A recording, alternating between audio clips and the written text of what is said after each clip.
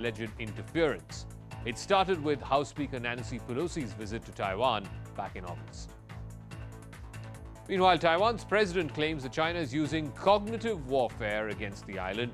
Let me explain what that means. It means breaking the enemy's resistance without fighting.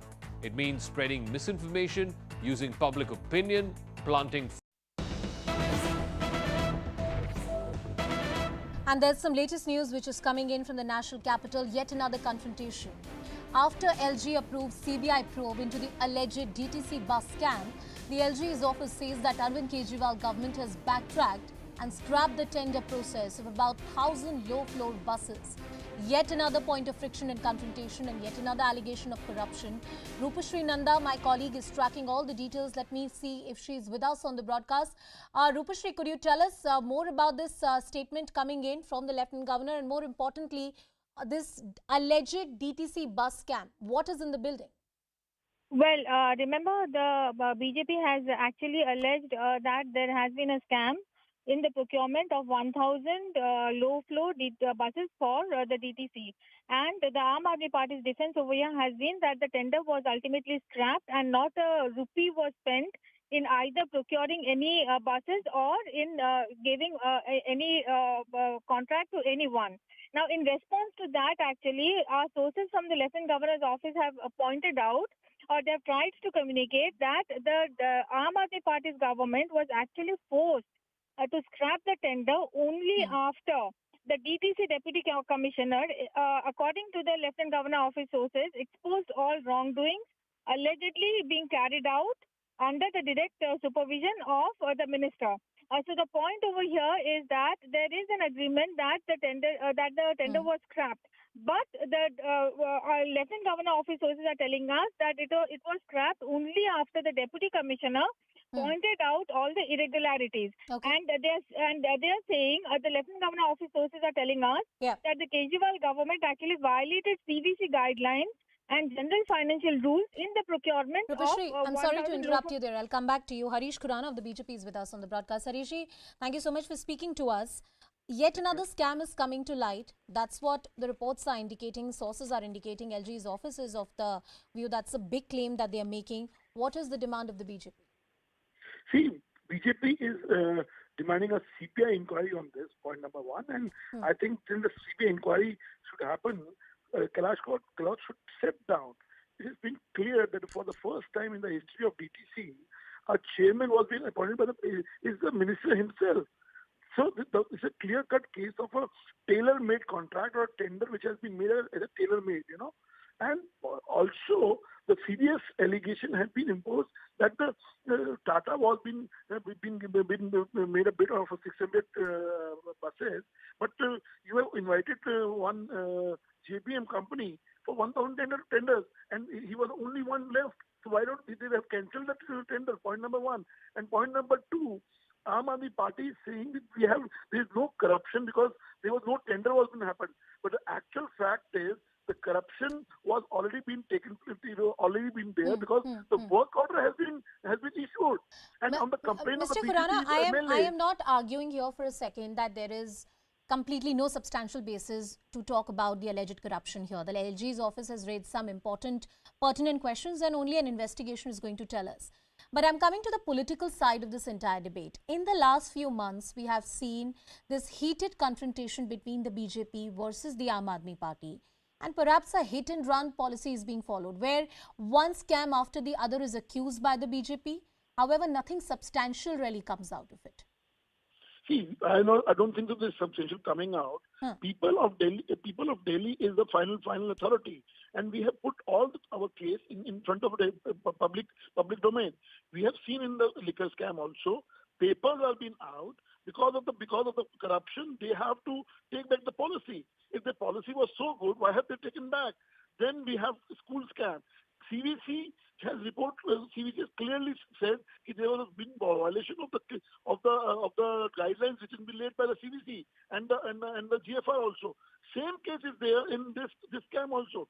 They have been caught. They have been the corruption has been happened. Then BJP has raised this question that they have taken the policy, which we have seen in the liquor policy also. When they have been caught, they have taken back the policy. Same in the case of DTC also. So everything has been cleared. It's an open and shut case. I think when it will go in the court, clearly there will be serious allegations on Aam Aadmi Party. But our demand as a BJP is the same Aam Aadmi Party which used to say inquiry will take afterwards, but the minister should step down. Because before they came into power. Now they are in power. One minister is in jail.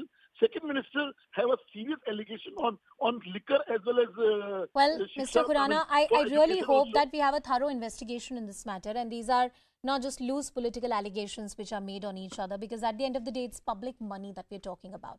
Thank you, Mr. Khurana, for joining us on the broadcast. Rupa Srinanda getting us all the details, slipping into a very short.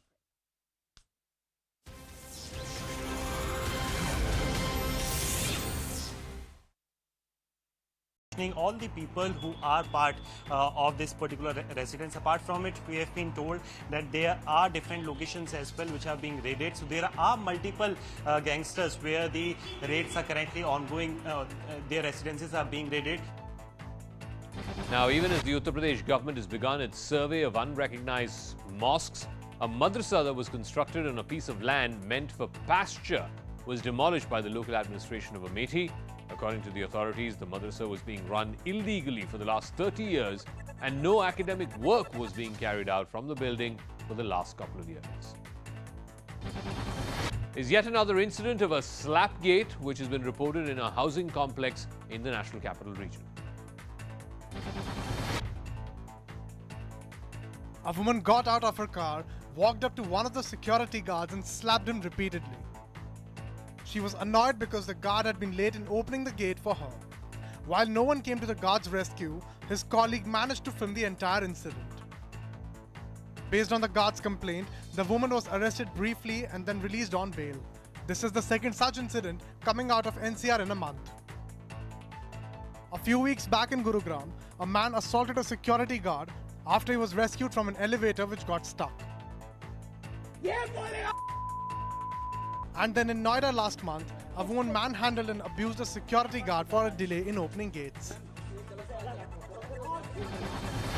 Actor Jacqueline Fernandez, who's been named as an accused in the 200 crore extortion case involving conman Sukesh Chandrasekhar, has been issued a fresh summons asking her to appear before the Delhi police on the 14th of September. This is the third time that the actor has skipped. In fact, the first two, she said that she had busy work schedule. On the request of the Goa government, the Home Ministry has recommended a CBI probe into the murder of BJP leader and TikTok star Sonal Phogat. In fact, she was found dead in Goa on the 23rd of August after consuming drugs allegedly administered to her by her personal assistant Sudhir Sangwan and his friend Sukhwinder Singh. Bengaluru's excruciating traffic made one doctor make an unthinkable decision. Dr. Govind Nandakumar was on his way to work to perform a gallbladder surgery when he got stuck in traffic. 3 kilometers OD hospital. Realizing that a delay could put his patient in harm's way, the doctor ditched his car and ran for 3 kilometers to perform the crucial surgery. When Dr. Nandakumar reached the hospital, his team was entirely on standby, ready to induce the anesthesia on the patient. Dr. Nandakumar quickly changed into scrubs and performed the surgery. The surgery was successful and the patient was discharged thereafter. India has announced their 15-member squad for the upcoming ICC Men's T20 World Cup in Australia. Ace pacers Jasprit Bumrah and Harshal Patel will be making their return from injury. The squad, though, will miss all-rounder Ravindra Jadeja, who sustained an injury during the Asia Cup. The squad will be led by Rohit Sharma. KL Rahul will continue to be the vice-captain. Britain's new king, Charles III, has gone to Scotland today to lead his mother's funeral procession.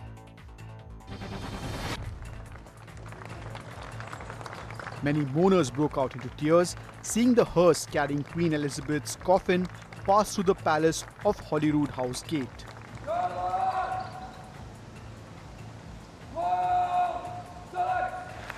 King Charles III led a royal procession transporting his mother's coffin to St. Giles Cathedral in Edinburgh. It will lie in rest at the cathedral till Tuesday, when it will be moved to London. Earlier in the day, King Charles and Queen Consort Camilla visited Westminster Hall in London, where both Houses of Parliament offered their condolences. Charles addressed members of the House of Commons and the House of Lords. The new monarch's address to the British Parliament was very significant because it was the first to have been in a televised era.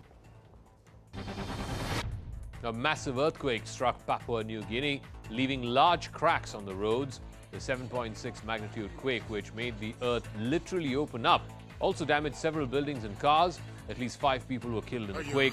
Papua New Guinea is vulnerable to earthquakes because it lies along the Ring of Fire. Welcome back, and this is the aftermath of the Bengaluru rains. Government sources are telling CNN News 18 that a road map has been chalked out for demolition drive. Government will go after big villas and tech parks first before demolishing the small houses. Government is worried about its image being dented otherwise because they'd come under severe criticism, you'd remember. With the encroached properties having alleged links to the mighty ministers and also certain Congress MLAs, the government action will happen. The scrutiny is underway. We know that there are various prime properties built on the wetlands. There are certain properties on which there are NGT orders for demolition. However, nothing has happened so far. The mayhem that we saw in the IT capital of the country, in the city of Bengaluru, for the last 2 to 3 weeks has been a lesson for the government. And let's see what they do about it. Ritu is with us on the broadcast. Ritu, what is the plan of action of the government? Yes, so you see a action pouring in from the state government side right after what the city has witnessed for the past few weeks after the flood-like situation in the IT city especially. Of course, the rain was heavy across Karnataka, but it was the Silicon Valley, the Bengaluru city, which was badly affected. So right after facing a lot of criticism from the locals as well as from the opposition party, there comes an action and from the state government where CM Basuraj had given a call out saying no matter whom the property belongs to, whether it's the common man or for that matter the ITBT who has suffered equally during the flood situation. So thus all this encroachment that have taken place as in the what we call it as in the Raj Kalvi. So yes, there will be a encroachment removal work that will take place and right there in the action coming in. So at multiple locations, since Monday, the encroachment removal work has started and still continues in the IT city. So yesterday, almost 15 places that were been identified in the Mahadevapura zone alone. Now remember, Mahadevapura was the place which was also badly affected due to the heavy downpour in the past week. But now today you see there's an action that had taken place at the multiple location across the city, whether it's about the Yalahanka or for that matter, an action coming in against the Nalapad Academy too. So yes, almost 7 illegal building structures that were being identified were also being demolished today, and the operation went on for a couple of hours. But yes, the biggest action today that state government, or we have to say BJP officials have taken, then it is against the Nalapad Academy, which belongs to the Congress MLA N.A. Harris. So there almost 2.5 meters of the compound was been demolished from the BBMP officials. But there was a high drama that we also saw there because the BBMP officials were being stopped from the academy authorities saying without a prior notice, how come BBMP officials and Ritu, can in the demolish. next few days, they would need a well-drafted plan of action because these are prime properties. This may be the first action that they have taken, but it certainly can't be the last one. We'll continue keeping a track of that story. With that, it's a wrap on this edition of CNN News 18. Thank you for watching.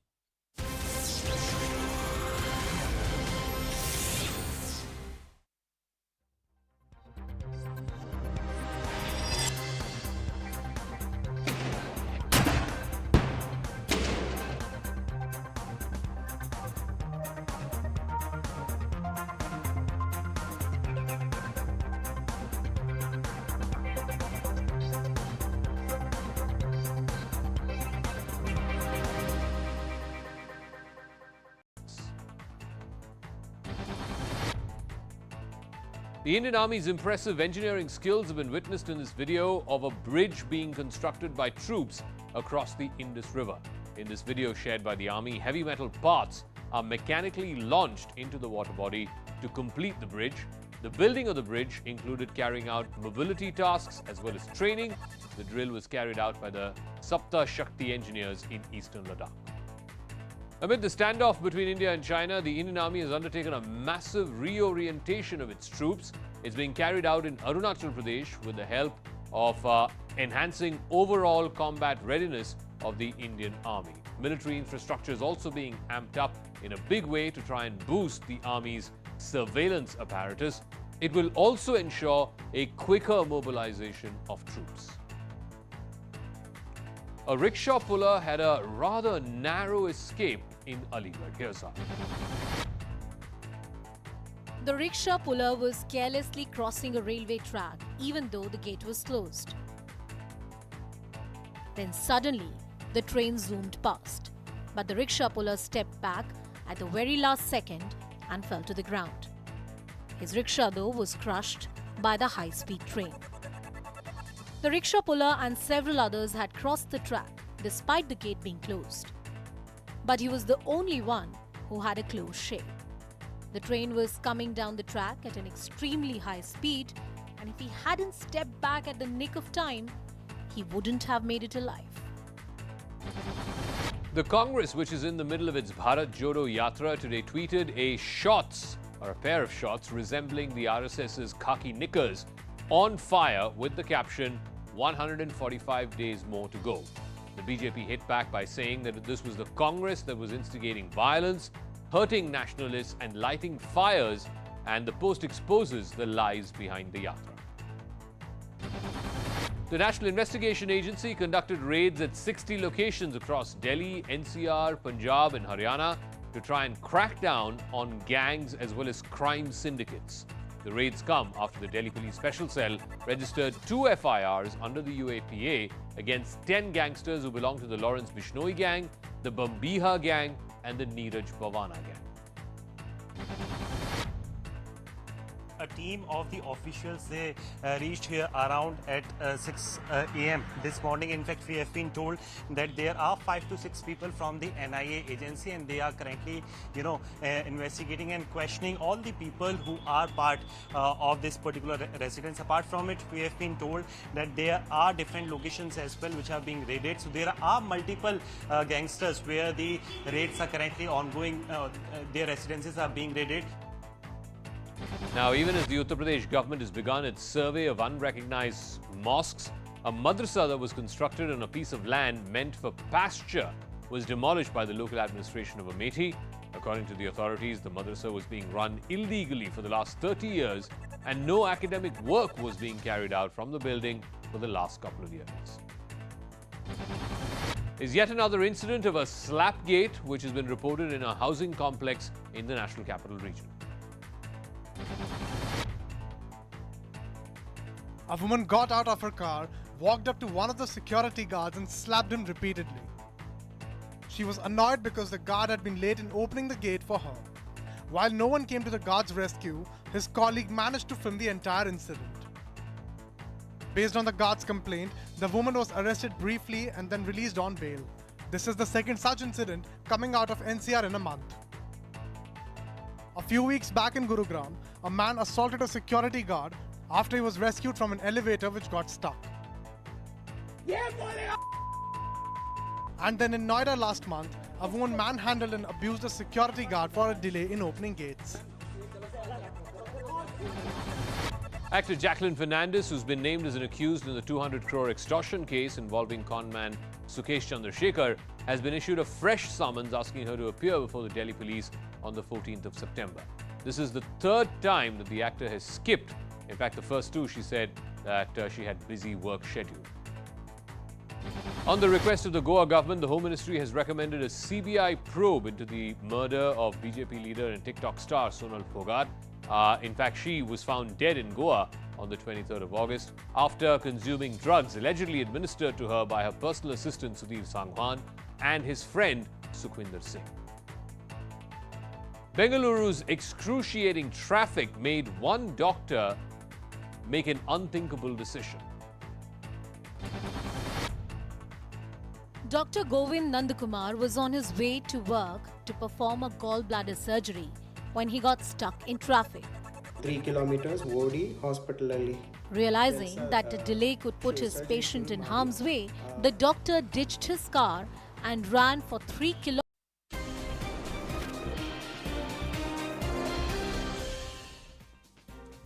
Namaste and welcome to this edition of The Nation at 5. I'm Anand Narasimhan. Ladies and gentlemen, it's a Monday crackdown and Tuesday confession because what we have is a mega CNN News 18 exclusive investigation and a gangster terror tape. A dreaded gangster on camera speaking with Anvit Srivastava and laying out bare the modus operandi of these gangs. They do not operate from their own headquarters or their dens or their guards in remote areas of northern parts of India. They rather operate from the most secure and safest places of the world in India, that is the jails in Delhi NCR region, ladies and gentlemen. They choose this place. Why do they do so? How is it that they have been able to organize themselves? And where are they gathering and raising their funds, their money? Through satta, through liquor vents, through drugs, and of course, ferrying off contraband and explosives. The government has said, let us look at these gangs with the same prism, with the same scope that identifies those involved in terror activities, because these gangs are helping, aiding, abetting terror operations. And that is also happening because there could be the involvement of a foreign hand. This CNN News 18 mega exclusive is our continued investigation into the gangster nexus, not just inside our prisons, but how they are connected in the north of India. It was all triggered and it came to the fore with Lawrence Bishnoi and Goldie Barar sitting inside jail and also outside the country in Canada and plotting the murder of Sidhu Moosewala. Now, this scoop on how gangsters gather funds, how satta rackets, illegal liquor, drug rackets are used to generate funds which help them buy weapons which are far beyond the desi katta and tamanchas. They have Glocks, they've got revolvers, Mausers, rocket launchers. They also have RDX. Jails have now become safe havens. These gangsters are pulling strings from inside jails, the most secure jails of the country. The Delhi Police Special Cell Commissioner H.S. Dhaliwal, while speaking with CNN News 18 on this investigation, has admitted that in the last few months, his team has worked really hard and proactively to catch all these gangsters and put them behind bars. But therein, his responsibility ends and the responsibility of the jail superintendents, those who are going to manage, secure, and of course, govern our prisons, their responsibility begins. And these gangsters, perhaps they want to get caught and they want to be inside these jails. We'll dwell on that.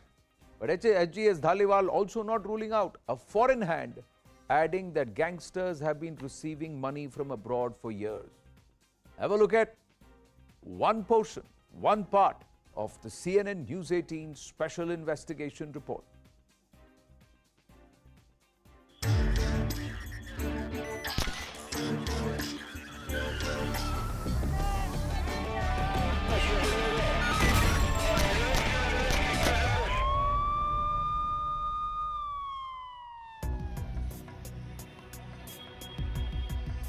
Tihar Jail, South Asia's biggest prison and one of the safest jails in India.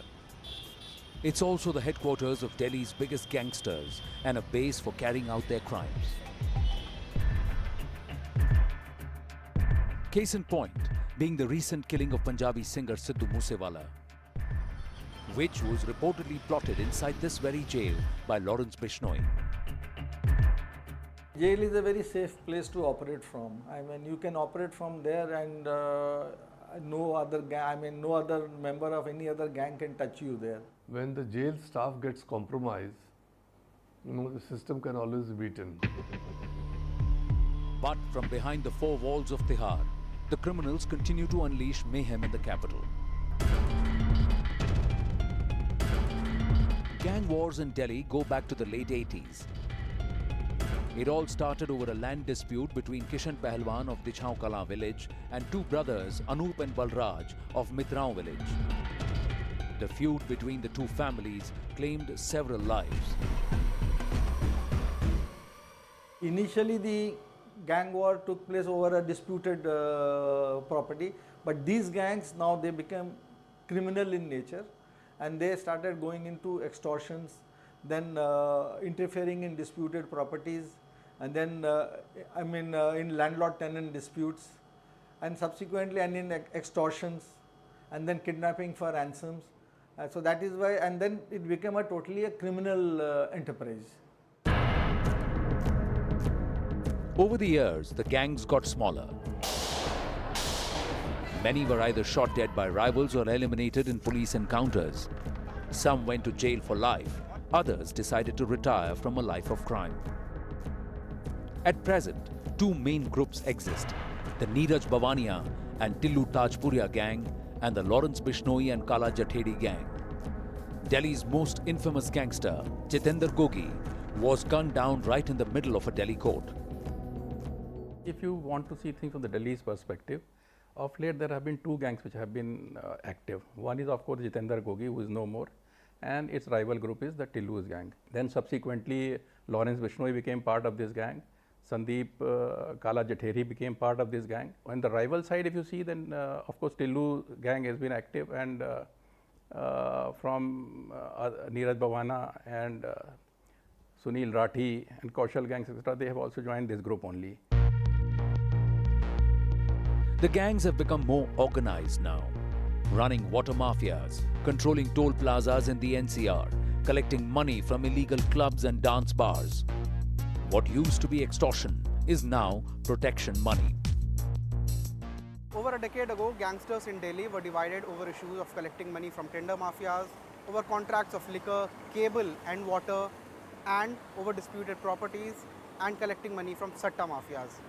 Today, as the game has turned nastier, money comes in through extortion in the name of protection money, even on water contracts in some of Delhi's colonies, and mostly from controlling tolls and disputed properties.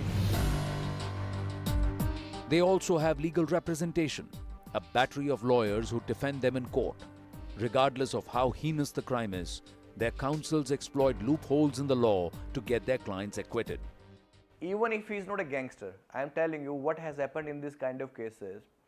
Mostly there is major lacuna because one person is arrested and maximum person was arrested on the basis of disclosure statement made by that one person. Though that disclosure statement is not having any evidentiary value before the court, as per the provisions of Indian Evidence Act, as a lawyer we are supposed to dent the case of prosecution.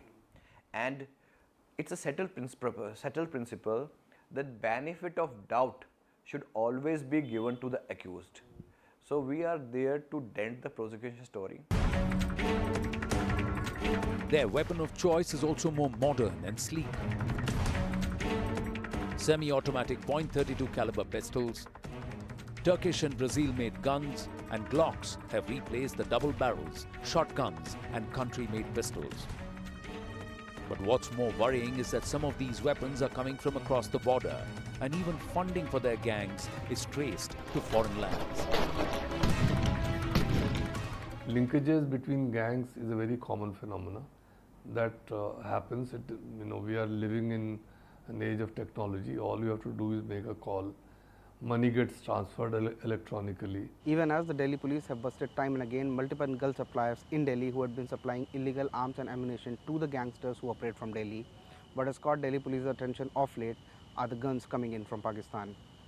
Recently, we saw in Sidhu Moosewala's case that some of the weapons that were used, police said, were Pakistan made. And Lawrence Bishnoi, who is said to be in the center of this murder conspiracy, is said to have close links with Delhi's slain gangster Jitendra Gogi and Kala Jathedi. In fact, funds coming in from Australia, Canada and Pakistan are also on Delhi police's radar. Only in time to come, we'll see if any specified crackdown is done on the two foreign supplies. With video journalist Vikas Rawat and Rahul Malhotra, this is Anvish Shrivastava for CNN News 18 in this special report. So you saw the special report, ladies and gentlemen. And based on these developments and the information that the police had got, there was a crackdown across more than 30 locations. And a lot of information was unearthed.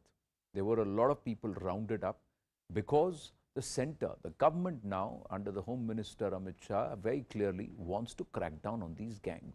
But on the Monday crackdown, we bring to you a Tuesday confession. Anvit has spoken to one dreaded criminal, one such dreaded criminal inside a prison, and he sits there and makes shocking revelations of how prisons are becoming operation centers for these gangsters. They are actually very comfortable sitting in this prison because it is posing a major threat to our internal security and, of course, national security, ladies and gentlemen. The revelations are startling. It took a lot of convincing and cajoling and to ensure that the criminal would sit there and spill the beans. It's taken a lot of effort. Do watch and listen carefully. अच्छा, अगर jail की बात करें तो जितने भी बड़े नाम हैं आजकल, जो बड़े नाम हो गए हैं पिछले कुछ सालों में, सारे अभी जेल में हैं. तो क्या जेल प्रिफर करते हैं ये जो गैंगस्टर्स हैं बड़े बड़े कि वहाँ चले जाएं, वहाँ से काम करें, वहाँ से एक्सटॉर्शन रिंग चलाएं या वहाँ से काम करें? जेल क्यों एक सेंटर बन गया है? जेल भी इसलिए है क्योंकि वहाँ हर चीज़ की फैसिलिटी होती है. जैसे आपको फ़ोन चाहिए तो फ़ोन मिल जाता है, 40-50 हज़ार रुपये में एक फ़ोन मिल जाता है. वो भी जेल प्रशासन के मिलीभगत से अंदर चला जाता है. तो उस फ़ोन के जरिए वो अपना सारा नेटवर्क कोऑपरेट करते हैं, वहीं से अंदर से सारा नेटवर्क वहीं से चलाते हैं.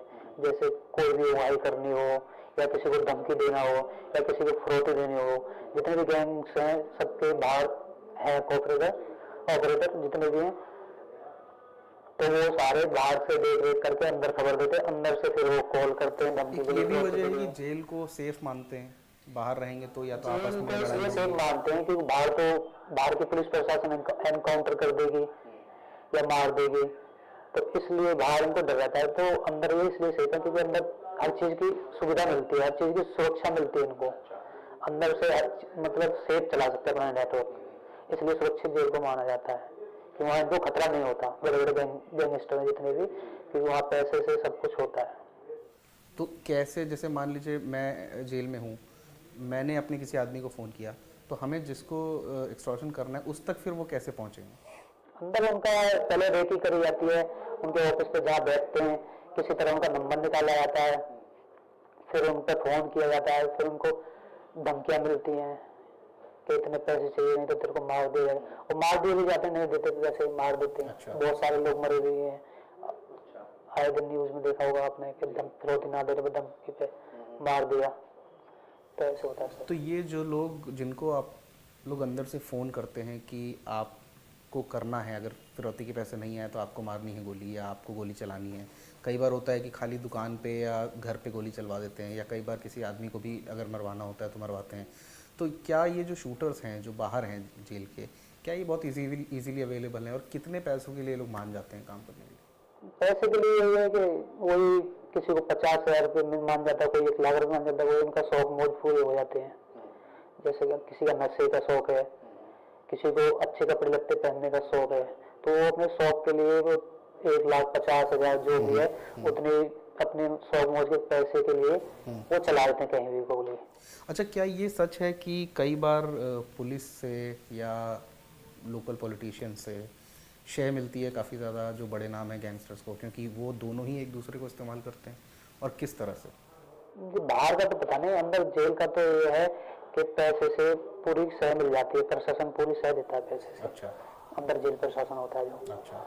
बाहर का भी देता है, बाहर का भी लोकल पॉलिटिक्स में मिल के काम करते हैं बहुत सारे गैंगस्टर जो भी हैं, तो इसमें भी मिलीभगत होती, बाहर भी होती है थोड़ी बहुत. तो जैसे जेल प्रशासन की आपने बात की, तो इसमें जेल प्रशासन का क्या लालच रहता है? जेल प्रशासन का तो यही लालच है, जैसे मान लो एक सैमसंग का फोन है टच, बाहर मिल रहा है 15,000 रुपये में, वो अंदर लेके दे रहे हैं उसको, जो मंगा रहा है वो फोन खरीद के भी देगा, और अंदर ले जाने को उस फोन को 50,000 रुपये लेते हैं ऊपर से बस सिर्फ अंदर पार ले जाने के लिए. अच्छा. गैंगस्टरों को हाथ में देने के लिए 50-60 हज़ार रुपये तक ले लेते हैं. अच्छा.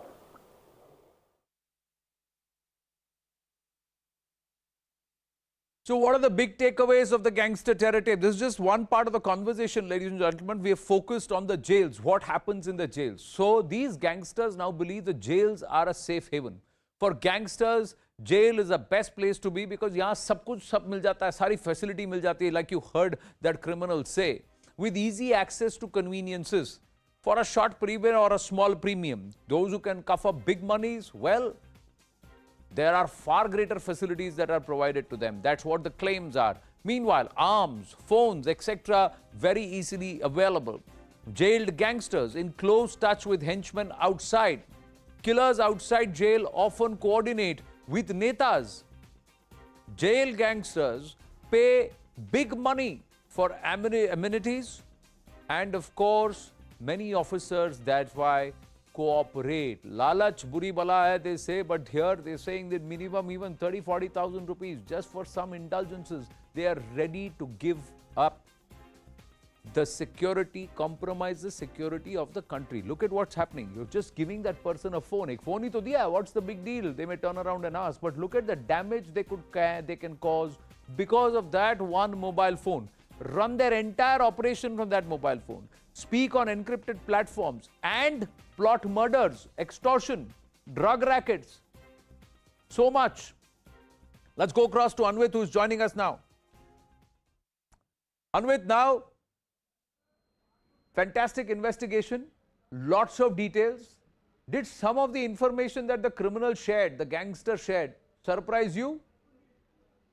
Yeah, definitely, Anand. See, even though this has been an open secret that phones are being operated by these gangsters from inside the jail, but the kind of rates he has revealed, that a phone that costs around 5 to 10,000 or maybe 10 to 15,000, it goes inside the jail, and these jail administration staff there who are in connivance with these gangsters, they are paid 50 to 60,000 just for passing in one phone.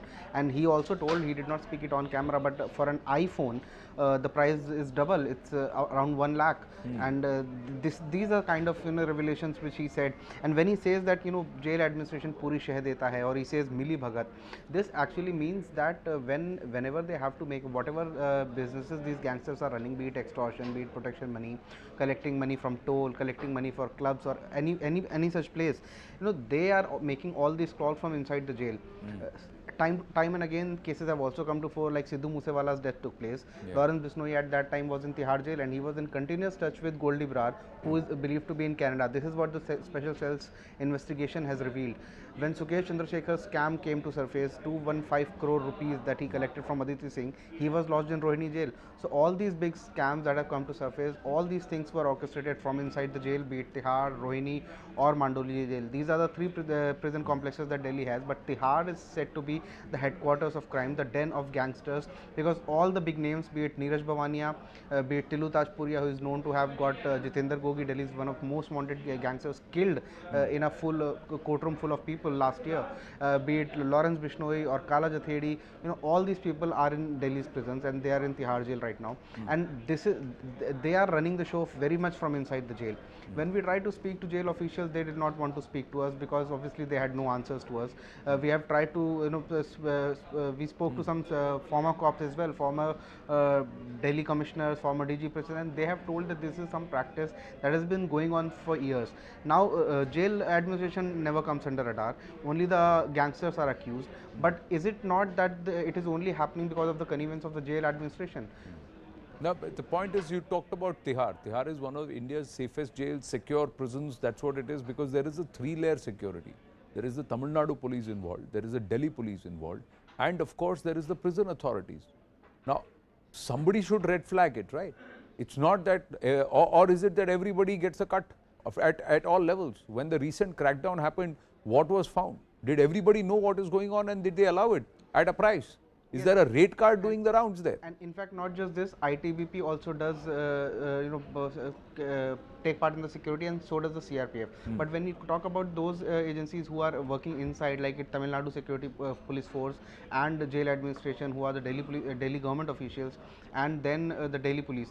So most corrupt, what we have learned from the obviously the cops who have handled prisons or former DG prisons, they have said the most corrupt turn out to be those who are from the Delhi government. government, because they are going inside. All these superintendents, all these wardens and supervisors, whoever are there in jail, they are the people who are most into they're most connived with these gangsters, and they are the ones who have been taking phones inside, drugs inside, money inside, and they have been caught time and again. Special cell like Dhaliwal, Mr. Dhaliwal, when he spoke to us, he also said that special cell has done time and again operations inside jail, and they have recovered cell phones, drugs, money, and all kinds of things, all kinds of prohibited things from jail. So this is all because of the connivance, but we need to put more pressure on this staff. They need to continuously change the staff. After Sukesh, action was taken. At least 7 of the jail officials were arrested, and 11 of them are currently facing departmental inquiry. But still these things are going on. After Sukesh, Sidhu Moosewala comes to surface. Correct. And But you spoke to former commissioners, you spoke to the current serving officers also, like Mr. H.G.S. Dhaliwal. Is there an opinion which says that all those who supply anything to these gangsters should be tried in the same way as these gangsters? Because they are also instrumental in aiding, abetting, facilitating the crime that they are committing. So the person who got Lawrence Bishnoi the mobile phone should also be indicted for the murder of Sidhu Moosewala. Very correct. That is how it should happen, because when Lawrence Bishnoi was slapped with UAPA, so was Goldie Brar, who is not even in India, but just for providing logistics. So when these gangsters who are in jail, when they are being accused of plotting a murder or plotting a scam, why not officials who are aiding them, who are providing them logistics, providing them cell phones, why aren't they facing the similar flag from the government? What else did this person say? As far as the jail authorities are concerned, are these services available to everybody, anybody and everybody who can pay up the money? Is it done? Or is this available only to certain gangs? Are there calls that are made saying, iska khayal rakho, tumhara khayal hum rakhenge? Does this really happen? Because we've seen these kind of scripts on reel. But this gangster is saying it happens for real. It does. So real and real are not much different. I spoke to him, how do you call a person who is outside even when you have a phone? So he said there's an entire team of their henchmen who work outside jail. Now whenever a gangster decides to make an extortion call, his men find out who the target should be. Any person who has recently sold his property, who has earned 5 to 10 crore rupees from a property, from business or whatever thing, he has got some good amount of money. That person's cell phone number is they find out what the cell phone number is. Then that number is passed on, and the person outside, either he will call the gangster or the gangster calls him. Now the person to whom the extortion call is to be made, either he is taken on conference call so that the number directly is not traced, or he is taken on speaker phone. Also VoIP facilities are used, voice over internet protocol, so that the location of the call can be blanketed completely and it is not traced. Now indirectly they connect with the person who is to be extorted, so that the police, if the police tracks the call, they only track the person outside and not who was the target. Right. So that is how they are blanketing, and when the person, either if he agrees to pay, their work is done. If he does not agree to pay, then the shooters come in. The shooters are paid 5,000, 10,000 rupees just to shoot, do some blank fires on a shop of a person or house. Or spook somebody. The idea is to spook them. And they take 50,000 to 60,000 to actually shoot someone. When they say that, when they make up FIR or make a police complaint, then they are shot. And after that, when this entire game runs on fear psychosis. When this person is so much terrorized that he feels that life of his family or he will not be spared, then they end up paying. Yeah, then they end up paying huge amounts of money, and then somewhere everybody gets a cut out of it. So that's how this entire extortion business is run. But these gangsters were also involved in compromising national security. They're working with foreign forces who want to destabilize the country and, of course, bleed this nation with a lot of cuts, ladies and gentlemen. And when that happens, so these abettors, these people who are aiding this lot, should they also not be tried in the same vein? Should they also not be charged with the same charges? These are questions. And are there legal loopholes which are being exploited? We will talk about all of that with our experts. We have a former Delhi Police Commissioner also joining us after a very, very short break. Stay with us.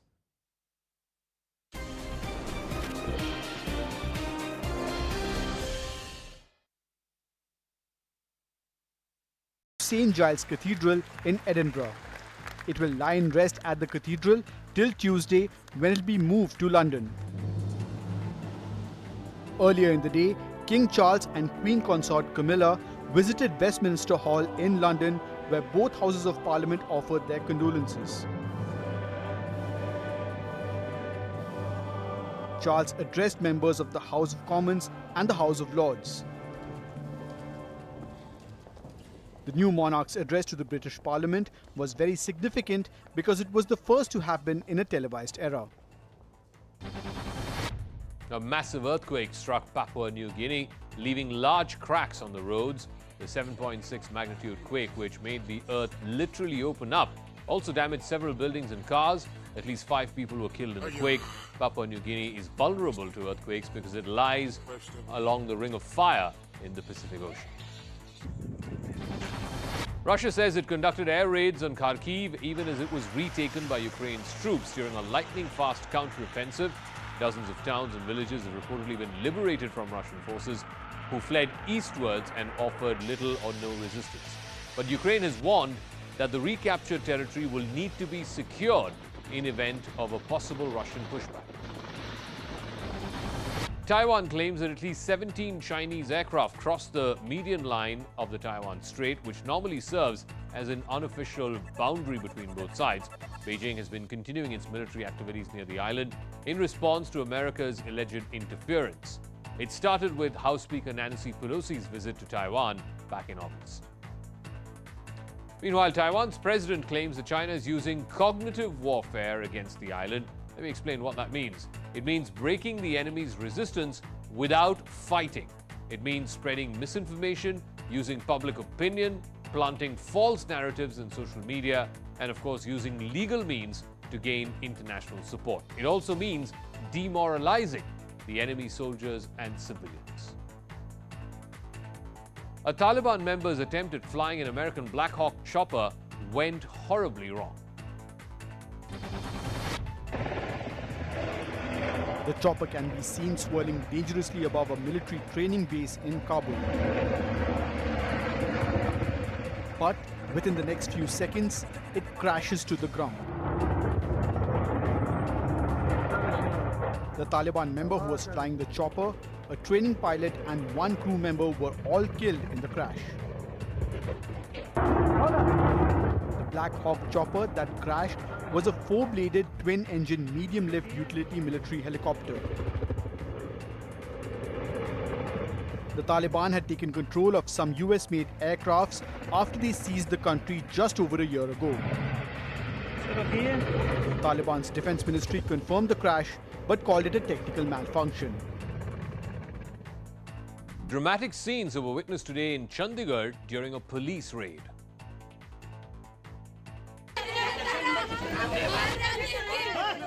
A team of police officers were trying to search this house, but before they could enter, a group of women blocked their way.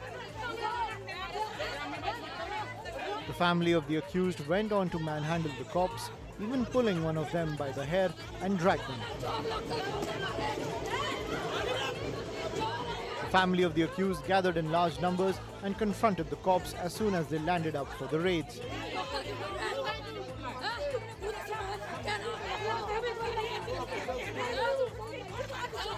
Even though they stopped the police from performing their task, no action has been taken against the unruly residents.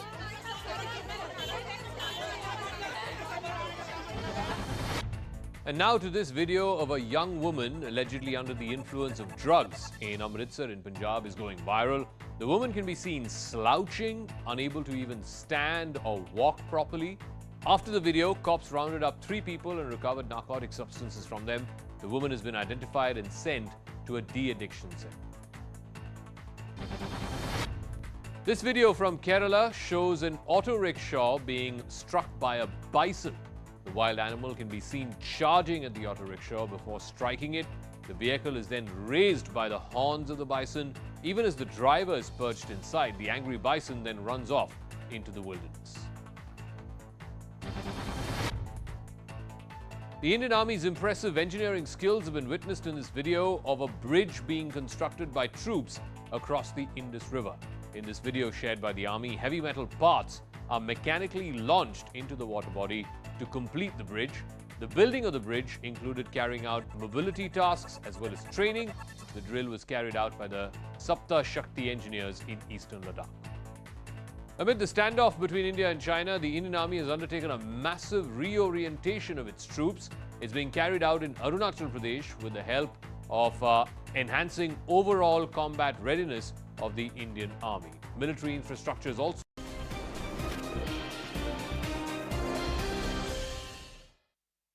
Back on the Nation at 5, and we've shown you how gangs run a base of operations from inside jails in Delhi. The 3 jails most favored Tihar jail. Anvit, in conversation with a high-level gang member, who's revealed the modus operandi of multiple illegal rackets which are managed from inside prisons, which pose a major threat to national security. Listen in to the second part.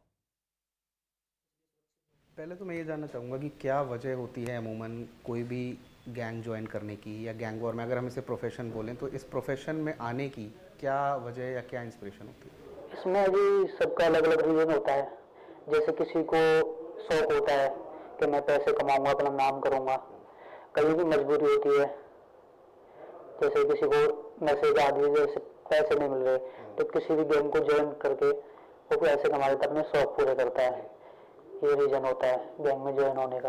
अच्छा, अगर दिल्ली की बात करें, Delhi NCR की, तो किस तरह से गैंग्स जो है वो दिल्ली में काम करते हैं, किस चीज़ों पे बटे हुए हैं, पहले किन चीज़ों पे बटे हुए थे और अभी कैसे चीज़ें बदली हैं? सर वही जो प्रॉपर्टी डीलर हैं, इनसे मिल बात के अपना चलाते हैं, पैसे लगाते हैं, मन चाहे पैसे लेते, फिर लगा के थोड़ा पैसा लगाएंगे, ज़्यादा लगाते हैं।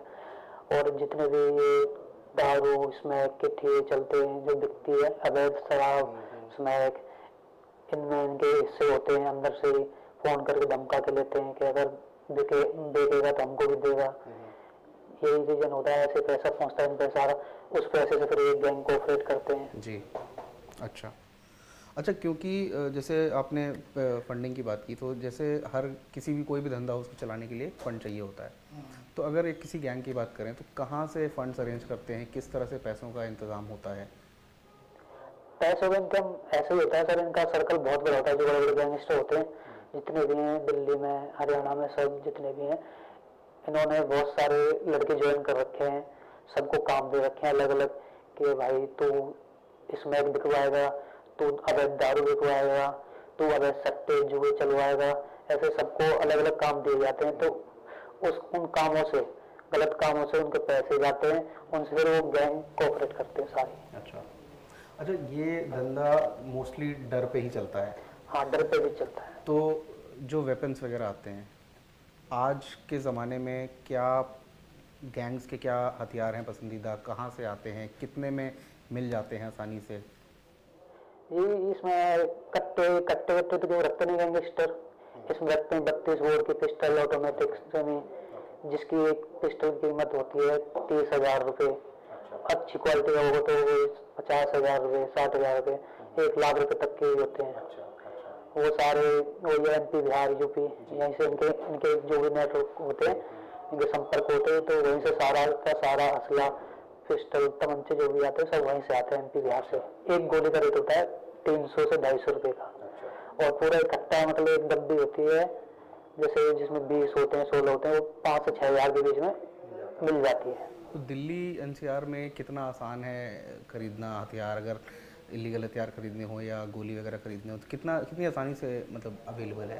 बहुत आसानी से अवेलेबल है, क्योंकि जितने भी गैंग हैं सबके कॉन्टेक्ट हैं हथियार सप्लायरों से। अब सब पे हथियार आ जाते हैं, MP से, बिहार से, उनके कॉन्टेक्ट, वो दिल्ली में ही सप्लाई दे के चले जाते हैं। So, the continued part of our investigation, Anvit will be with us, but joining us now is SN Srivastava, former Delhi Police Commissioner with us, Arvind Kumar Jain, former DGP Uttar Pradesh, and we also have S. Balakrishnan, senior journalist. Namaste, gentlemen. SN Srivastava ji, I'm going to start with you. What is this happening? This is shocking, these details. Yes. Once this whole thing comes to the fore, would you agree that those who aid and abet should be treated in the same manner as gangsters? Certainly those who aid and abet, they should be treated as gangster. The law is very clear on that. You see, I was just hearing the talk which Anvit was doing. Initially, it's in Delhi NCR area.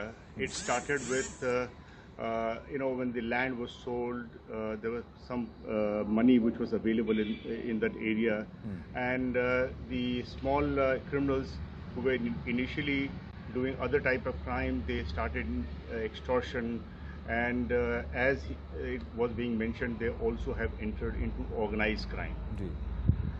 And as you know, they tend to stay in the jail for a long time, where the various criminal gangs, they collaborate, they try to find out how they can help each other, how can they make their gangs stronger, make it difficult for the law enforcement agencies to take legal action against them. As the person was mentioning, I don't know who Anvit was talking to, for the purpose of weapon, for becoming a larger gang, having more manpower, and also in terms of hideouts, they collaborate with each other and they strategize, and this way they try to thrive and remain active in the criminal world. Well, it's quite shocking that somebody would look at it like this, and quite ingenious, Arvindji, that they would look at the jail as a repository, as a place where they can recruit, they can recalibrate, they can also come together and say, all right, let's organize ourselves rather than fighting outside. Let's think here together and let's execute and collaborate. This is what the jails were being used to, and how is it that the prison authorities never were wiser to it, till the time this Lawrence Bishnoi Sidhu Moosewala comes to the fore?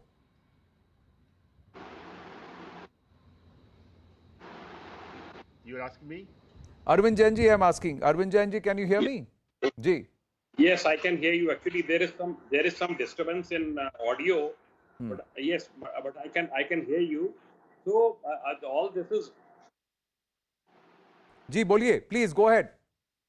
All this is very shocking, the details which are coming out, and I think it's a very wise step by Home Minister to order NIA to conduct raids across several states, because generally these informations, these intelligence collections are confined to the state police only, but once NIA gets involved, they can conduct raids across the states, and I think yesterday's raids have been very successful. But what is required, in my opinion, is that the illegal properties which have been accumulated by these gangs over a period of years, they should be confiscated. There is a provision in UP Gangsters Act for that. And if similar provisions are there in acts of different states, then it should be utilized. And all the ill-gotten wealth, ill-gotten properties of these gangs, they should be confiscated. Frequent raids should be organized on their hideouts. Their supporters, their associates should also be nabbed. It's a very long drawn process, and it will take a lot of time, and all the states should cooperate with the NIA in this venture. Srivastavji, before I bring in, go across to Mr. Balakrishnan, the fact is, Srivastavji, I've got Neeraj Atri, a very senior journalist, beg your pardon, Hemant Atri, a senior journalist who was with us. He is also telling us that top police sources are saying that these gangsters pay to get mokoka slapped on them, because they use this loophole that till the time the court finishes hearing this entire aspect on mokoka, they cannot be shunted or shafted out of the state. So then they are then playing within the Delhi NCR, and they continue to remain in Delhi jails. They are lodged in the same jail.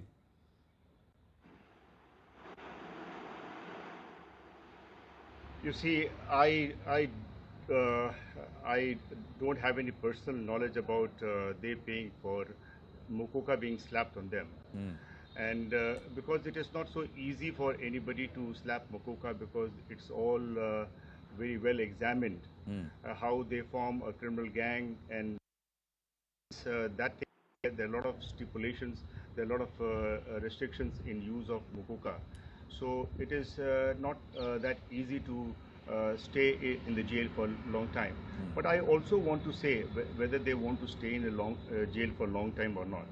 See, what is important is once they remain in jail, especially the hardcore of them, they should remain in the solitary confinement, so that they are, because jail is meant for isolating them from the general society.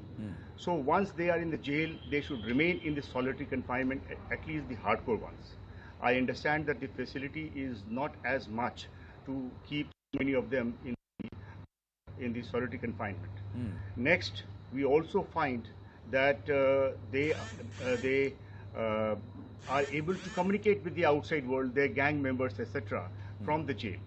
So this is another thing which one should look into, how they are able to get the phone, internet connection. I mean, what is the, since I was in Delhi, I was special CP, special cell, which was basically tasked with the, hardcore criminals and counter-terror activities. Number of times we thought of making the Tihar jail area as internet-free zone. I mean, basically, there should not be any internet available to the criminals because they're still able to get the mobile chips and the phone inside the jail. But since the locality is all around, it was very difficult. So why not shift it to another place for solitary confinement where you can very easily, have no internet facilities there and cut them off from the rest of the world. This is one reason why they are able to thrive. Not only the hardcore criminals, but also the terrorists. They are able, from the jail, they are able to connect Access with the and connect. other. No, and it is a few thousand rupees, 50,000-60,000 rupees. Cops are willing to go ahead and say, all right, I'll get you a phone inside. They're not understanding or perhaps not caring about the damage that they would do. Fact is that these terrorists should be in a solitary confinement, but the jails also should be isolated. Why should our jails, the most safe, secure jails, and perhaps the jails where the hardened criminals are kept, why should they be right in the middle of the city? You look at Tihar in Delhi, Arthur Road Jail in Mumbai, right bang in the middle of the city. You have this. So we have to think of isolating the jails also, so that you can create jammers, you can create network isolation, and of course move on with technology. Mr. Balakrishnan. This whole drama, the biggest culprit is the jail administration. In most of the states, the jail administration is the most corrupt. You can get anything done just by increasing the palms of the jail officers. In fact, the posting in Author jail, you have to pay huge money to the Home Department officials concerned to get a posting there because the stakes are so very high, unbelievable. Only we had a jail superintendent in Author, one Miss Sate, who completely cleaned the entire administration. Not a mosquito could enter the cells of people. She made it totally foolproof. But the gangsters were so very upset with her. They tried to kill her. They opened fire. Luckily, she was not there in the jail at that time, and nothing happened to her. This is the vested interest has been developed by the jail administration. There should be a total vigilance on the jail officials. They must be transferred, and this concept of having dedicated jail officials should be removed. It should be a rotation every 3 years. Police, DCP handling law and order should be asked to be in charge of jails after 3 years. So there is a shifting is there, and nobody develops a vested interest. Right. Today in Mumbai or Kaloja, anywhere in Maharashtra, can smuggle in anything.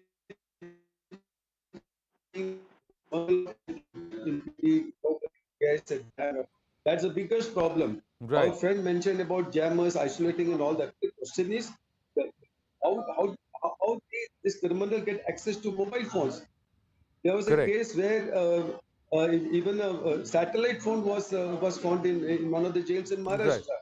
Right. The gangster was so very popular to do that. And you also have these funny cases where instead of X, who will be out on the jail, he will get somebody else, a dummy, to stay in. So when the attendance is taken, somebody will raise the hand saying that I am XYZ. That's about all. On paper, everything is there. But in reality, it's a shocking state of affairs in our Well, jails then in India, there whether has to be Bihar or perhaps some revisiting of the law rule book, and what applies to a gangster or a terrorist will apply to anybody who aids and abets them. If in Jammu and Kashmir all OGWs can be treated as the same as terrorists, then the same thing should happen to anybody who works as a logistics supplier or a supporter. If a Goldie Brar can be slapped with UAPA sitting and providing logistics support in Canada, then what about these people who provided all the support here inside the jails? So that question remains. I have to take a very short break. Mr. Srivastava, Arvindji, and also Mr. Balakrishnan, thank you very, very much. Stay with us, ladies and gentlemen.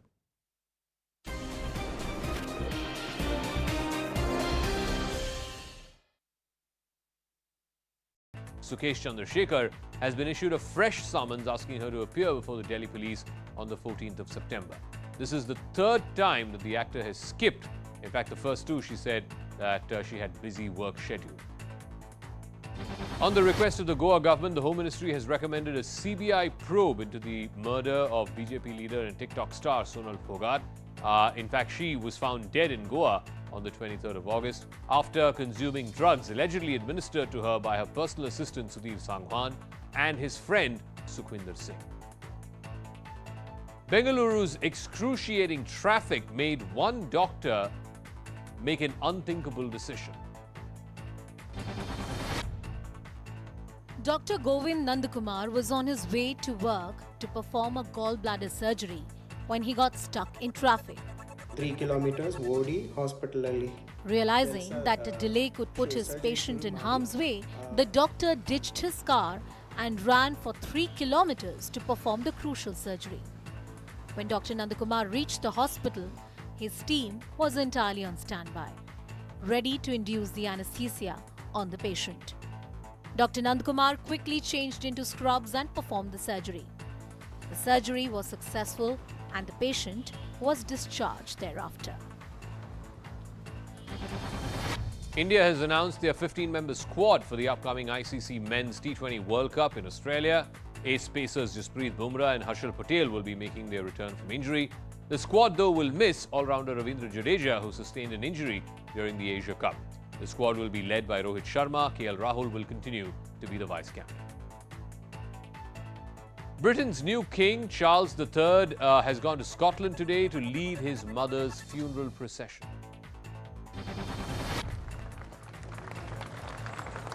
Many mourners broke out into tears, seeing the hearse carrying Queen Elizabeth's coffin pass through the palace of Holyrood House Gate.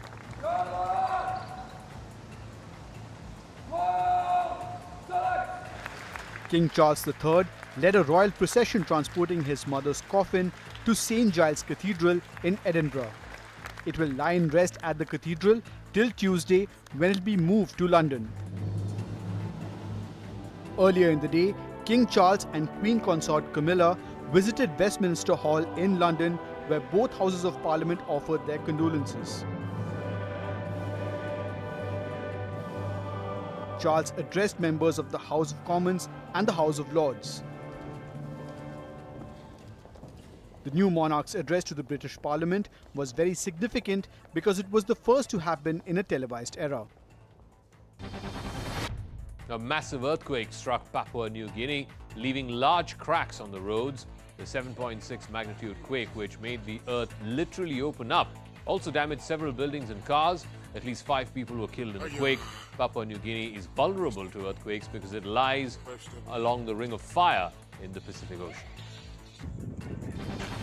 Russia says it conducted air raids on Kharkiv even as it was retaken by Ukraine's troops during a lightning-fast counter-offensive. Dozens of towns and villages have reportedly been liberated from Russian forces, who fled eastwards and offered little or no resistance. But Ukraine has warned that the recaptured territory will need to be secured in event of a possible Russian pushback. Taiwan claims that at least 17 Chinese aircraft crossed the median line of the Taiwan Strait, which normally serves as an unofficial boundary between both sides. Beijing has been continuing its military activities near the island in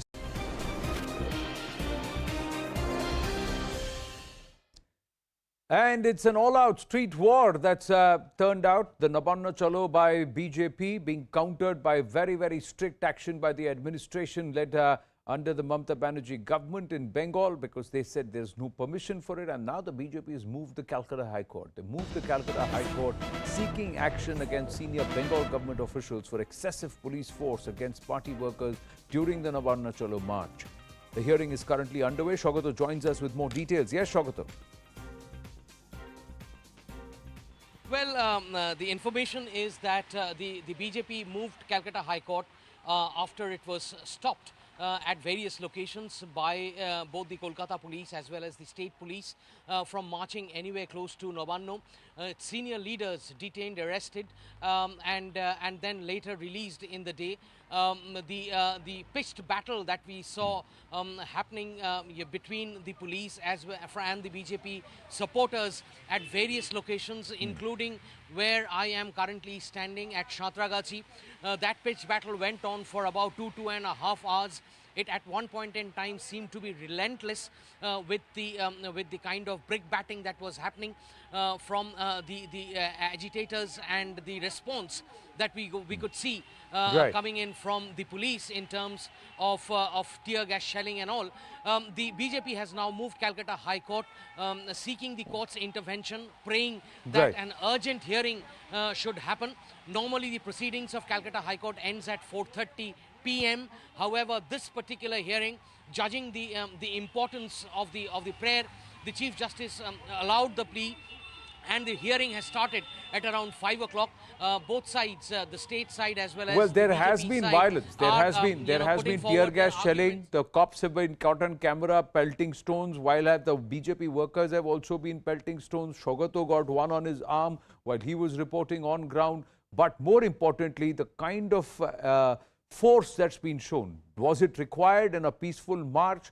That's the question, and that's why they moved court. We'll track the developments very closely, taking yet another short break. Stay with us.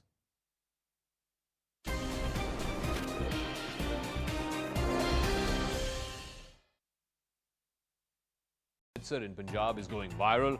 The woman can be seen slouching, unable to even stand or walk properly. After the video, cops rounded up 3 people and recovered narcotic substances from them. The woman has been identified and sent to a de-addiction center. This video from Kerala shows an auto rickshaw being struck by a bison.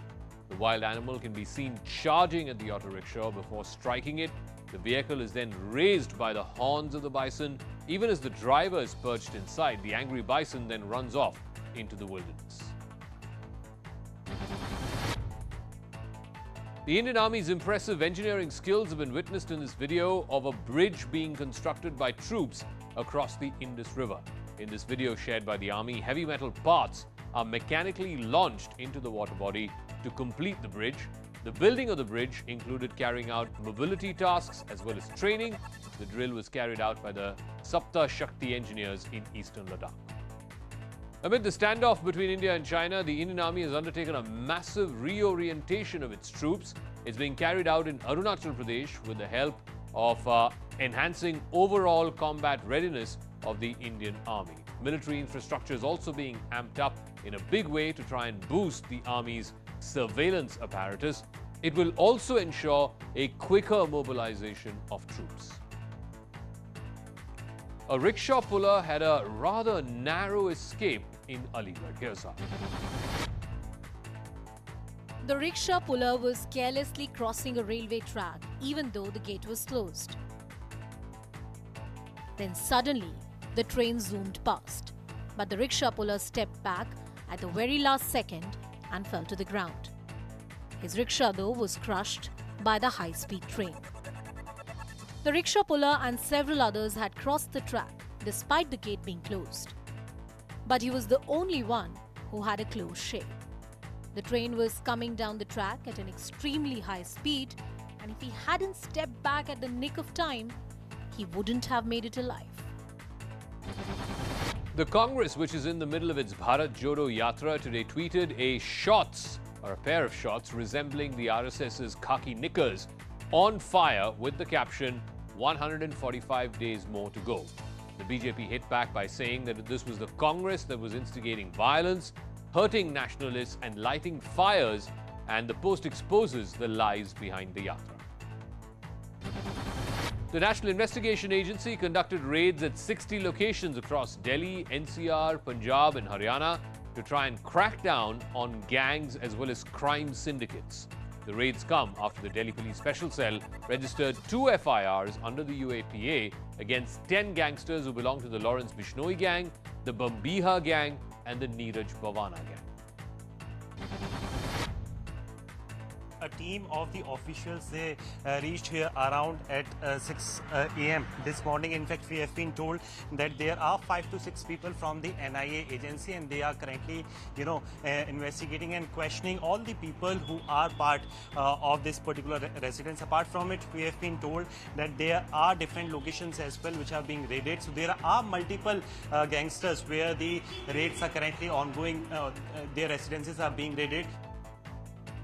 Now, even as the Uttar Pradesh government has begun its survey of unrecognized mosques, a madrasa that was constructed on a piece of land meant for pasture was demolished by the local administration of Amethi. According to the authorities, the madrasa was being run illegally for the last 30 years and no academic work was being carried out from the building for the last couple of years. Is yet another incident of a slapgate which has been reported in a housing complex in the National Capital Region. A woman got out of her car, walked up to one of the security guards and slapped him repeatedly. She was annoyed because the guard had been late in opening the gate for her. While no one came to the guard's rescue, his colleague managed to film the entire incident. Based on the guard's complaint, the woman was arrested briefly and then released on bail. This is the second such incident coming out of NCR in a month. A few weeks back in Gurugram, a man assaulted a security guard after he was rescued from an elevator which got stuck. And then in Noida last month, a woman manhandled and abused a security guard for a delay in opening gates. Actor Jacqueline Fernandez, who's been named as an accused in the 200 crore extortion case involving conman Sukesh Chandrasekhar, has been issued a fresh summons asking her to appear before the Delhi police on the 14th of September. This is the third time that the actor has skipped. In fact, the first two, she said that she had busy work schedule. On the request of the Goa government, the Home Ministry has recommended a CBI probe into the murder of BJP leader and TikTok star Sonal Phogat. In fact, she was found dead in Goa on the 23rd of August after consuming drugs allegedly administered to her by her personal assistant Sudhir Sangwan and his friend Sukhwinder Singh.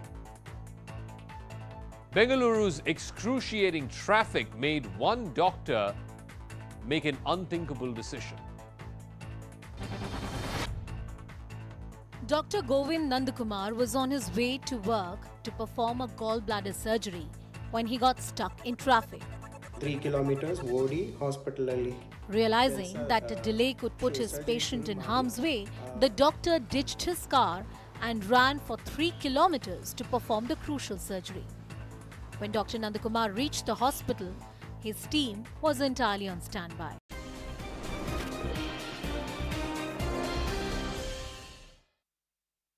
Back on the Nation at 5 with the latest on the crackdown on gangster terror amid the NIA crackdown on gangster nexus across the country, especially the northern parts of India. Top NIA sources have told CNN News 18 that the raids have revealed a female gang leader, a Lady Dawn, who is now on the radar of the agency. As per NIA sources, Anuradha Chaudhary is an associate of gangster Anandpal Singh. Our investigations editor Manoj Gupta getting us these details, where Anuradha Chaudhary took control of Anandpal's gang after his encounter in 2017. Anuradha is married to gangster Kala Jathedi, who's lodged in jail. She was arrested by the Delhi Special Cell in 2021 along with Kala Jathedi. She's linked to Lawrence Bishnoi, Kala Jathedi, and of course there are other gangs like Kala Rana and other gangs. Now, she's involved in extortion, land grab, liquor and arms smuggling. Anuradha Chaudhary masterminded the killings of rival gang members, and she was identified by the NIA during raids in Kala Jathedi's village in Sonipat. Anuradha Chaudhary is currently residing or lives in Dwarka in the national capital. The NIA is going to summon Anuradha Chaudhary for questioning. Anvit now joins us with more details. Anvit, so she was arrested, released, but still active and perhaps very involved in this entire gangster nexus.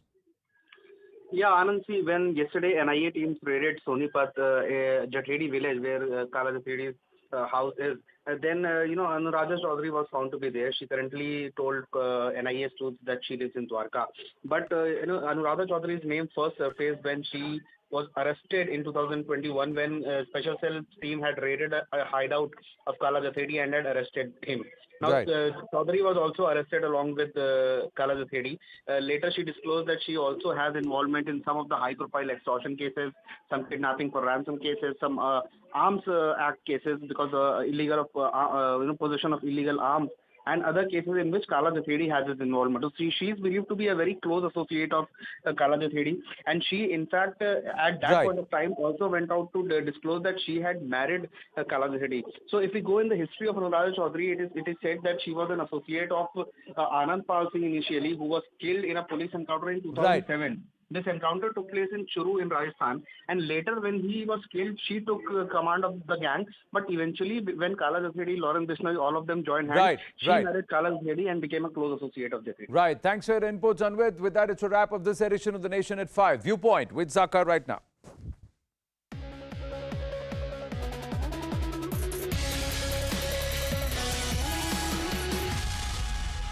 Good evening, this is Viewpoint. I'm Zaka Jacob. The Nabanna Chalo Abhiyan, undertaken by the BJP, turned out to be a rather violent affair. Tear gas, water cannons and stone pelting dominated the streets of Kolkata. To the ruling TMC, why bring down the iron fist of the state on a democratic protest? After all, the BJP is the principal opposition party. They have the democratic right given to them by the constitution to protest.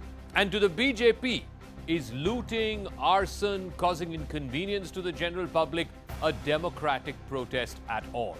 But first, the story of what played out on the streets of Kolkata today.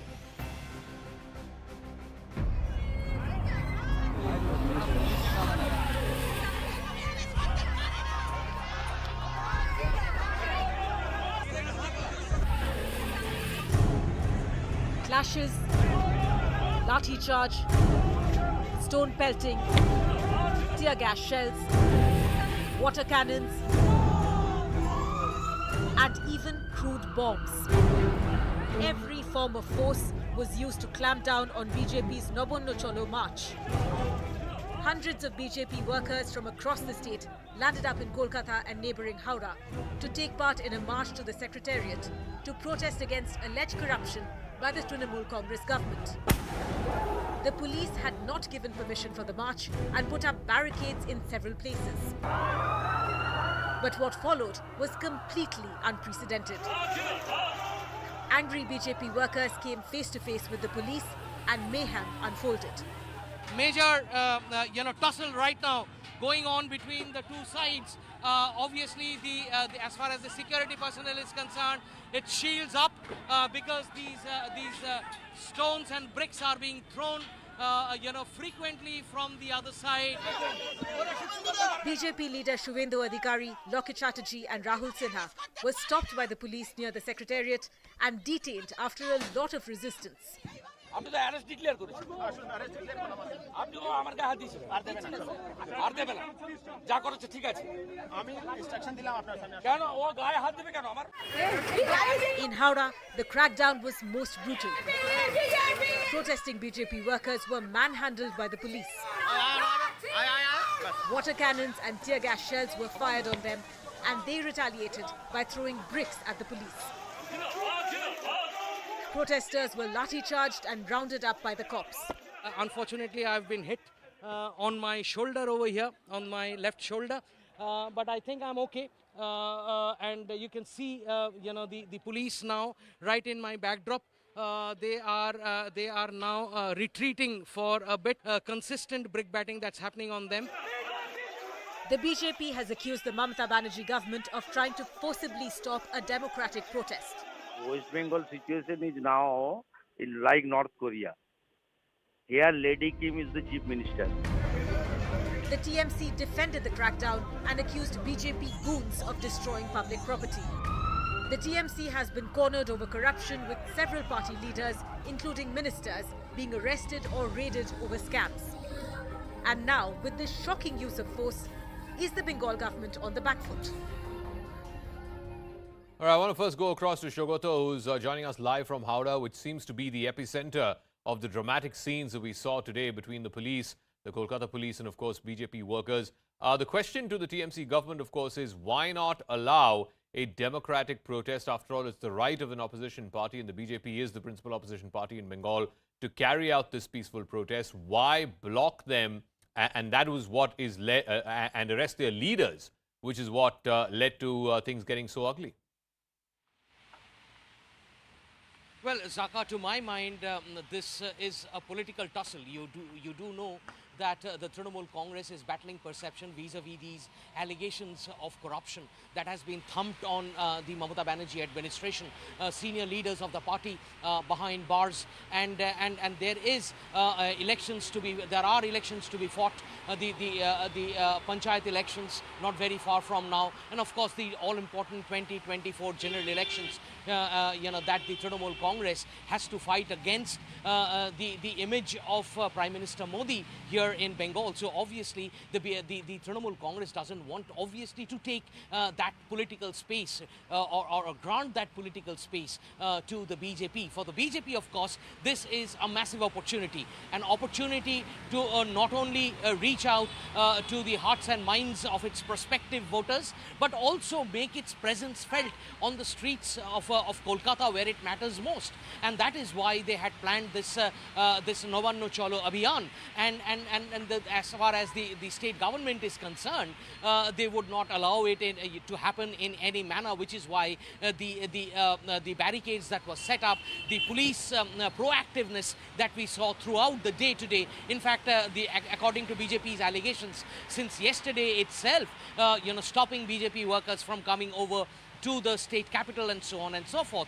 As far as the BJP is concerned, obviously the political point that they wanted to make has been made, and there was a lot of drama on the streets today. Law and order situation went out for a toss in many parts of Kolkata and Howrah, and currently the battle is in the legal corridors, where the BJP has moved Calcutta High Court, seeking the court's intervention in hauling up senior Bengal government officials as to why this kind of proactiveness on a democratic movement. All right, Shogoto, you take care. Thanks very much for reporting for us through the day today. He got lightly injured as well in the process earlier this afternoon. But let's bring this up to now our guest. It is political, no doubt about it. Shishir Bajoria is media in charge of the West Bengal BJP. Manojit Mondal is spokesperson of the Trinamool Congress. Anirban Banerjee is a political analyst, and Professor Gargi Nandi Roy, also political analyst. Let me start with you, Manojit Mondal. I mean, it is a democracy, right? I mean, Bengal is still in a democracy. This was a scheduled democratic protest by an opposition party, the principal opposition party. Why can't opposition parties in Bengal peacefully protest when they've already declared their intent to protest? What is the point of, going after their leaders, water cannoning them, tear gassing them, when all they're asking for is to take out a peaceful protest? Do you call it a peaceful protest? When your reporters are getting hard, we can see actually, the floods of bricks being thrown at these people, including the police. I think 10 to 12 police people have been injured. You call it a peaceful protest? We knew that this would be a violent protest from the beginning, from our experience, what they did 2 years back. The same kind of violent protest. At that point in time also, they hurled bombs at police personnel. And that's why the police, for right reasons, again considering the fact that BJP's history of violence, considering the fact that at this point in time, we are all in celebratory mood, Durga Puja is coming up. So, Manojit, is it your point that opposition parties in Bengal cannot protest? Is that the point you're making? Yeah, 2 days ago, the left also had some kind of rally somewhere else. Did anything happen? They also gathered so many people just 2 days ago. It happened on Saturday. It's so left can protest, but BJP cannot protest because you have an ideological problem with them. This is your interpretation. Because they were not disturbing the whole city. BJP, you're deliberately trying to disturb the whole city when people are, marketing, because after 2 years of devastating pandemic, we are now probably freely celebrating Durga Shishir Puja. Bajoria, respond. The reason why the TMC government clamped down on this protest was because this was not peaceful. You were setting police vehicles on fire. There was arson, stone pelting on Kolkata streets. This is hardly democratic. That's why you did not get the permission. And this is clearly not an advertisement for democracy. Shishir Bajoria. Well, to start with, let me tell Mr. Monojit Mandal, possibly he does not know. Let me remind him of a date, 21st of July, 1993. Manojit Babu, 1993. The birth of Trinamool was on the foundation of a similar protest. Instead of Nabanna Chalo, it was Writers Chalo. What was the cause of protest? The cause of protest was the voter ID card. What was the result of that protest? 14 youth of Bengal were shot dead. They used to observe Martyrs' Day, but now that 21st July, they've forgotten, they've converted into Jalsa Divas. Now they have forgotten that their foundation was laid on such a protest. Now today, yesterday, they knew, yesterday, some Jyotishi came and told Trinamool that there will be violence. So what did they do? West Bengal Police entered railway platforms where they cannot. They arrested our Karyakartas who were coming to Kolkata. They arrested some yesterday. Actually, moral victory was won when Mamata Banerjee fled the city. And she's not even in the city. She's sitting in Purva Mednipur. Now, I must tell you, your journalist, your reporter, Shogata Babu, who covers TV programs very well, he said something very, very correct. That the political space, absolutely it's political space. Tell me, you also said, if we had been permitted to take our julus, gone to Nabanna, we would have given a protest memorandum. Let me use a Hindi term, kya Mahabharat ashudh ho jata? But no, this has to be taught, people have to be taught a lesson in BJP. So what do you do? Okay. A male cop was seen beating a female karyakarta of ours. And then you have shown, Mr. Jacob, on your screen while I was watching, a policeman pelting stones, stone. Your producer may want to show that again. A policeman pelting stone. So, Manojit Babu, these are your policemen, they are your cadre, and they are in different colors of uniform. Today I saw someone in blue, someone in black uniforms, which we have never seen before. Saga of lies and give me 1 second, both of you, because I'm getting a piece of breaking news. I need to go to that right now. The Calcutta High Court has now been apprised of this matter. They have now issued notices. They have sought a report from the Home Secretary of Bengal by the 19th, which is next Monday, on the Nabanna Abhiyan of the BJP. In fact, the BJP had moved court earlier today. Kamalika has more details on this. Kamalika, what did the court say as it asked the Home Secretary to file a status report on the protest today? Yeah, they have. The court has directed that the report should be filed by 19th of this month on what happened in Nabanna Abhiyan. You remember, Jaka, that today in the morning when Suvendu Adhikari was detained, the time of his detention, he said that they are going to move court for this. And they moved the court the way the leaders were detained and they were arrested. That was the point with which BJP went to the court, and the court has now sought a report from the Home Secretary by the 19th of November, because what happened today in entire Kolkata and in and around Howrah, that was really something, that was a scene, a whole day scene. It was a warlike situation there on the ground. So the Kolkata High Court has sought a report from Home Secretary by 19th of September. All right, Kamalika, we'll leave it at that. So the Calcutta High Court also now weighing in as far as these protests are concerned. Let me go to Professor Gargi Nandi Roy as well as Anirban Banerjee. Professor Roy, first things first, is this an act of the TMC trying to seize back the initiative? After all, over the last month or so, we've seen the arrest of Bharatiya Chatterjee, we've seen the arrest of Anubrata Mondal, we've seen those wads of cash being recovered from Arpita Mukherjee's residence.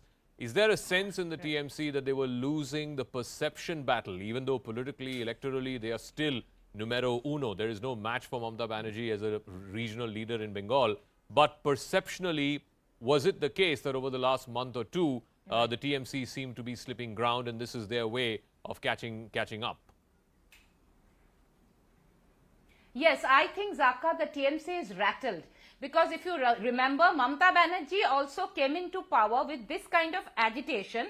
If you remember, against Shingur and all, that was funded by some corporate. I'm not going into that. So she is rattled. And yes, what today we see on the streets of Bengal, this is the pent-up grievances and anger of people coming out, because the corruption and of the fascist regime has reached its highs. It is both a fascist rule and corruption. See, they did not need to resist like this. If the procession would have been allowed, they would have just reached. If you resist it with violence, if you use tear gas, if you use water cannon, obviously people will retaliate. Now they will do something in self-defense. So that is not hooliganism. But you could have allowed, but there is no democracy in Bengal. It never existed in this fascist regime. But Professor Roy, to use a comparable example, you know, a few years ago, the farmers wanted to come to Parliament and protest. They were never allowed. They were, in fact, not even allowed inside Delhi. So you can't have one set of rules in Delhi and another set of rules in Kolkata. Okay, I'll come. See, if they are saying that there is 144 around Nabanna, fine. So there is 144 around Parliament. Okay, you cannot go around near Parliament, or you cannot go near Nabanna. But these people were stopped 20 kilometers away. Santragachi, Howrah, at least to some extent they could have been easily allowed. Okay, you can come till this distance. You cannot come near the Sachibalaya. All right, Professor Roy, I'm really sorry to interrupt you, but Suvendu Adhikari's soundbite is just coming. I think he's been released from detention. Let's listen in. আমরা বেরিয়ে এলাম এখনো হাওড়াতে আমাদের রাজ্য সভাপতি সহ কয়েকশো পার্টি কার্যকর্তাকে বিভিন্ন থানায় আটকে রাখা হয়েছে এবং আমাদের প্রায় 200 থেকে 250 কর্মী আহত হয়েছেন, তার মধ্যে 50 জনের বেশি বিভিন্ন হসপিটালে অ্যাডমিশন আছে। এর ঊর্ধ্ব মীনা দেবী তাকে পর্যন্ত গুরুতর চোট পেয়েছেন এবং একাধিক কর্মী ডায়মন্ড হারবার থেকে, মেদিনীপুর থেকে, বাগনান, হুগলি থেকে, উত্তরবঙ্গ, আসানসোল থেকে বহু কর্মী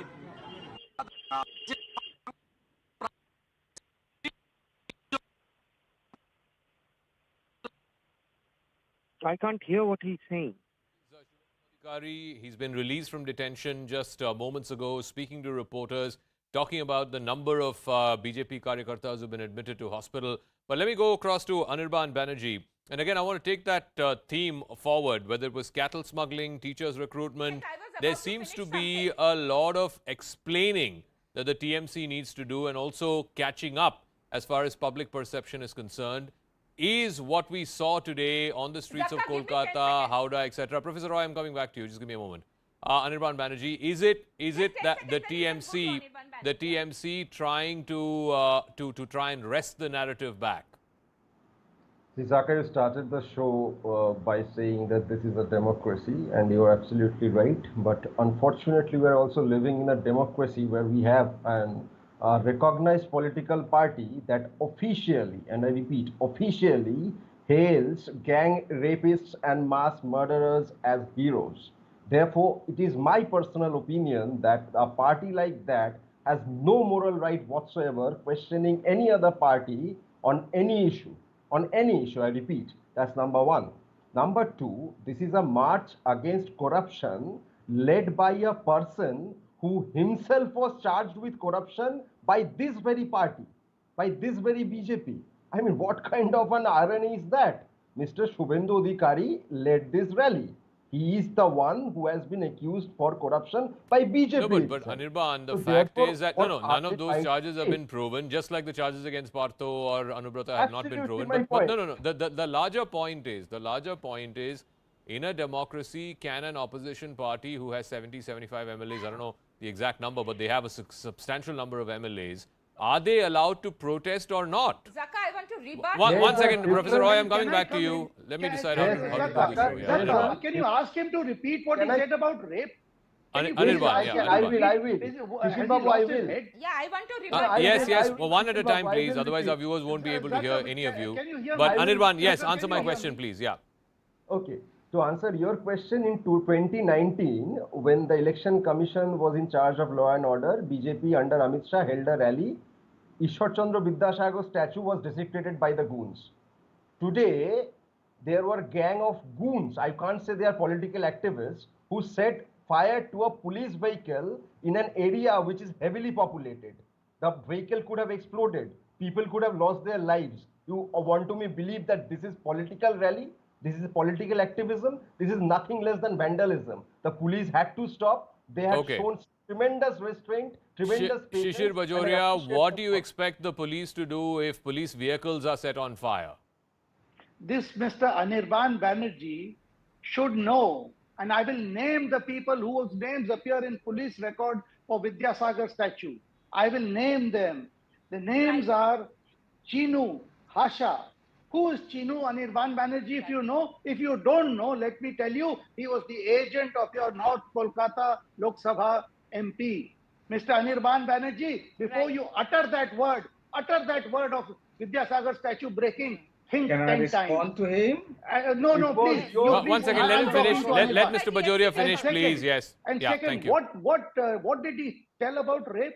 What did he tell about rape? I was desperately wanting him to repeat. What? I'll repeat. No, he was referring, Mr. Bajoria, he was referring to the rapists of Bilkis Bano being sent out on remission. That's what he was referring to. What is he talking about? Sir, what is he talking about?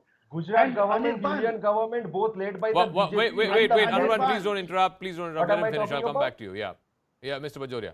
And this Vidyasagar statue, please, this person, Chinu, was your party's MP, the agent. Okay. If you don't know, go check the police record in Lal Bazaar. Go, Professor Gargi Nandi Roy, yes, finish the point that you were making that, okay, nobody's being allowed to go to Nabanna, but why stop them 20 kilometers away? I'll come back to you, Manojit. Give me 30 seconds, yeah.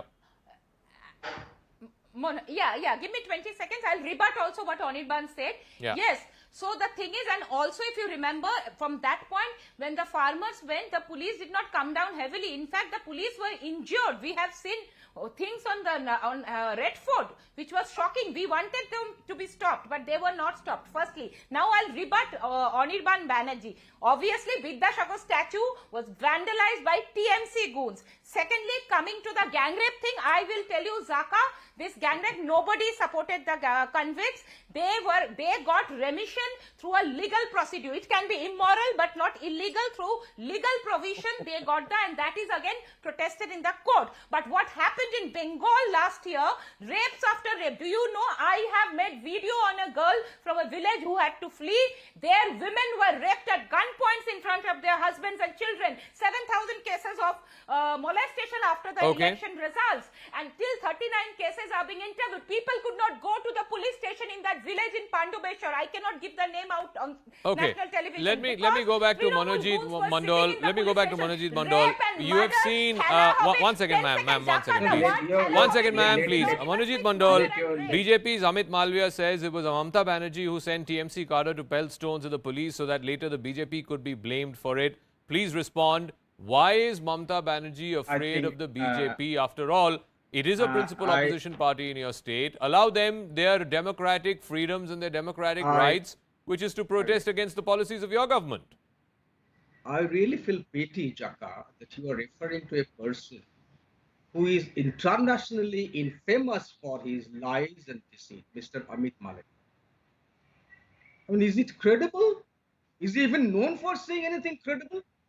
The TMC has sent their own cadres to pale stone at the polices. I mean, you can see the few hundred people that BJP could gather. They're speaking in a different language. Apparently they are from outside the state. No, but if they are a few hundred and if they are from outside the state, why did you stop them 20 kilometers from Nabanna? The problem is that, Jaka, I mean, you will not allow me to speak. No, I mean, if it was so insignificant as you claim, then why did you stop them in Howrah? Because it was a stated position on the part of the government that these people are historically violent. BJP's rise in late 1980s, it is known throughout the world that these parties rose to power by means of violence. So, can you also respond to, these pictures that we are showing? No, one second. Can you also respond to these pictures that we are showing, Manojit, of policemen throwing stones? Please tell me the last time a policeman threw a stone. Is it the job of a policeman to throw stones? We want particular policeman, what he was doing, we really don't know. But people can understand, people can see how many stones were thrown at the police and media persons. You're defending that? You're defending torching No, of no, the vehicles, I'm not for a moment the defending torching vehicles. I'm not for a moment defending pelting stones. I'm Neither am I making this defending the fact that a democratic protest needs to be stopped 20 kilometers away from the government secretariat. I mean, this is amazing, Jaka. Are we so much of blind flounded? They folded. They are calling it a democratic protest. Is BJP known for democratic process? If you allowed them to march, if you allowed them to march close to the secretariat, allowed them to peacefully demonstrate without arresting their leaders, maybe things wouldn't have gone. Maybe things wouldn't have gone this far. Only if you allow me to reply, I can. Yes, sir. 1993. My friend was at that point of a certainly not in BJP, but I was with Mohammed Fatih. TMC was not born. We know what happened. You were with Manojit Babu. Manojit Babu. You were in TMC. TMC was not born. I was with Mamta. I did not say I was with TMC. You were in Congress. No, were you in Congress? Please answer yes or no. Which part of Congress were you? You were with CPIM. Everyone knows. That's besides the point. Yes, of course I was. Of course I was. So why are you teaching me history? I'm only teaching you history to remind you of the protest. Manojit Babu, to remind you of the protest. The BJP people are violent even inside the studio. They speak violent, they breathe violent, they can't live without violence. Their party was violent. No, so Shishir Bajoria, the larger point, the larger point that's being asked is, once again, sir, that the farmers were also not allowed to protest in Delhi. So why is it any different from what Mamta Banerjee is doing? No, Mamta Banerjee did not stop anyone. No, one second. Of course, Howrah is 20 kilometers away. That's where they were stopped today. Anyway, Manojit, I've heard you. Let Shishir Bajoria respond. Shishir Bajoria very clearly, Zaka. As far as we are concerned, we gave due notice to the West Bengal government, to the West Bengal Police and Calcutta Police. It is only late last evening that they turned down our request about information that we are going to march. They just said one line, because your track record was bad. What track record are you talking? Normally in such a case, you would call the party and sit for a face-to-face and read out what you want and what you don't want. This is what we had done. Can you compare it with the farmers thing? Farmers agitation? No, sir, not at all. And this is what the great TMC did. And about throwing stones, let me tell you, I have lived my life in Kolkata. I have not seen the different colors of police uniform that we saw today. I have not seen. I can lay a bet that there were Trinamool people in different uniforms. Civic volunteers. Absolute lie. Everybody in the state knows. Everybody in the state knows. Manojit Babu. Okay, Manojit. Dheeraj Rakhi. Manojit Babu, Dheeraj Rakhi. Everybody in the state knows who they are. Because sometimes their police word. No, it's a big charge. It's a big charge that Shishir Bajoria has made that there were TMC people in police uniforms today. Manojit, respond to that. TMC people in police uniforms. This is a damn lie. Sorry to use this word, spoken by a person who is very sick. This is a damn lie. I mean, how can you stoop so low and blame my party Manojit Babu, you may not agree with me. You may not agree with me. But whatever it is, I don't like. Okay. I'll give Professor Gargi Nandi Roy the final word. Professor Roy, how does this story now move forward? Is this the end of this protest, or will the BJP take this up further? And as Manojit said, when the whole state is getting ready for Pujo, we haven't celebrated Pujo in 2 years, is this the time to be protesting? Yes, I think when a time for a political change comes, this kind of uprising is seen. I think this will continue, not only with politically, people will come out. And as Manojit said, Pujo is coming. I want to add a last word. You know, Zaka, Ma Durga, she comes down on this earth to kill Mahishasur. So that is triumph of good over evil. I pray, may Ma Durga come on the land of Bengal and annihilate the Mahishasurs of Bengal. That is my last word. Okay. May Ma Durga eliminate the Mahishasurs of Bengal. All right, we'll leave it want at to see a Ma that. Durga I'm completely out of India. time. Thank you very much, Professor Roy, Manojit Mandal, Shishir Bajoria, and of course, Anirban Banerjee for joining us. We'll see how this story plays out. We'll discuss this at 9 o'clock as well on Brass Tacks. That's a wrap. In a moment, Ridhima will join you with the biggest exclusive.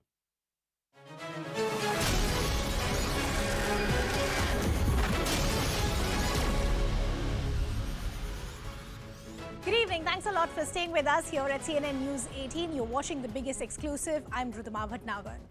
A language war has erupted once again in Karnataka. JDS Legislative Party leader H.D. Kumaraswamy has written to the Chief Minister Baswaraj Bommai asking him to not celebrate Hindi Divas in Karnataka, which is going to take place on the 14th of September. Now, what is the point of contention? Kumaraswamy in his letter has gone on to say, and I'd like to quote, India is the great union of more than 560 principalities that are socially, culturally diverse and include thousands of language and sub-languages. To extol only one language will truly be supreme injustice done to people, end quote. He's also gone on to say that on the 14th of September, it will be injustice to Kannadigas when the union government will force Hindi Divas to be celebrated by the state government.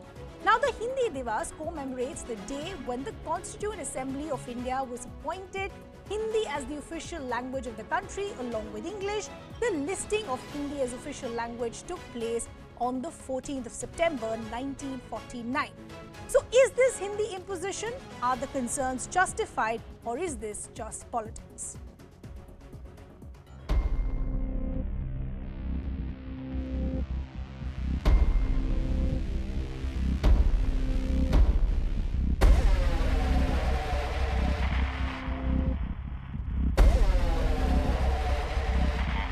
You cannot have Hindi enforced upon us who have a very, very rich literary background of our classical language.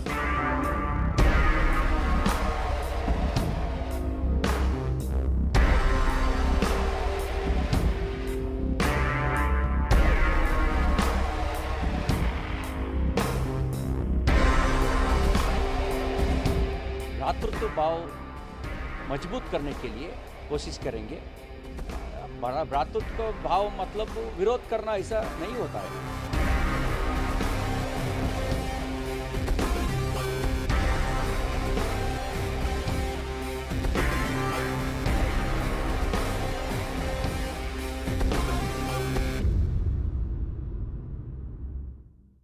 Straight to our newsmaker this evening, H.D. Kumaraswamy, former Chief Minister and the JDS Chief, who in fact has written this letter to the Chief Minister Baswaraj Bommai, is now joining us this evening. So we appreciate you taking out time and joining us here. You've written a lengthy letter to the Chief Minister Baswaraj Bommai. Why are you against the Hindi Divas? No, I am not against to the Hindi Divas. But here in this issue, why unnecessarily you wanted to organize about Hindi Divas? Why it is required? In this country, there is several sentiment issues about local languages. Why unnecessarily create another problems? We have already several problems we are facing in this country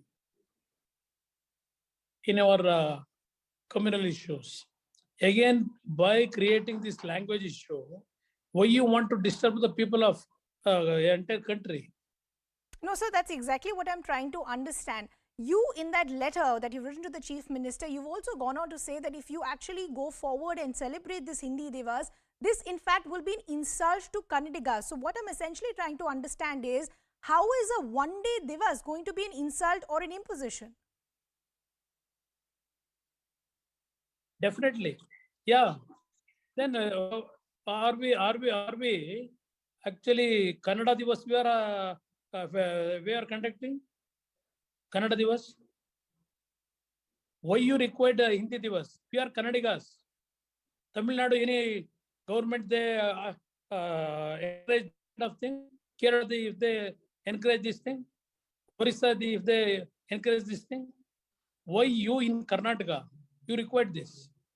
No, but there is something called a Several Karnataka part Day. of Karnataka, they are not interested. No, but sir, there is something called a Karnataka Day which is also going to be celebrated in the state. If you just talk about as far as some figures are concerned, Hindi is the mother tongue as far as 46% of Indians are concerned. So you can oppose it politically, but can you really deny its presence? That is northern part of Karnataka, India. 44% what you are actually analyzing, that is northern part of India, yes. Mainly Hindi, they will use it. We know, as a parliament member, when I was a parliament member, I know the background in northern part of India. But here in our southern part of India, no state, they are not interested about Hindi Divas. Why you implement pressurizing the people? Okay, let me rephrase the question that I'm trying to get an answer to. The JDS seems to be making this a BJP issue. The Hindi Divas wasn't started by Prime Minister Modi. It has been an inception, as I said when I started the show, since 1949. So are you just opposing it because today the BJP is the ruling state government? No. This is not the question of we are in opposition or they are in a ruling party. This is the sentiment issue. Okay, you saying this is a sentiment issue. The criticism against the BJP by your party for the longest time has been that BJP is polarizing the narrative of Karnataka. By opposing this Hindi Divas, aren't you also igniting passions? No, here in this issue, madam, again and again, they are failing in all issues. They wanted to bring new issues. Here in Karnataka, the government is running by the BJP. They have several responsibility. People are fed up with this government. Why this government unnecessarily creating these kind of new issues?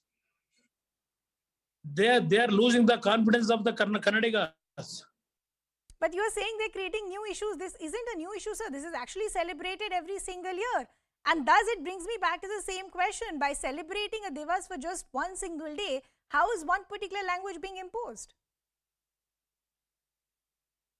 On what cost they wanted to conduct this festival, Hindi Divas?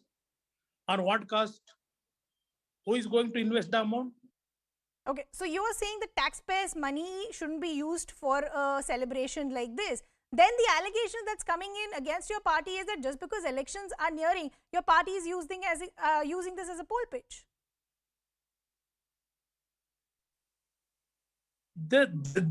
For us, there is no doubt.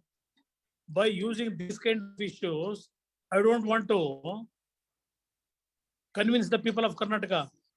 These people, they are creating this kind of issues. They want their intention only to get some votes. For that, they are misusing their powers. Okay, you're saying the BJP is misusing this power. So what is going to be the course of action as far as your party is concerned? Will you take it up in the assembly? Will we see protests tomorrow? Definitely, naturally, we will going to raise this issue on the floor of the House.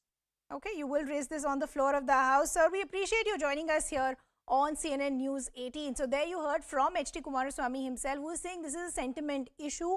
Why should one language be given more importance than others? But here we want to actually talk about an interesting pattern. What we are seeing in Karnataka is actually not just restricted to Karnataka. Yes, of course, the most recent one of them is of H.D. Kumaraswamy wanting no Hindi Divas, saying Hindi Divas is an injustice to Kannadigas. And you heard from H.D. Kumaraswamy saying that they will protest and they will take this to the floor of the House as well. But let's recap a little and let's go back to June of this year. TK's Ilangovan, who is an MP from DMK, he had ignited passions when he asked, what will Hindi do? Only make us Shudras. So the larger question that is being raised is that is it okay when you put down Hindi speaking people and then say that Hindi is actually being put up on a pedestal? Is that argument even fair? On the 13th of May, K. Ponmani, a minister from Tamil Nadu, had put down Hindi speakers when he said, and I'm quoting from what he had said, "Will jobs come if you speak in Hindi? Who is selling pani puris in Coimbatore? It is the Hindi speaking people." Then let's go back further. In the month of April, K. Megachandra from Manipur Congress had spoken about Hindi imposition, saying imposing Hindi is a cultural terrorism act by the BJP. Once again, in the month of April, K.T. Ramarao of the TRS had also said language chauvinism and hegemony will boomerang. So essentially what we're trying to understand is why are we seeing this pan-India hate against the language Hindi? What we're also going to try and understand over the next 30 minutes is that this politics that we are seeing, is there any real identity that is threatened? Let me also now bring in my guest to take this discussion forward. From BJP Karnataka, we have Vivek Reddy. We have Bhavya N, spokesperson Karnataka Congress. We have senior leader of the JDS, T.R. Prasad Gowda. We also have senior journalist B.S. Arun.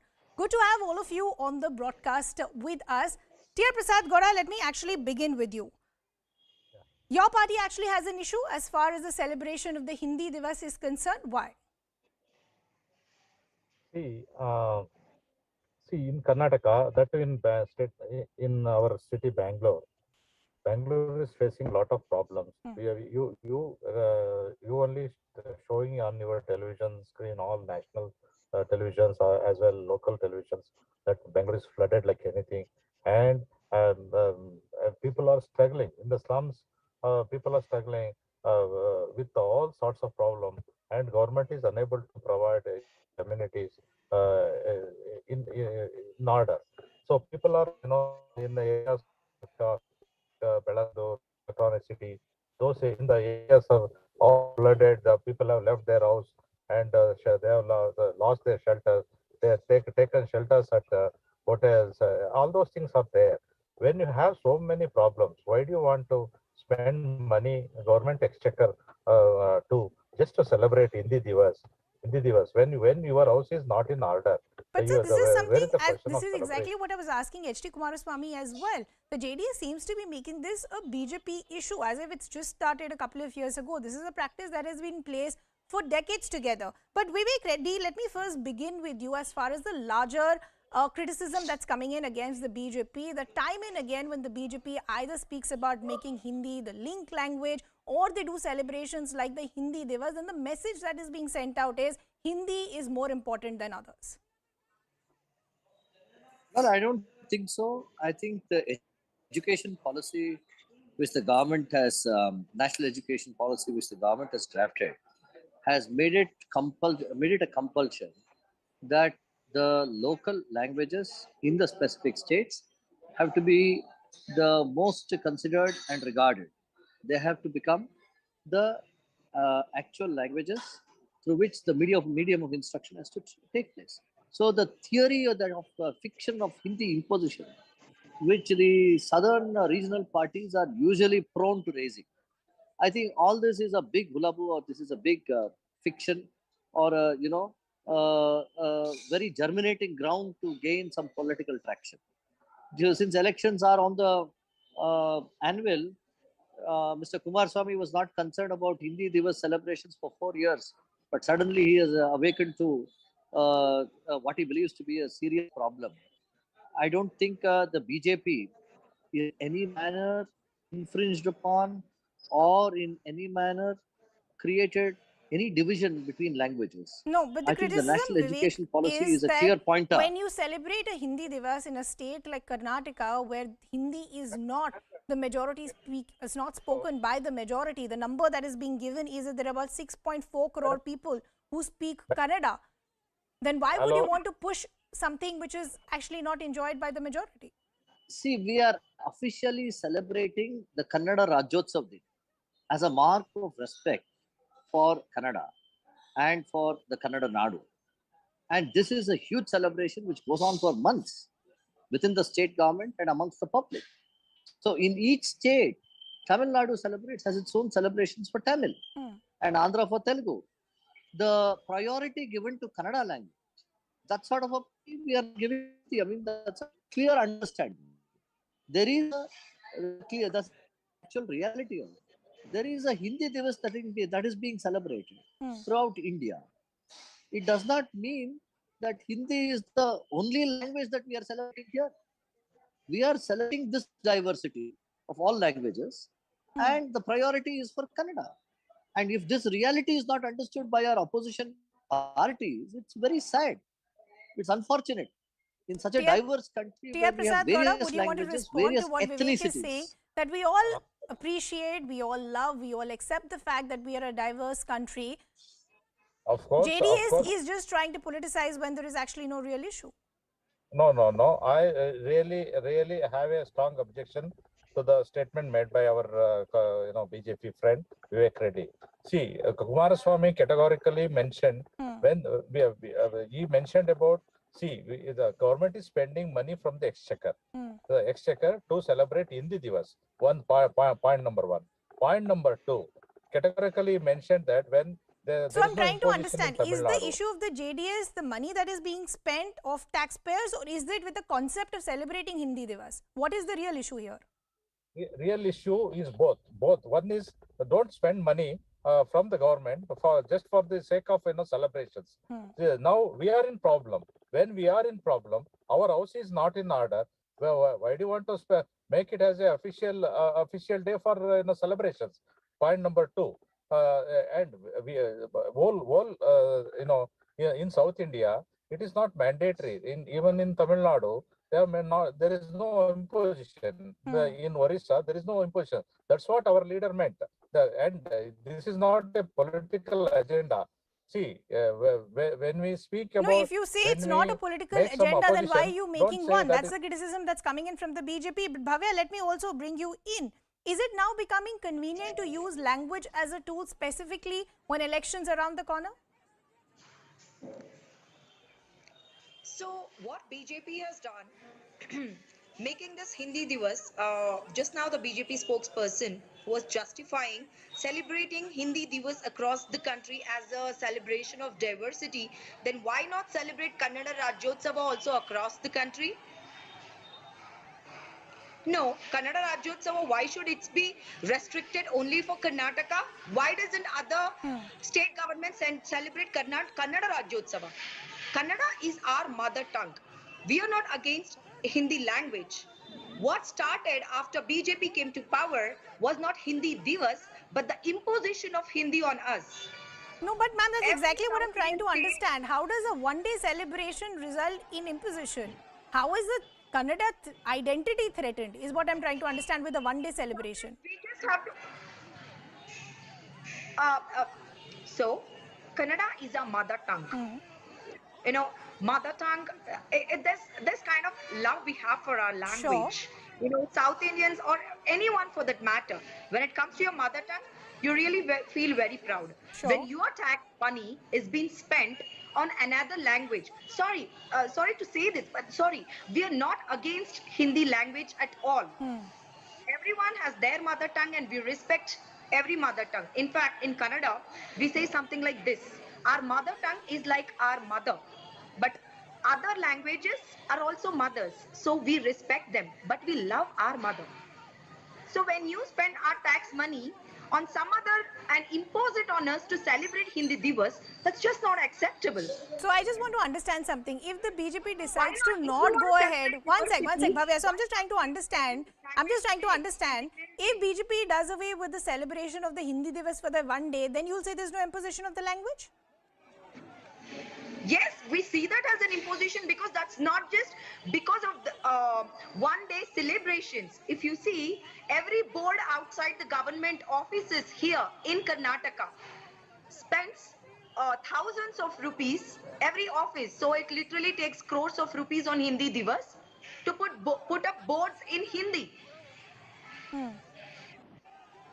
But Karnataka is also a state which sees a lot of people coming from the North Indian states. And can you deny the fact that it is actually understood and spoken by the majority in this country? I started the show with that figure, which is 46%. There are Kannadigas in Delhi, but where do you find Kannada boards in Delhi? Is the ratio same? Is what I'm just trying to understand. The issues are same. People need to be acceptable. When you come to Karnataka, You need to learn Kannada, at least to an extent, to talk to people. But nobody is denying the fact that if you go to another state, you should not learn the local language. I'm just trying to understand, how is a one-day celebration becoming an imposition of language? Yes, I understood the argument when it was spoken about that we should make it as a link language, so on and so forth. But how is this becoming an issue as far as a one-day celebration is concerned? B.S. Arun has been patiently waiting. Let me bring in B.S. Arun also. One second.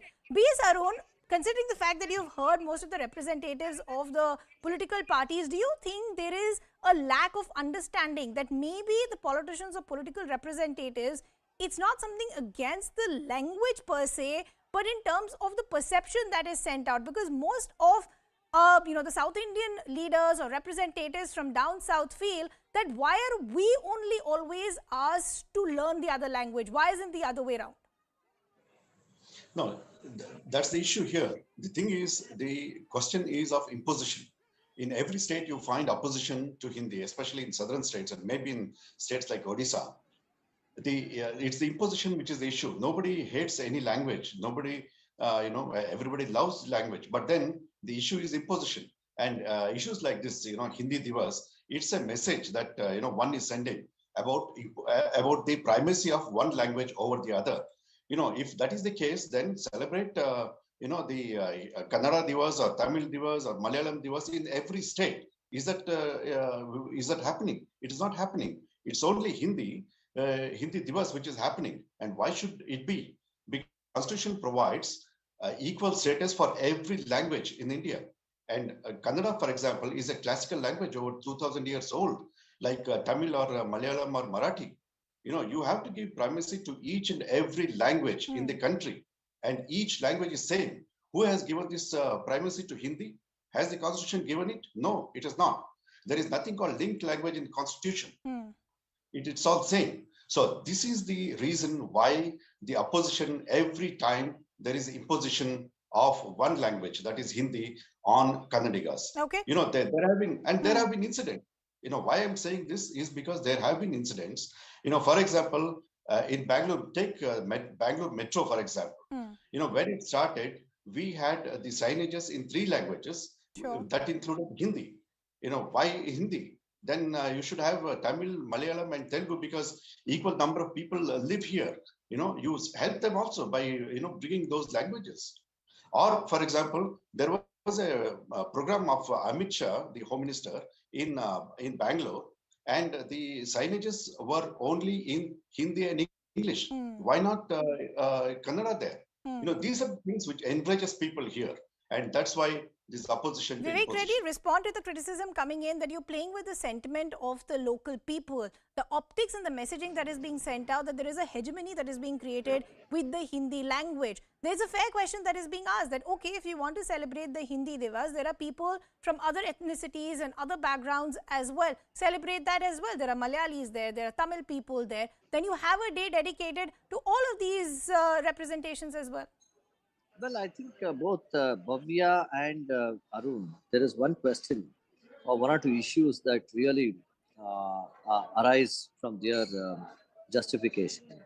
First of all, a single day celebration does not, show any primacy of any language. I don't think so. And what is the spirit of Karnataka? It differs. Spirit of Karnataka is unlike the spirit of Tamil Nadu or spirit of any other state. Karnataka has always been has imbibed this cosmopolitan, broad-minded structure. Its character itself is to embrace all languages, to embrace all ethnicities, and that is why Bangalore has become the biggest diaspora in Asia. And it is this spirit that allows people from various backgrounds and various ethnicities and various regions to come and make a life here, a livelihood here. Therefore, when government says that we will celebrate a Hindi Divas, it represents that broad vision and that broad spirit. And unlike other states, I don't think the people of Karnataka are so narrow-minded. Therefore, the spirit of Karnataka is to embrace, to always love everything. T.R. Prasad Gowda, Vivek has very conveniently put the ball in your court. He's saying the people of Karnataka don't have an issue. They're not so narrow-minded. It's the politicians and the spokespersons of political parties who are trying to gain mileage. To Hindi flogging. They're resorting to Hindi flogging. Madam, Madam. They are spreading. They're trying to Okay, spread their for a message through hate. minute, let's agree with Vivek Reddy. Okay, see, our Bangalore, okay, it's a, a lot of people from various parts of the country are living here. People from various, parts of the world, companies are living here. But I wanted to ask our friend, what's happening in Bellandur area where a lot of companies are there, and what is the infrastructure you are provided, and is the things are in order? Is the things are in order? Our point of view is, please, when, Mr. Prasad when Gowda, even a city like Chicago is full of flash floods. Let me complete. Please don't You have compare those ample of time situations here. to. That is not the point of discussion. And if suppose White House in America celebrates Diwali, are you asking the White House, why are you celebrating Diwali? Because do they celebrate Christmas in India? Are you asking that question? Is that what you're resorting to by saying, do other states celebrate Kannada? People are suffering there. When your house is in order, when our house is in order, we have no objection to celebrate other festivals also. But when our house is not in order, when our people are struggling, and our people, okay, people from various people are ready to leave the Bangalore now. When in your administration, companies are threatening you. We will go out unless you provide the proper infrastructure. First of all, put JDS in order. No. Let's don't talk about. Let's not move to the other issues. Sticking to what the issue at hand is, that is this actually an imposition? I'll just request my guests to stay on with us, because I want to actually voice out what are the concerns that are being raised, and actually are they justified or not. No mention in Constitution of national language status. Only for Hindi mother tongue states, that is Uttar Pradesh, Madhya Pradesh, Bihar and Rajasthan. Hindi, India's youngest literary language. Cited threat to linguistic diversity, not against Hindi, only against Hindi imposition. So B.S. Arun, what I essentially want to understand then is this a sentiment issue or is this a political issue? I feel it's sentimental. It's more than political, because this issue doesn't bring votes to any party. But the message here is, the imposition. And as I gave the examples, the sentiment has been quite, deep in Bangalore and in other parts of Karnataka. That's why every time, this issue comes to the fore, people get sort of worked up on this issue. And, political parties also, like, it's not just JDS. I think even Congress had been taking a similar stand over the years. And also, the BJP has been sort of, a pro-Hindi party most of the time, although they of course don't oppose Kannada in Karnataka. Let me clarify. But then there's a feeling that the BJP is in favor of Hindi. So it may not be political. So the opposition feels that the larger messaging that is being sent out is against the sentiment of the local Kannadigas who feel there is a hegemony of Hindi. We'll really have to see what happens tomorrow. The JDS is saying they'll take it to the floor of the House. They will be protesting about it as well. I've completely run out of time. I appreciate all our guests who took out the time to join us this evening. We're shifting our focus to some updates. The National Commission of Women takes cognizance of attacks on women by Bengal Police. The NCW chief, Rekha Sharma, has tweeted, "It's sad women are suffering despite the fact that a woman is ruling the state." TMC releases figures, says 22 women among 90 arrested. 27 people personnel have been injured in attacks. The BJP calls Kala Divas in Bengal tomorrow. My colleague Kamalika is joining us with more details. Kamalika, first talk to us about what the NCW is saying. The NCW has taken cognizance of this entire thing, and one of the women, former deputy mayor, she's also severely injured. So she has taken cognizance of that, and also whatever has happened with the woman. But you remember that before 2021 also, whatever incident used to happen in Bengal, the NCW chief used to take cognizance of those matters also. And when she used to take this cognizance, the Trinamool Congress came up with the idea that they are all actually saying the words of BJP, as what the NCW chief is saying, that police is working as puppets in the hand of the government. So it's an interesting thing altogether. But let me tell you, BJP today they have actually taken out their supporters on roads. After 2021, they got a momentum today. That's beyond saying. In spite of police stopping them everywhere, they could do the show which they wanted, and they want to take this forward. Because they have really planned for a Kala Divas tomorrow. They took an assembly session tomorrow. There they're going to do a walkout, a dharna, protest. That's what we are getting it from sources. BJP has things. What we are getting it from the party insiders that they have got a momentum today with this movement, and they are going to keep that momentum. Well, there is no denying the fact that we did see BJP in a big revival mode today, Kamalika, after that big loss in Bengal. But what we also saw play out was a very unfortunate, fierce street fight. In terms of numbers, what is the TMC or police officials saying in terms of the detainees today? No, the police has come up with this statement. For 90 people have been detained, out of which 90 people have been arrested, out of which 22 were women. And 5 cases have been registered. And one is the case of this police van which has been torched. And they are also saying that one assistant commissioner, he broke his hand and 27 police were injured. Obviously, there we have seen the turnout of BJP workers on TV today, which has actually given them the momentum, which has given them. Today, if you see, all these sides are happy. Police is happy because come what may, they could stop them. But we'll really have to see what the end game of this is, Kamalika, considering the fact that you're reporting that the BJP has called for a Kala Divas in Bengal once again tomorrow. Unfortunately, I'll have to leave the conversation there. Appreciate you joining us here with all those details. With that, it's a wrap from my side. Plain Speak with Shivani is up next.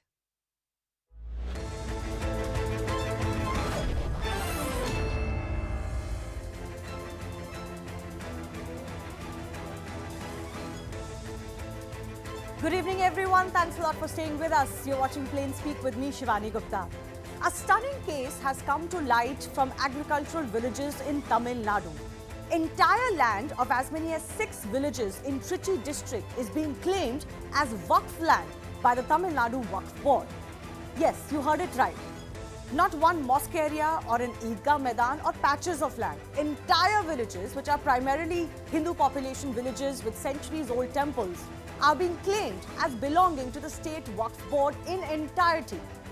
What's stunning is that despite no history of the Waqf Board or Islam in these villages, which are largely agricultural in nature, the local registrar refused to allow buying and selling of these lands held by locals in their families and settled for generations.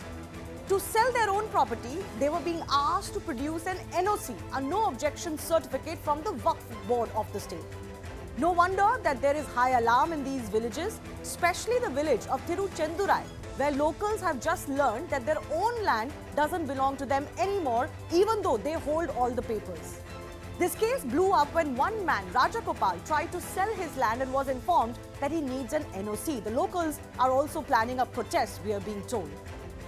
The Tamil Nadu Higher Education Minister, Mahesh Poyamotti, has said, he hails from Trichy, has said that a quick resolution will be found. But the larger question is, how can a Waqf board that seemingly has no relation to these villages even claim that the entire land belongs to them?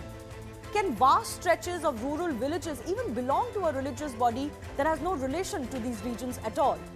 We will take those larger questions to our guests in just a bit, and a reminder that the man whose case blew open this entire scandalous alleged land grab case is joining us in just a bit. Listen in to the man himself who was told he can't sell his own land. But first, let me break down this story a little bit more. So this is what has happened. The Tamil Nadu Waqf Board has claimed that entire Tiruchendurai village is their property. They have made this claim to the state government as well. The Waqf Board claims that tens of thousands of acres of land in Trichy district actually belong to them, and these include vast stretches and entire villages. The authorities refused land sale and registry by locals, claiming that these lands belong to the Waqf Board. And a Waqf Board NOC, as I mentioned, was needed to sell any land in the village. This is what some of the villagers were told. The locals, of course, say that they have all the revenue department papers and documents that they own these pieces of land. This is what the registrar office is claiming. They reportedly said that there are encroachments on water bodies, Waqf board properties and temple properties in this area, that unrelated persons claim and they hold lands with forged documents and many are embroiled in legal disputes. That the state government took stock of this situation and took measures in 2016 to recover some of these assets, and then that's presumably the time that the Waqf board also stepped in to figure out what properties they have under them and to recover those properties across Tamil Nadu. The state Waqf board then asked the registration of deeds in respect of certain properties to be stopped, and that has created this latest impasse. Villages, entire villages including Tiruchendurai and Kalakurchi are identified as Waqf board properties. Several local activists and local BJP has now taken up this matter. They are challenging the claim of the Waqf board, citing the history of the villages that has no connection to the Waqf. In fact, Trichy BJP leader Prakash cited documents and evidences of temples in the village. He says that documents clearly show that one of the temples is almost as old as 1500 years. The temple, in fact, owns 369 acres of land inside and outside this village. So, how can the Waqf claim that the land belongs to them without any evidence and without showing any relation to the land? Is the charge that is coming in from the BJP.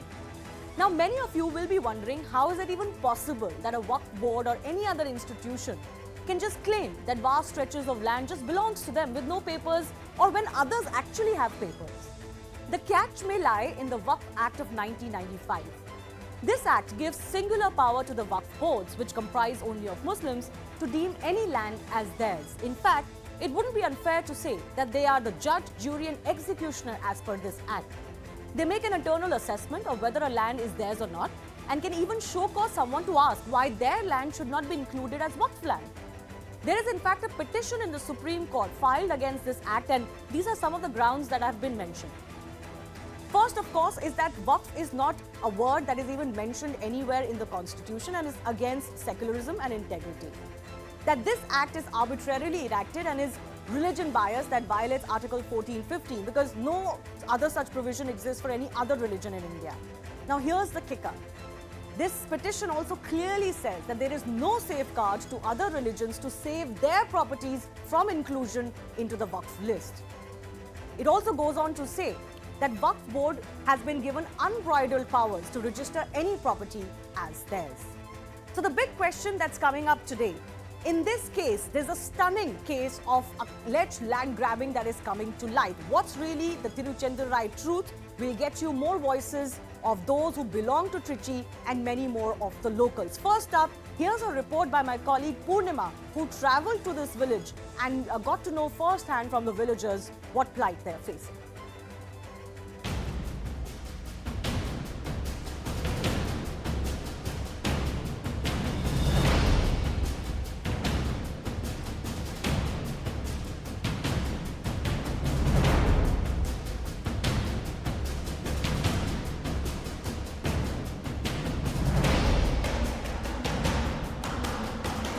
சவுக்கு பிள்ளையார் கோயிலுக்கு ஒரு acre இருக்குது.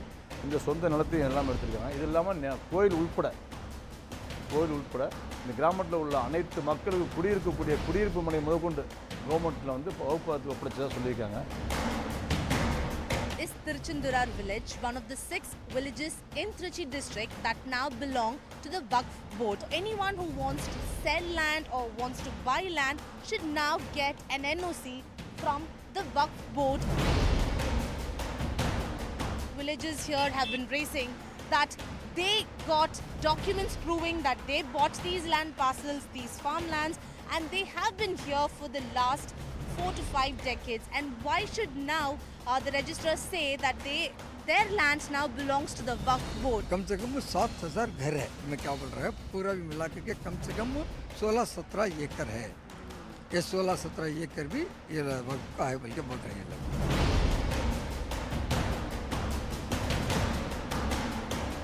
Villagers are angry that the hard-earned money that they have spent building their homes and the farmlands, all these now no more belong to them as per the latest orders, and that's why protests are planned for the 14th of September.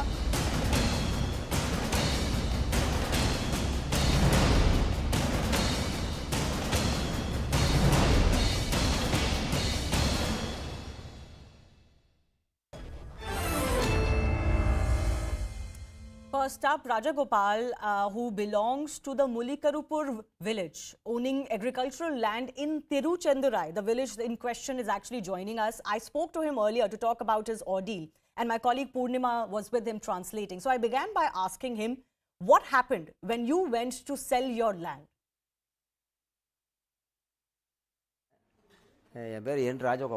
My name is N. Rajagopal.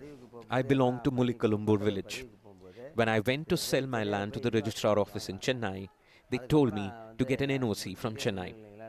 I asked them as to why they didn't inform earlier, for which they had no answers. I felt uneasy that very second. I fell ill and returned home soon. They told me to go to the Waqf board in Chennai and get an NOC. Otherwise, I couldn't register, I was told. Is this situation only specific to you, or are there other people who are also being impacted by this development? After I went to the registrar office, I was the first to discover this in my village. I was the first to be impacted. I was told that my case is the first to come up like this and that I should get an NOC from Chennai. Yes, they have been impacted. Not just one or two, the entire village has been impacted by this development. Rajagopalji, can you also tell me how many temples are there in this village, for example? And is the Waqf claiming that the temple land also belongs to them? There are 4 to 5 temples in the area, and they claim the lease of the land where temple stands also belong to them. Okay, finally, now that an NOC has been demanding from you, what will be your next move? What are you going to do about this? We have written to the Chief Minister Stalin, and we have also approached the concerned minister. They have promised to look into the matter and resolve it soon. So that's Rajagopal, who belongs to this village, and as he very clearly mentioned, his case when he went to sell his land kind of blew open this entire nexus that is emerging now. I do thank him for joining us. And I also want to go across to my colleague Purnima, who's joining us live from Trichy. Purnima, this is a sensational case. I mean, as stunning as it gets, and you've been speaking to a lot of locals of these villages throughout the day. I'm sure they must be stunned to learn that somebody can just claim the land that they own on paper now belongs to somebody else.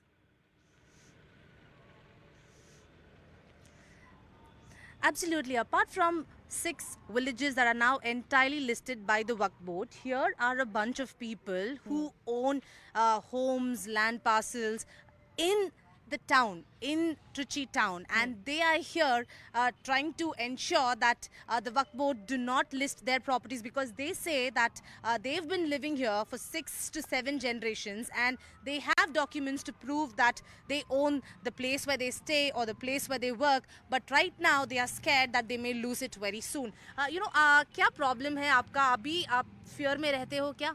अभी जो हमारा जो जायदाद थे ये register नहीं करना बोल के उसको गवर्नमेंट से ऑर्डर किया है, तो वक्फ बोर्ड से ऑर्डर किया है, इसलिए हम परेशान हैं।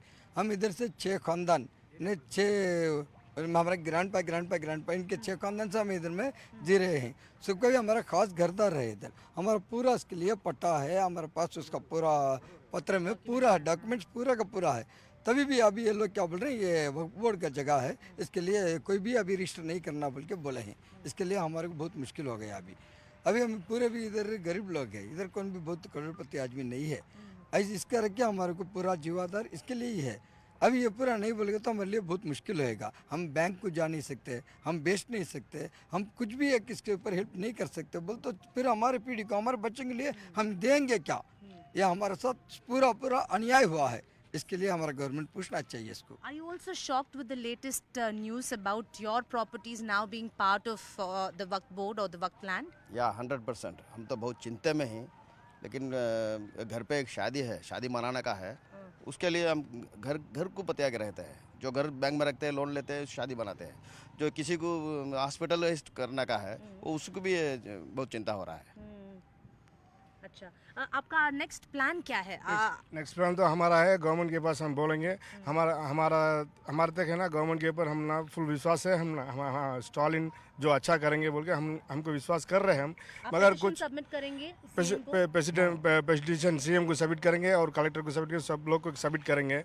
कुछ अच्छा नहीं होया तो इसके बाद हम दूसरे हम सारे अहिंसा में सारा हमारा ताकत जो है वो ताकत लड़ाएंगे।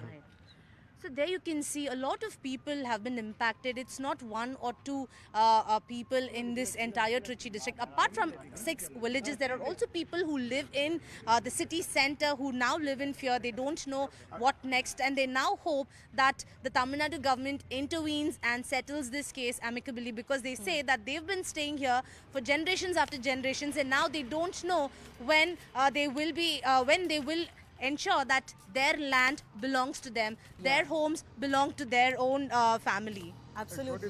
हम 1918 से इधर रहते हैं। इसका पहला का पत्र जो हमारे को मिला है, हम 1918 से इधर में हैं, उसका पत्र है ये। इसका पहला में जो हमारे को दिए हैं वो 1908 में आया है। So they have documents also to prove that it all belongs to them, and they wonder what evidence does the Waqf board have to list all their property saying that it's their land. So yeah, they in fact, say that's that the they have all biggest the question evidence, now. they have all the documents. Purnima, as these villagers and even local city dwellers are telling you very clearly, they go back as much as the 11th century. So where is this claim even coming from? I will come back to you, Purnima, in just a bit, but I also want to open this up to our guests joining us now. Ashwini Upadhyay, advocate who has filed a petition against the Waqf Act in the Supreme Court, is joining us. Also, advocate Ramaswamy Mayappan.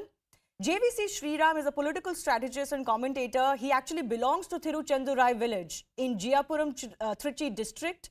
B.R. Srinivasan is also a political strategist and commentator who hails from Trichy. Suman C. Raman is a political analyst, and Alur Prakash is district secretary, BJP Media Wing, also belonging from Trichy, who's joining us. Ashwini Upadhyay, I want to come to you first up, because this is a sensational claim that has come to light, and most people can't understand how a claim like this can even be made. How can the Waqf board even say that these entire villages belong to them with no history really of land, sale or deeds with them? And I'm reading your petition. You have specifically said in your petition that in section 40 of the Waqf Act, a unique provision has been made authorizing the Waqf boards to make an inquiry in respect of any land to find out whether the property is Waqf property or not. The Waqf board has reason, if the Waqf board has reason to believe that any property belongs to them, it may call upon any trust or society to show cause as to why that property cannot be included as Waqf property. And even any dispute only goes to a tribunal of the Waqf board itself. Am I correct? Yes. Yes, Shivani, thank you for debating this issue. It's a very important issue. And that Waqf board, just see the combination. One MLA is the member of the board who should be Muslim. One member of parliament who should be Muslim. One IS officer who should be Muslim. One town planner or engineer who should be Muslim. One advocate also Muslim. One scholar also Muslim. And one mutawalli. So all the 7 members are Muslim. MLA is Muslim, MP is Muslim, town planner is Muslim, IS is Muslim, advocate is Muslim, scholar is Muslim, and mutawalli is by default is a Muslim. So this board, if put fingers on my house and say this is the Waqf property, I have to go before this board only. I cannot go to the court. I cannot go to any other place. I cannot go to the High Court. I have to go to this board, which have 7 members, and all the 7 members are Muslim. But how is this possible, Ashwini ji? Under law, how is it even possible that you cannot go to any court if you have a dispute? And let's say tomorrow the Waqf says that this land belongs to me. You cannot go to court. Is that what you're saying under this act? I am giving another example. You are sitting in your studio in Noida. If Noida UP Waqf board comes to your office and says this CNN studio is the Waqf property, you cannot go to the Noida court. You cannot go to the Allahabad High Court. You have to go to the Lucknow before the Waqf board, which has MLA Muslim, MP Muslim, advocate Muslim, IS officer Muslim, town planner Muslim, one scholar Muslim and one Mutawalli Muslim. This is the fact. This the act says. I say now, Congress committed many historical wrongs. 1991 Places of Worship Act, 1992 Minority Act, Minority Commission Act, then 1995 this Waqf Act. Unfortunately, we have challenged 1990 Waqf also, 1992 Act also, and 1995 Act also. And see how this act is. Article 14 says every citizen is equal. This act is totally against Article 14. Article 15 says you cannot discriminate Hindus and Muslims. This act discriminates. Article 25 says every citizen has the right, freedom of religion, right to religion. This act totally against Article 25. Article 26 says every citizen has right to manage, maintain their religious places. This act is totally against Article 26. Article 29 says we have right to culture, but it is also against 29 itself. Can I just focus, of course, on the provisions of whether in a secular country a law like this should exist only for one section of community is a separate argument. But Ashwini Upadhyay, I want to understand from you, because what you're disclosing, I don't think many people know and understand. You have also mentioned in your petition, no elaborate provision has been made in the Waqf Act to identify and determine the status of property as Waqf property. And the provision made for inclusion of a property as Waqf property is not in conformity with the principles of natural justice. Can you just give me an idea, how does this work? Can the Waqf board internally assess and say that this property is ours and then nobody can challenge it? The natural justice, a basic principle in India is that, Shivani, if I come to your home, I say that your home is my home, please vacate. Then I have to go to the court. I have to file civil suit that this property is mine, but Shivani is here. Unfortunately, under this Waqf Act, Muslims have a special power. Muslims are not supposed to go to the court. They just inform the Waqf Act that this is my property. Waqf board member will come. Waqf board member will say, now you prove that this is your property. Now you prove that this is your property. If you don't have the paper, if you don't have something, it's by default it's a Waqf property. So in India, any property where a person, whether a SC, ST person or a scheduled tribes like this, who don't have the document, at that place Waqf board goes that say this is my property. Unfortunately, that poor people, that poor scheduled caste, scheduled tribe, but who generally don't have the valid paper. Ashwini ji, don't they need the government to ratify that claim as per land records, as per a deed? Doesn't the Waqf board have to prove something that they own that land? Waqf board has not to prove anything. Even you have to prove that this is your land, this is your ancestor land. And unfortunately, if you have the documents, still if Waqf board says this is the Waqf property, then you cannot go to the court. You have to approach before the same board which is saying this is your not property. I don't understand how a law like this has existed. I don't understand how a law like this has existed in India for so long. But just hold on with me, because I've got two people who actually hail from Trichy. JVC Sriram, can you hear me? What do you make of the case that has come to light from Trichy? And you must have heard from the locals that we also spoke to. See, it's my village, it's my ancestral properties are there. I can tell you my own house. The first registration I can see is from the year 1917. 1917, 17th May 1917, Justice Seshagiri Iyer was the person who had bought this land and built his house, and it is known to everybody. And it is from this village the former Home Secretary and the Chief Secretary of Tamil Nadu, Mr. T.V. Venkatraman. T stands for Tiruchandurai. He hails from that village. My J stands for Jiyapuram, where I hail from. So the point here is there is a temple which has been existing and does exist for the last 1000 or 1500 years. And that is a temple called as Padal Petra Kshetram, which means, where around 270 odd temples where saints went and sang. And that is the temple. And this is a place where the majority community is Muttrayar community, Mutturaja community, who are also called Ambalathakarar, which means they are the protectors of the temple. They protected Srirangam temple, they protected Chandrasekhar Swami temple, which you are talking about. Now, How can they claim it as a work property? Because let me talk about from myself, my own self. My property is registered by the first registration happened in 1917. When did the Waqf Board come into existence? When did the Waqf Board, to my knowledge, it came to existence only in 1954. What is the proof they have? Do they have any evidence? Do they have any notification or document which shows these things? And there is a temple nearby. And the fact that there was a railway line which was constructed, and there is a adjacent to my village, because between my house, there are one side is the railway line, another side is the Kaveri River. It is a fertile land, and behind the temple and the railway line, there is agricultural land. And these are places where there are hardly around 15 to 20 Muslim families who reside in this particular village. Okay. And still, you call it as a Waqf property?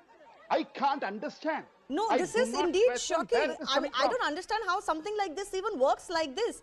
And of course, not many people know that the Waqf Act 1995 gives such sweeping powers to a Waqf board. Sumant, I see your finger. I'm going to come back to you. Just give me 1 second. B.R. Srinivasan is also joining us.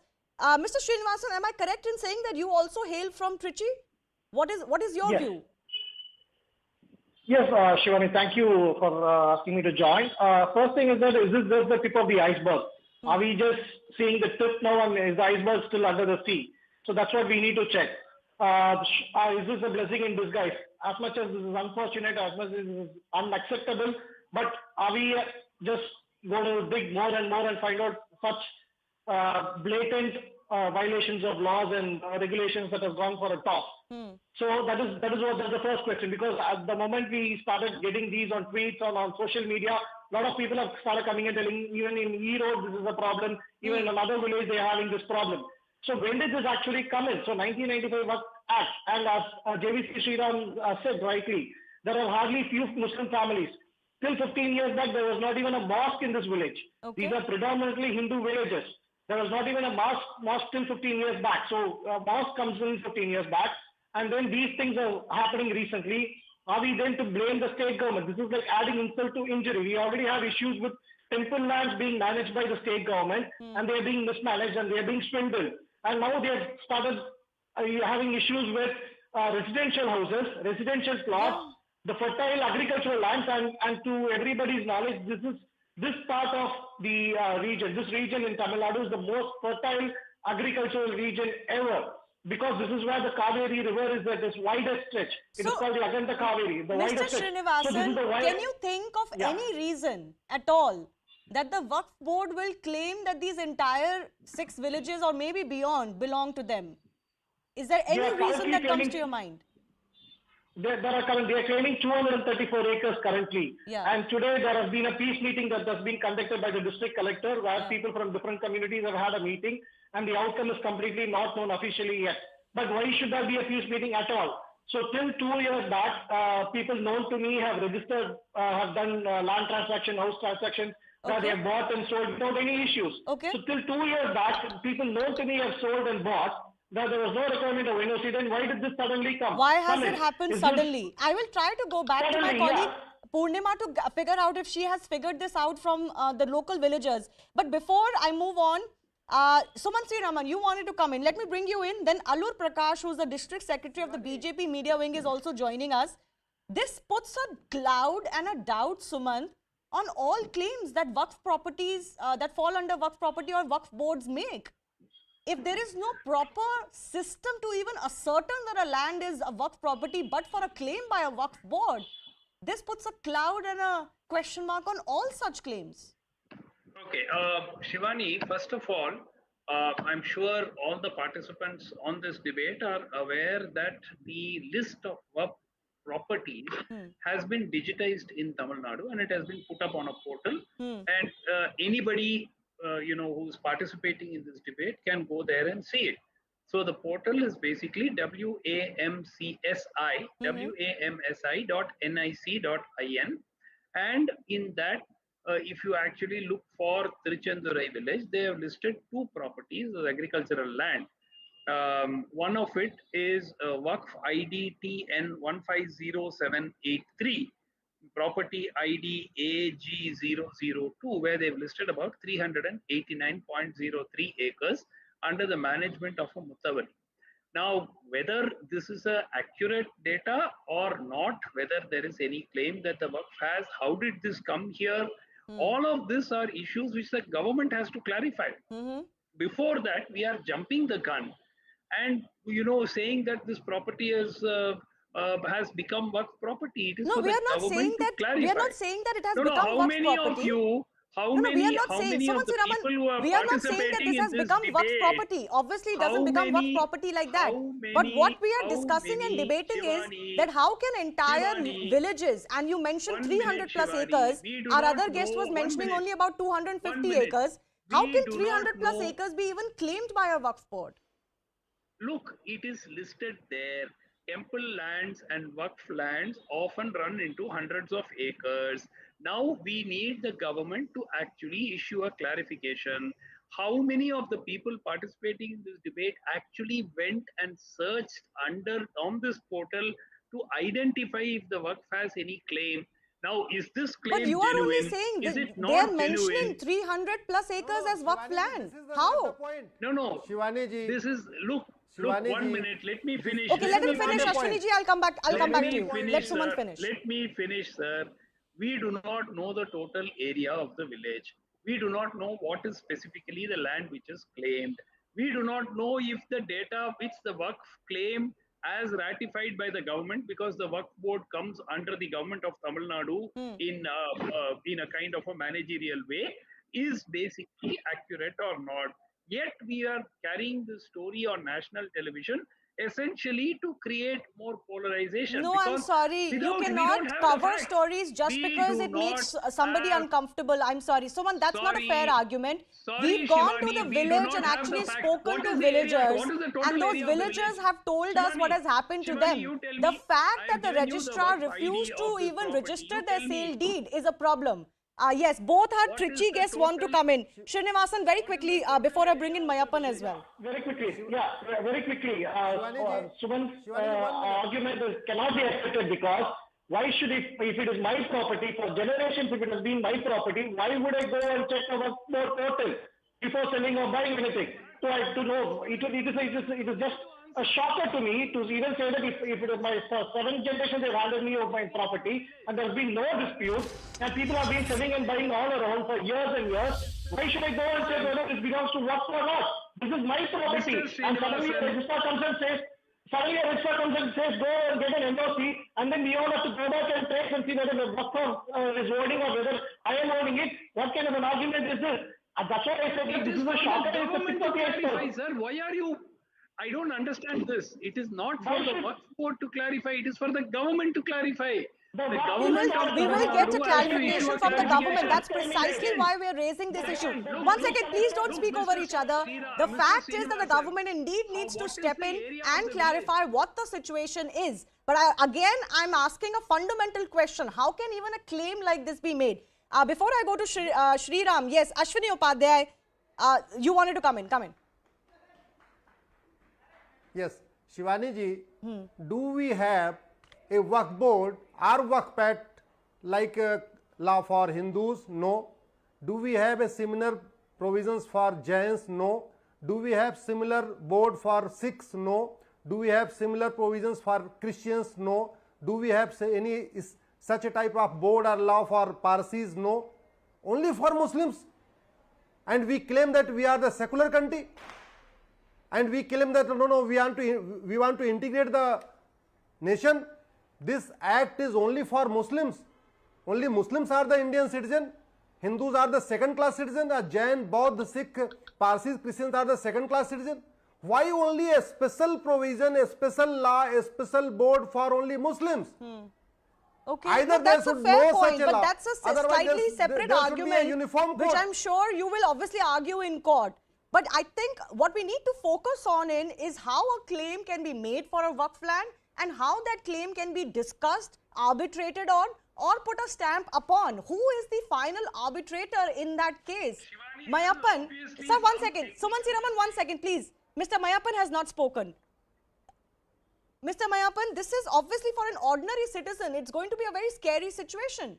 You go to deal with your land and suddenly you're told this land doesn't even belong to you, or You need an NOC from a religious organization. Shivani, so two things first we go with. One with the PL has already been filed by Advocate Shwami Upadhyay sir. One is challenging under Article 14 and 15, but we also have to look at Article 300A.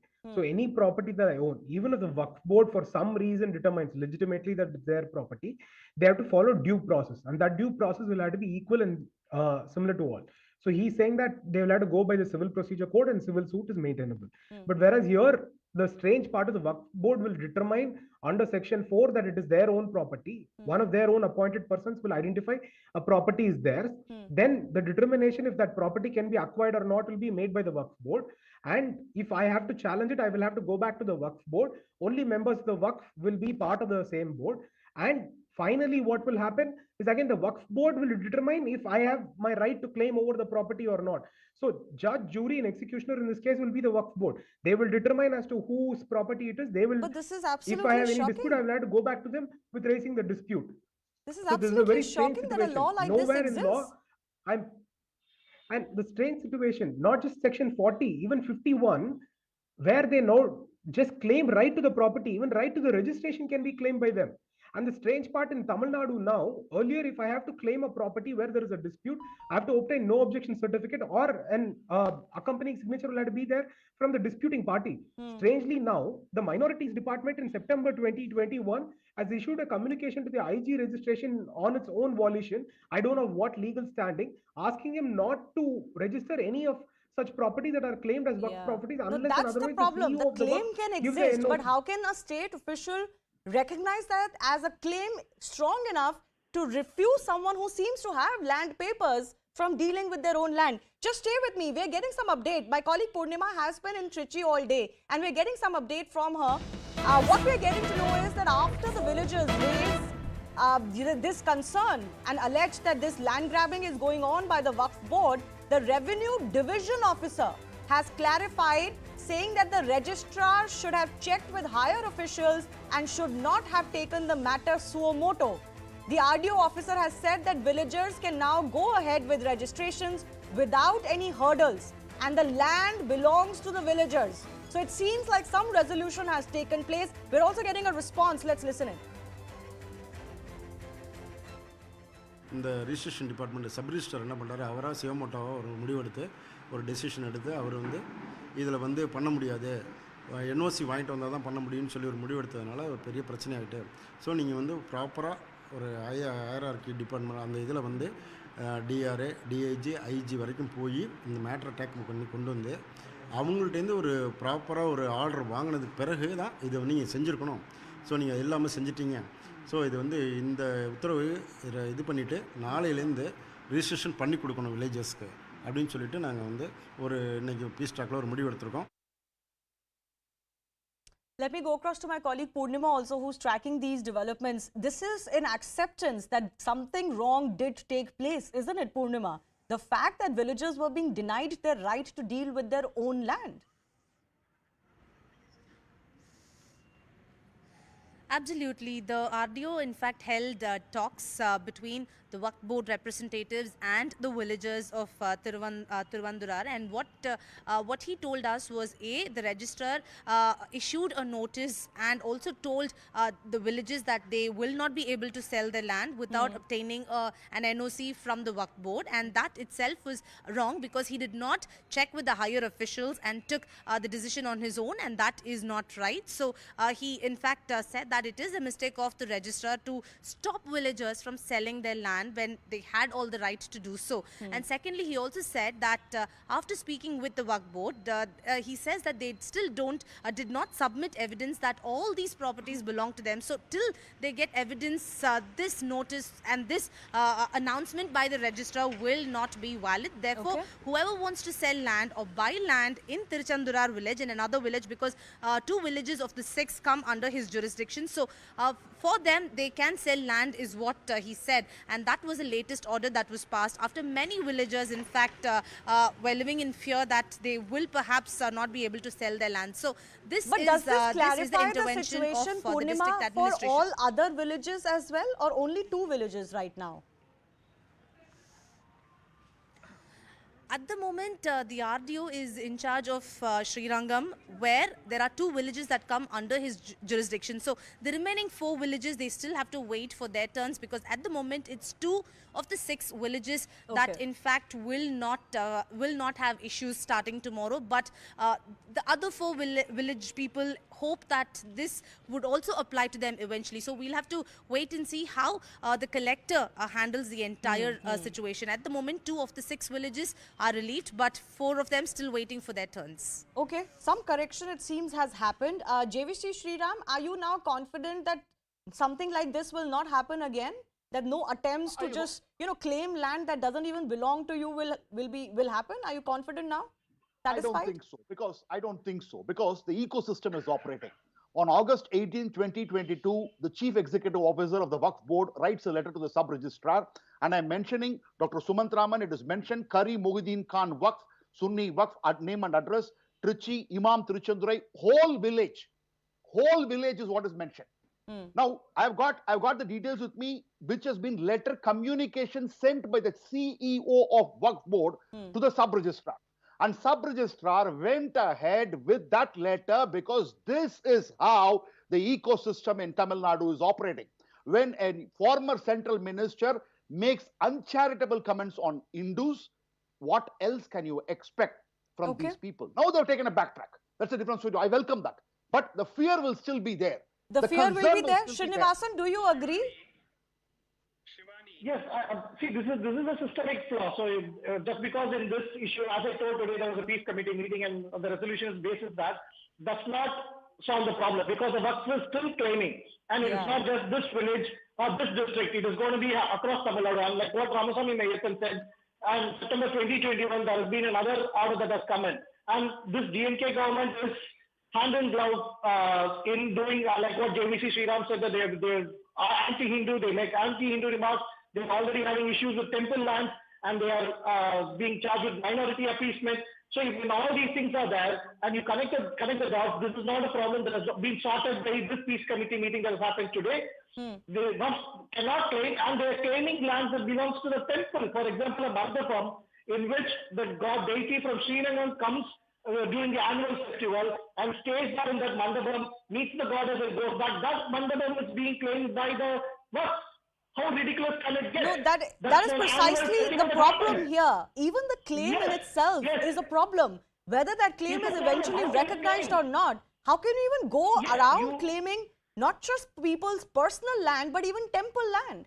That's the biggest issue. But I do thank people who have stayed for generations. Yeah, absolutely. Now this is well, as you said, it could be a blessing in disguise that this case came to light, and others will be more advised to understand what may or may not be happening there. Let me just also point out, there is a list of Waqf property that I have with me. If you leave aside the state of Karnataka, leave aside the state of Uttar Pradesh and West Bengal, the 4th highest number or amount of land that the Waqf owns in any state in India is actually in Tamil Nadu. So we are talking about large parcels and large expanses of land. I end this segment on that note, shifting our attention to the other big story we're tracking. So high drama on the streets of West Bengal today as BJP ups the ante against the Mamata Banerjee government. Leader of the opposition Suvendu Adhikari was detained by the police after a scuffle between him and cops during the BJP's march towards the state secretariat, also known as Nabanna. Several other BJP leaders, including Locket Chatterjee, were also detained. Police used water cannons and tear gas shells to stop and disperse BJP workers. The Bengal BJP has now planned Kala Divash rally tomorrow.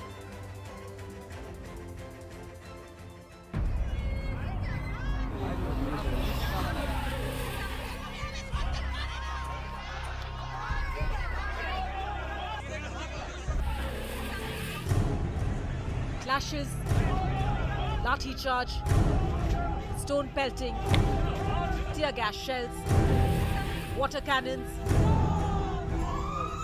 and even crude bombs. Every form of force was used to clamp down on BJP's Nabanna Chalo march. Angry BJP workers came face to face with the police and mayhem unfolded.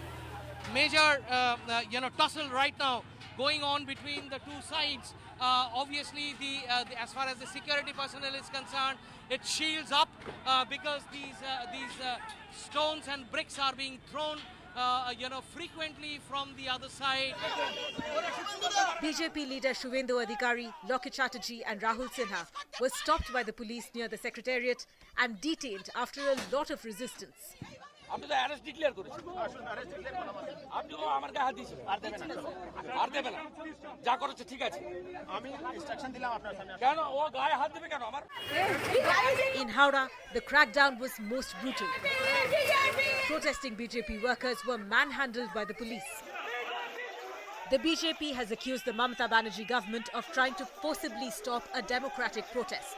ममता जी का साथ आदमी नहीं है, बंगाल का जनता नहीं है, इसलिए जैसे नॉर्थ कोरिया में करता है तानाशाही, इस तरीके से बंगाल में भी तानाशाही कर रहा है. The TMC defended the crackdown and accused BJP goons of destroying public property. The TMC has been cornered over corruption with several party leaders, including ministers, being arrested or raided over scams.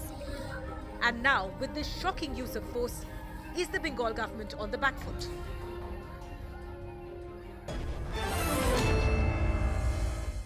Let me go across to Bharti Ghosh, who's a BJP national spokesperson, joining us today. Anirban Banerjee is a political analyst. Anirban, after the scenes that were witnessed today in Bengal, can the charge of being undemocratic be thrown at the BJP by the TMC at least? There's a difference between political activism and vandalism in the name of political activism. What we have witnessed over the last few years, whenever the BJP holds a rally, there's more vandalism than anything else. For example, in 2019, when there was a rally led by Mr. Amit Shah, the statue of Ishwar Chandra Vidyasagar was destroyed by the vandals from BJP. We have seen that when Mr. Dilip Ghosh holds public meetings, even ambulances carrying emergency patients are not let to pass. And in 2022, this day, today, 2022, we have seen that the BJP vandals have set a police vehicle on fire in a heavily populated area where had the vehicle exploded, innocent civilians would have lost their lives. You want me to say that the police should not act against these kind of vandalism? But there is a point that is coming in, Anirban, that if the BJP delegation or the protesters would have been allowed in a more controlled fashion to carry out their protest march, then none of this situation would have arisen. What was the need to curb it so much in the first place? The area around the state secretariat is under section 144, the year round, 24 hours a day, 365 days a year. Therefore, the police has right out said that we are not granting you permission to march to Nabanna. Therefore, you have to modify your route or cancel this plan. The BJP did not change their plans, and the police cannot allow these vandals to seize the state secretariat by force.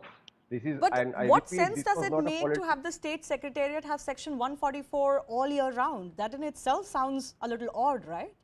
No, absolutely not. That means that you are stopping any political opposition or even the public from doing any demonstrations there.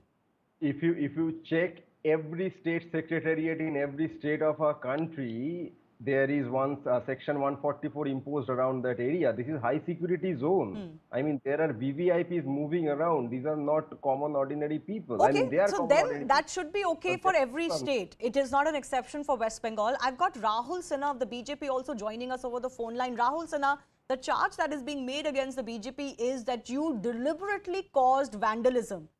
आपने जान के सड़कों पे आज ये सारा तमाशा किया जिसमें बहुत वायलेंस हुआ, वैंडलिज्म भी हुआ, ये बीजेपी के ऊपर एक्यूजेशन है। देखिए, कुछ दिन पहले इस नबान्न अभियान सीपीएम ने किए थे। उस समय सीपीएम को परमिशन मिला, वो कलकत्ता से किया। उस समय पुलिस कोई बाधा नहीं दिया, कारण इनके तृणमूल का साथ सीपीएम का एक गठबंधन अंडरग्राउंड का है, इसीलिए सीपीएम को परमिशन मिला, बीजेपी को नहीं मिला। कारण क्या है? उसका डर हो गया। जो बीजेपी ने ऐसा स्थिति पश्चिम बंगाल में जनता में जागरूकता ला दिया, उसका डर से तृणमूल कांग्रेस ने और तृणमूल कांग्रेस सरकार ने ऐसा किया। आप कहाँ देखेंगे जो प्रोग्राम का एक दिन पहले से जो ट्रेन से जा रहा है सारे लोगों को ट्रेन से उतार रहा है। कल भी दिन भर लाठीचार्ज किया पूरा पश्चिम बंगाल में हर जगह में। तो घटना पहले से ही देख रहा हूँ जो सरकार ऐसा मारमुखी नीति अपना लिया जो जनतंत्र में एक लज्जा है। पश्चिम बंगाल में कोई पॉलिटिकल प्रोग्राम में ऐसा विंडिक्टिव एटीट्यूड किसी सरकार ने नहीं दिखाया। इस सरकार ने दिखाया, इसके कारण जिनका डर पैदा हो गया था इसलिए उन्होंने किया।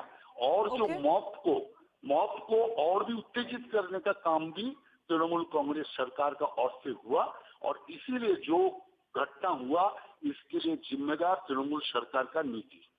आपका नेक्स्ट प्लान ऑफ एक्शन क्या है? आप हाईकोर्ट भी गए हो, हाईकोर्ट ने रिपोर्ट मांगी है सितंबर 19 तक और आपने कल भी काला दिवस अनाउंस किया है। आपका नेक्स्ट स्टेप क्या है? क्या इसी तरह से लड़ाई होती रहेगी? In fact let me take that question to Bharti Ghosh of the BJP who is also joining us. Bharati Ghosh, what's going to be your next step? And I mean, do we really need to see this kind of confrontation between the opposition and the government, even if you have the legitimate right to protest?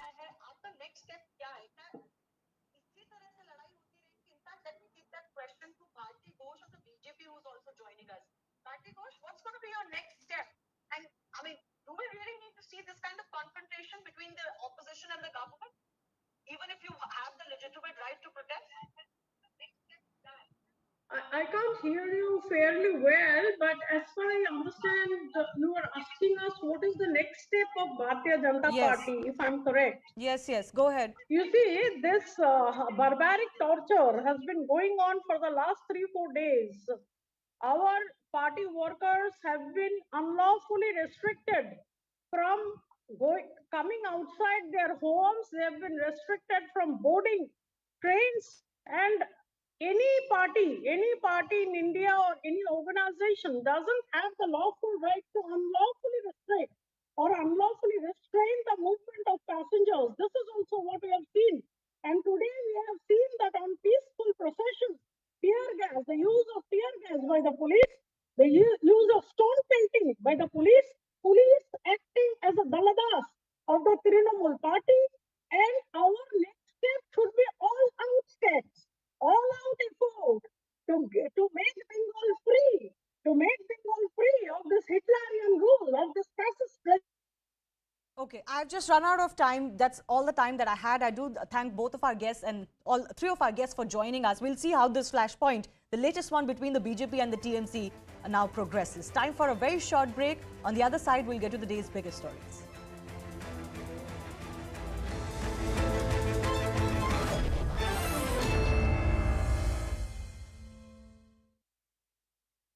In fact, the first two, she said that she had busy work schedule. On the request of the Goa government, the Home Ministry has recommended a CBI probe into the murder of BJP leader and TikTok star Sonal Phogat. In fact, she was found dead in Goa on the 23rd of August after consuming drugs allegedly administered to her by her personal assistant Sudhir Sangwan and his friend Sukhwinder Singh. Bengaluru's excruciating traffic made one doctor make an unthinkable decision. Dr. Govind Nandakumar was on his way to work to perform a gallbladder surgery when he got stuck in traffic. 3 kilometers, Wodi, hospital.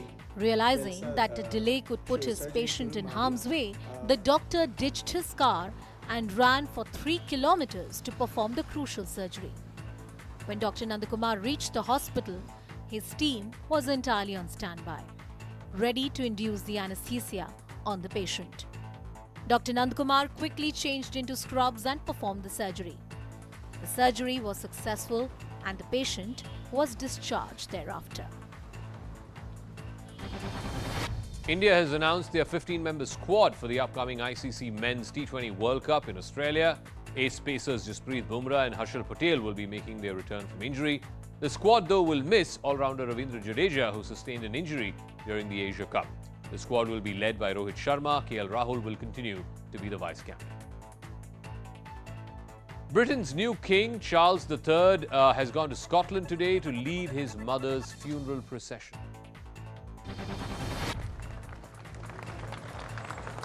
Many mourners broke out into tears, seeing the hearse carrying Queen Elizabeth's coffin pass through the palace of Holyrood House Gate.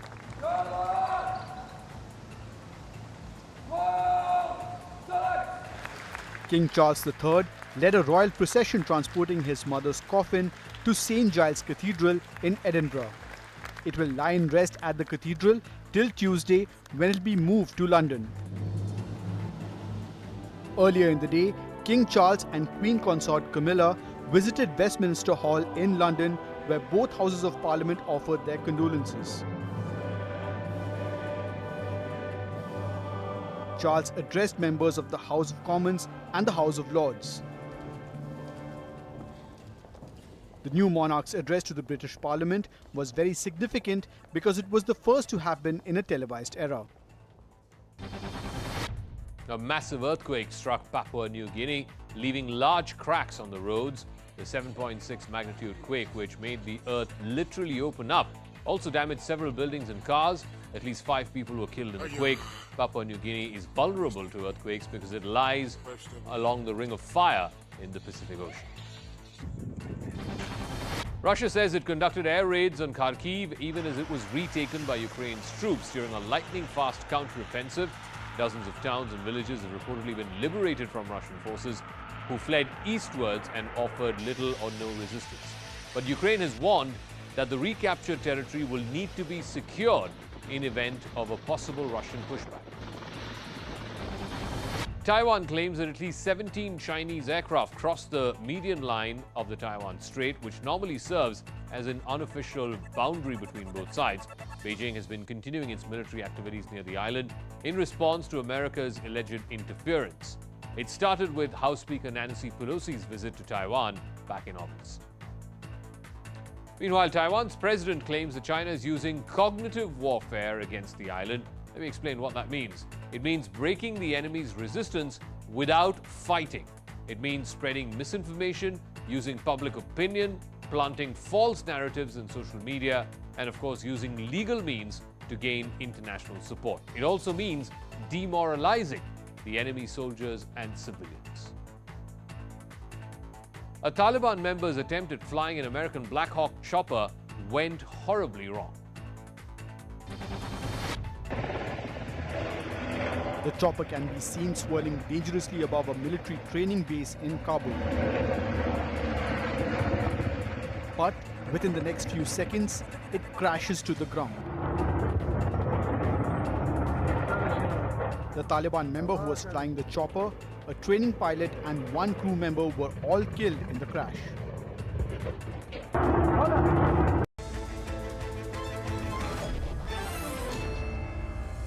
Thanks a lot for staying with us. Let's get you a quick check of some of the day's biggest updates we're tracking.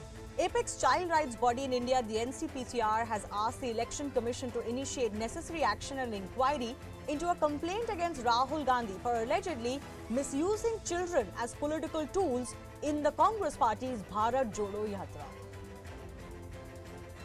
Following the recent flooding and large-scale damages in the city, the BBMP has started an anti-encroachment drive to remove illegal structures in several areas of the Madhavpura and Shantinagar area today. Controversy around the Karnataka Police sub-inspector recruitment scam continues as the Congress released a new video of a retired police constable accusing a BJP MLA of taking 15 lakh rupees in exchange for a sub-inspector post for his son. Chief Minister Baswaraj Bommai has said that the audio involving the BJP MLA will be thoroughly examined and if something wrong is found, action will be taken. Meanwhile, former Karnataka Chief Minister H.D. Kumaraswamy has written a letter to Baswaraj Bommai urging him not to observe Hindi Divas in the state by using taxpayers' money. He said it would be a grave injustice to the people of the state. He further added, India is a land of thousands of languages and dialects, and it's a union of 560 princely states and territories. It's an injustice to celebrate just one language. Meanwhile, the Congress has upped the ante too, saying what is happening in Karnataka is that the Bommai government is forgetting a classical language and legacy of Kannada by glorifying Hindi. Delhi Chief Minister and Aam Aadmi Party Chief Arvind Kejriwal today at a town hall with sanitation workers in Gujarat declared that the Congress is finished. He further said that the Aam Aadmi Party will be contesting all seats in the upcoming Gujarat Assembly elections. Saket Court in Delhi today reserved the order on an intervention application moved by Kuwar Mahendra Dhwaj Pratap Singh, who claimed ownership over Qutub Minar land while hearing an appeal that sought worship rights for Hindus and Jains inside the Qutub Minar complex in the national capital. A co-working space in Bengaluru and a Delhi-based facilitator have emerged as the common links into the predatory loan lending apps that use shell companies to allegedly launder money. These links emerged in two separate investigations pursued by the Serious Fraud Investigation Office and the Enforcement Directorate. Spells of constant rainfall have affected preparation for much-awaited Durga Puja in several areas of North Bengal, especially Siliguri. Decorators have been forced to stop their work on the pandals, and it might actually lead to several pandals not even getting ready by the time the puja starts. Ukrainian President Volodymyr Zelensky announced that Ukrainian forces have reclaimed more than 6,000 square kilometers of Russian-held territory in southern and eastern Ukraine since the beginning of September. Netflix famed Squid Game continues with its winning streak as their creator Hwang Dong-hyuk won the Best Director at the Emmys 2022 in Los Angeles. He mentioned in his acceptance speech that this won't be his last award and that this is just the beginning. Finally, a video of a woman eating pie while skydiving has left netizens thrilled. We leave you with that video. Thanks a lot for watching.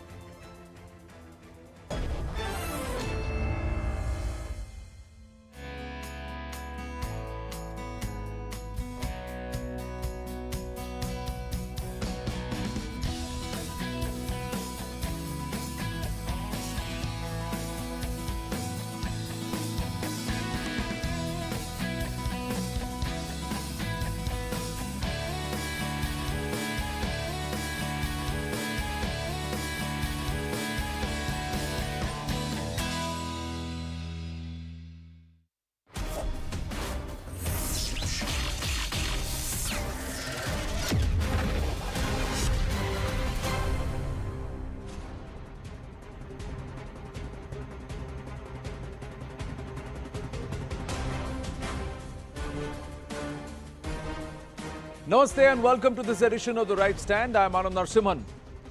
This evening is a CNN News 18 mega exclusive. This is gangster terror and the tapes. After the Monday crackdown, this is the Tuesday confession. Stunning admissions that have come on camera, which talk about the workings of this gangland. More importantly, ladies and gentlemen, it's a rot that runs so deep that they believe that they will make the jails their headquarters, the epicenter of their operations. That's the shocking aspect that we will show to you in this Right Stand exclusive.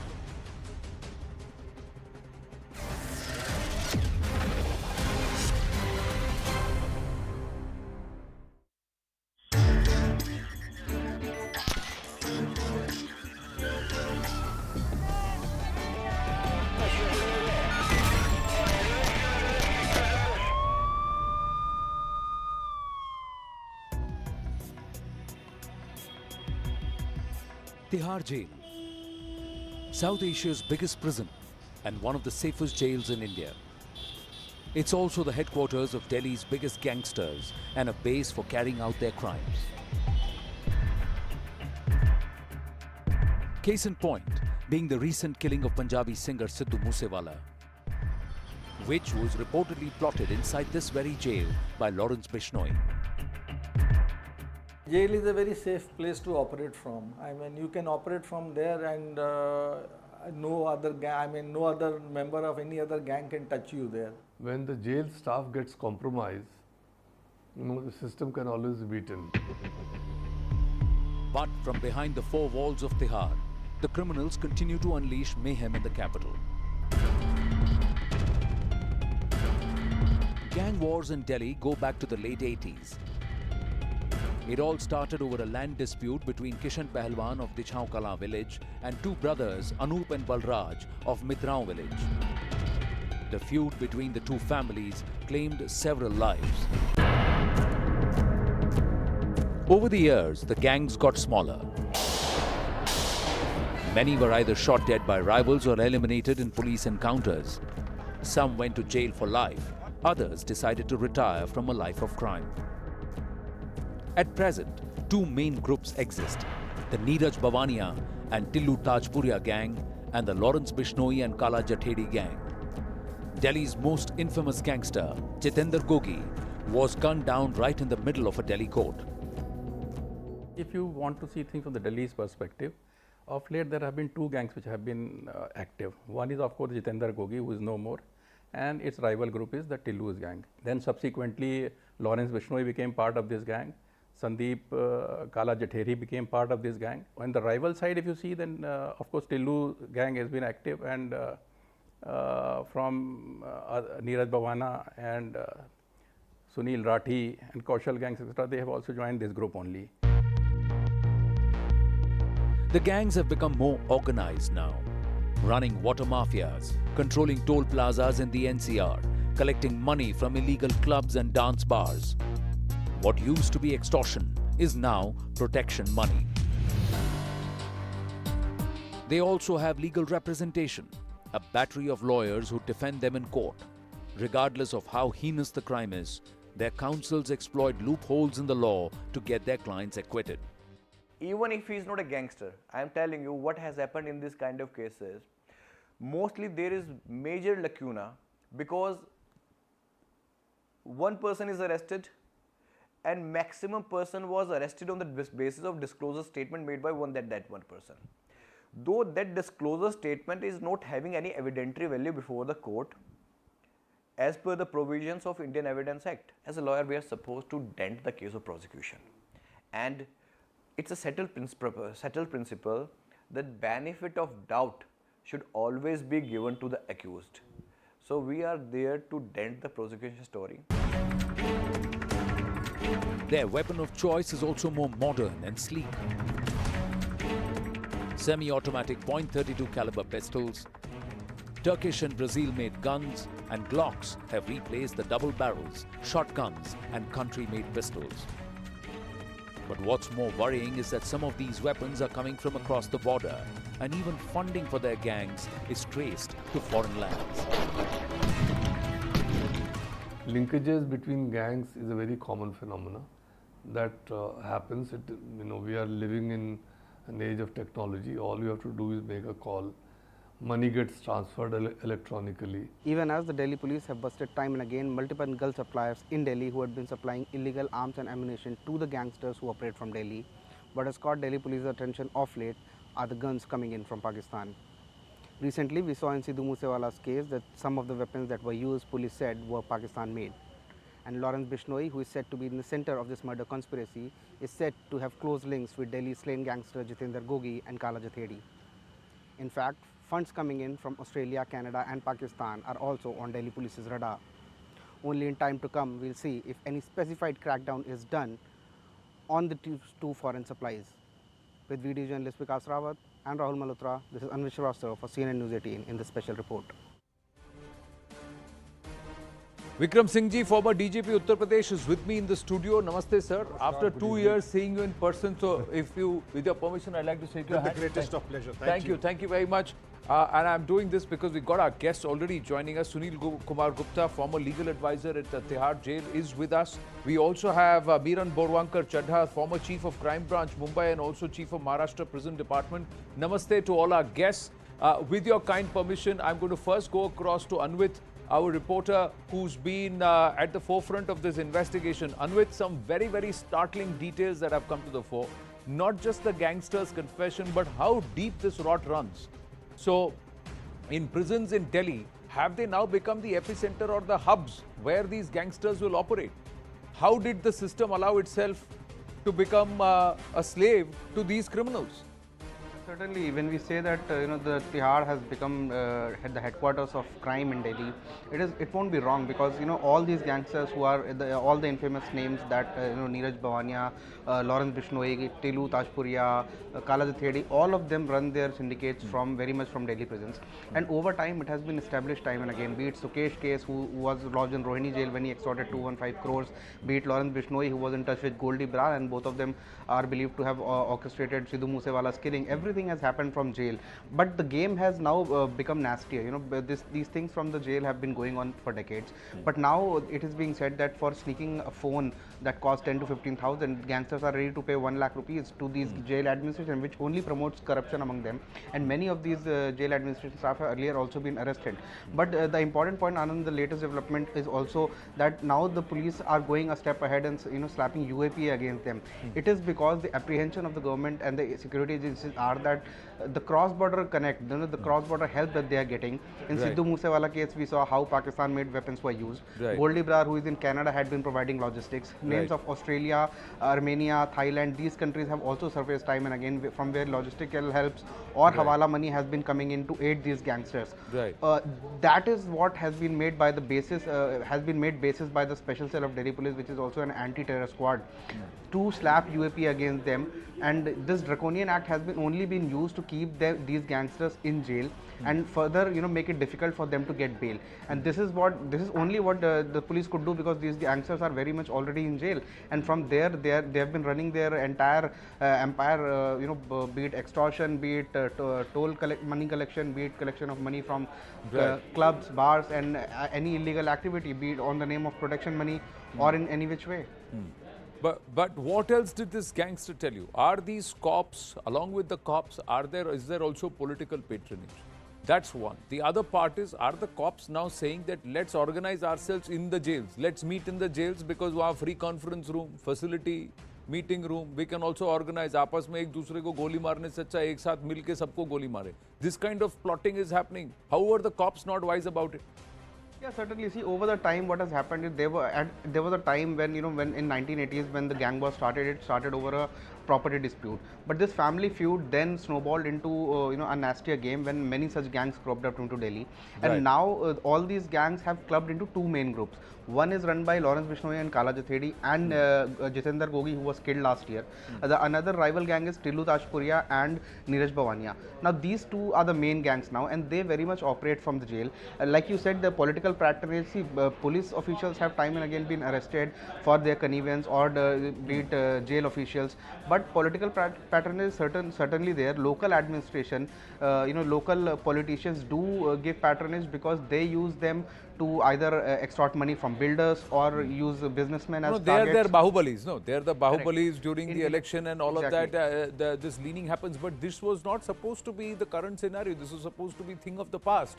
This was not supposed to have been encouraged. Great work done, Anvit. We've got plenty of ground to cover, so I'm going to move on to our guests who have made their time for us. We're also hoping that we have the former IG prisons of Tihar Jail, former Lieutenant Governor of Puducherry, Kiran Bediji, also joining us. She's traveling, she's abroad. We're trying to connect with her.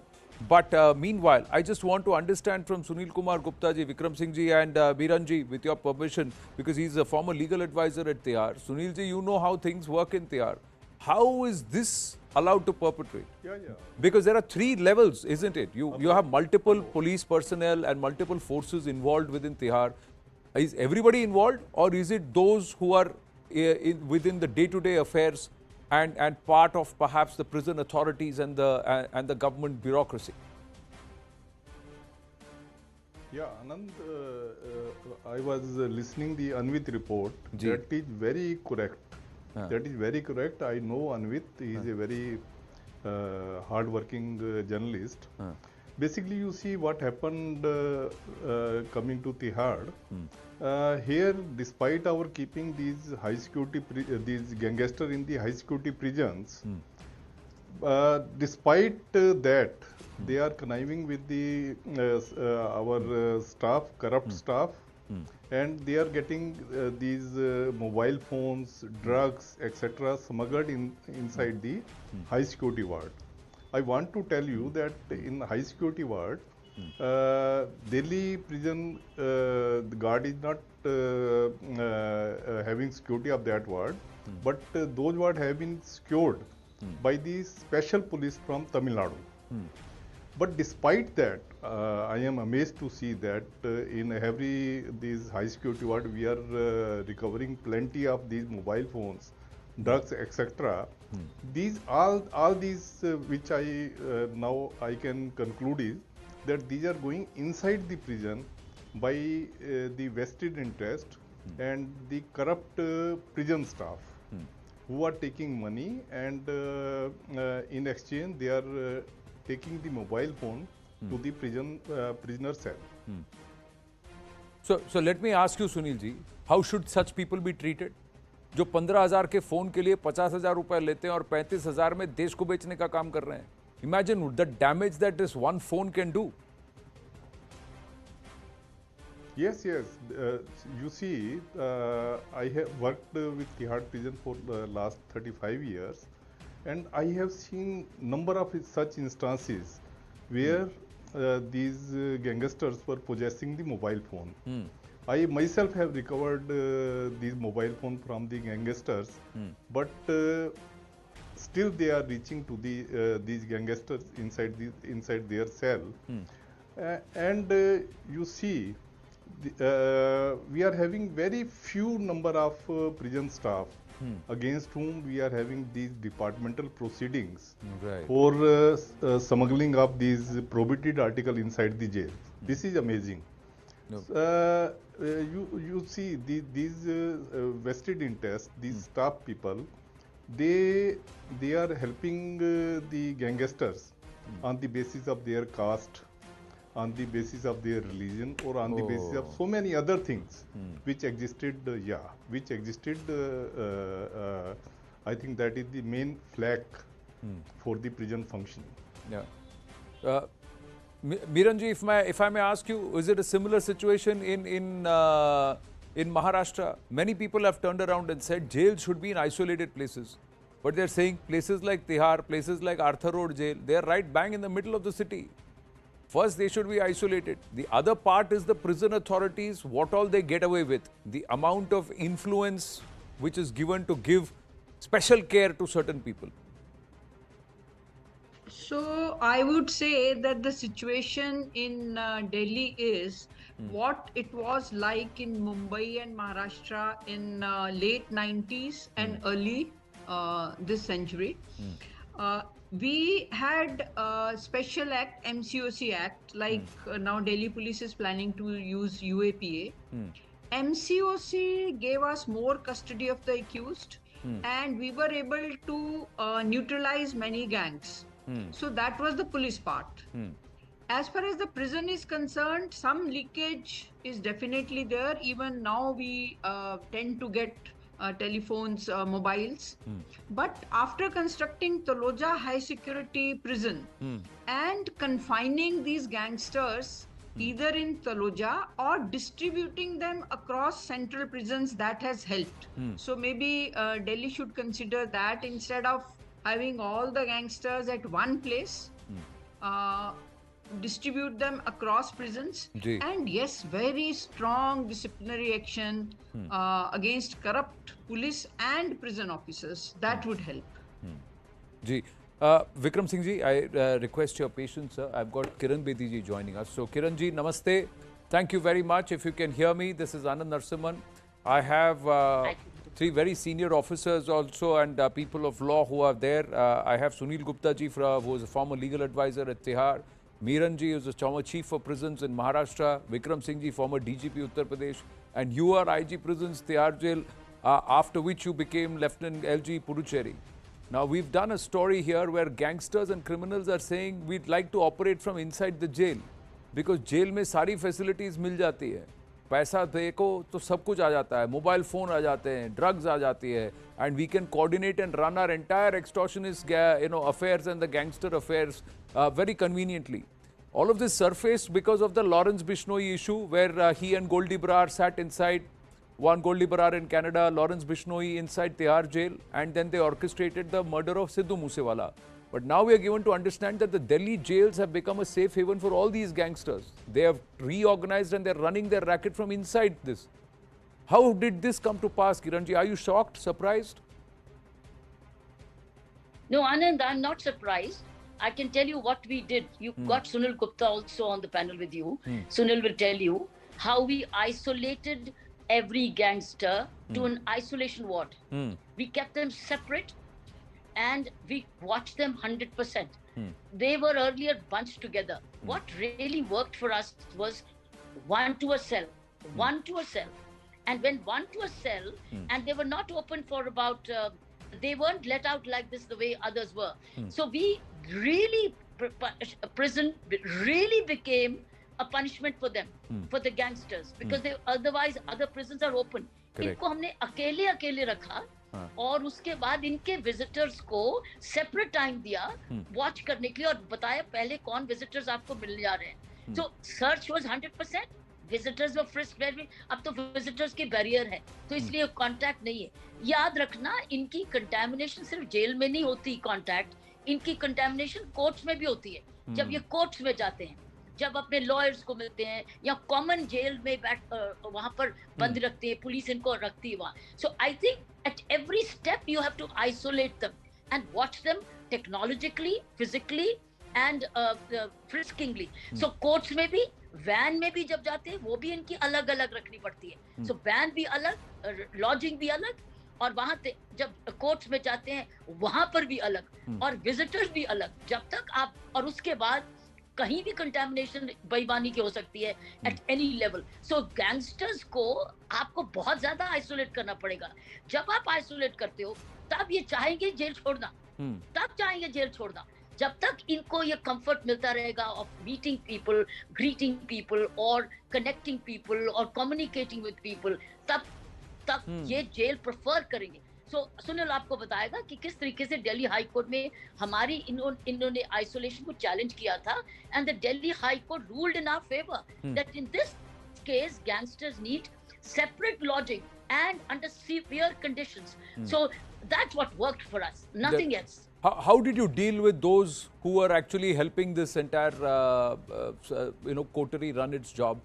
Those who were for a few bucks compromising security, national security, allowing these gangs to try and prosper inside jail. How did you tackle the prison authorities, jail superintendents who were corrupt?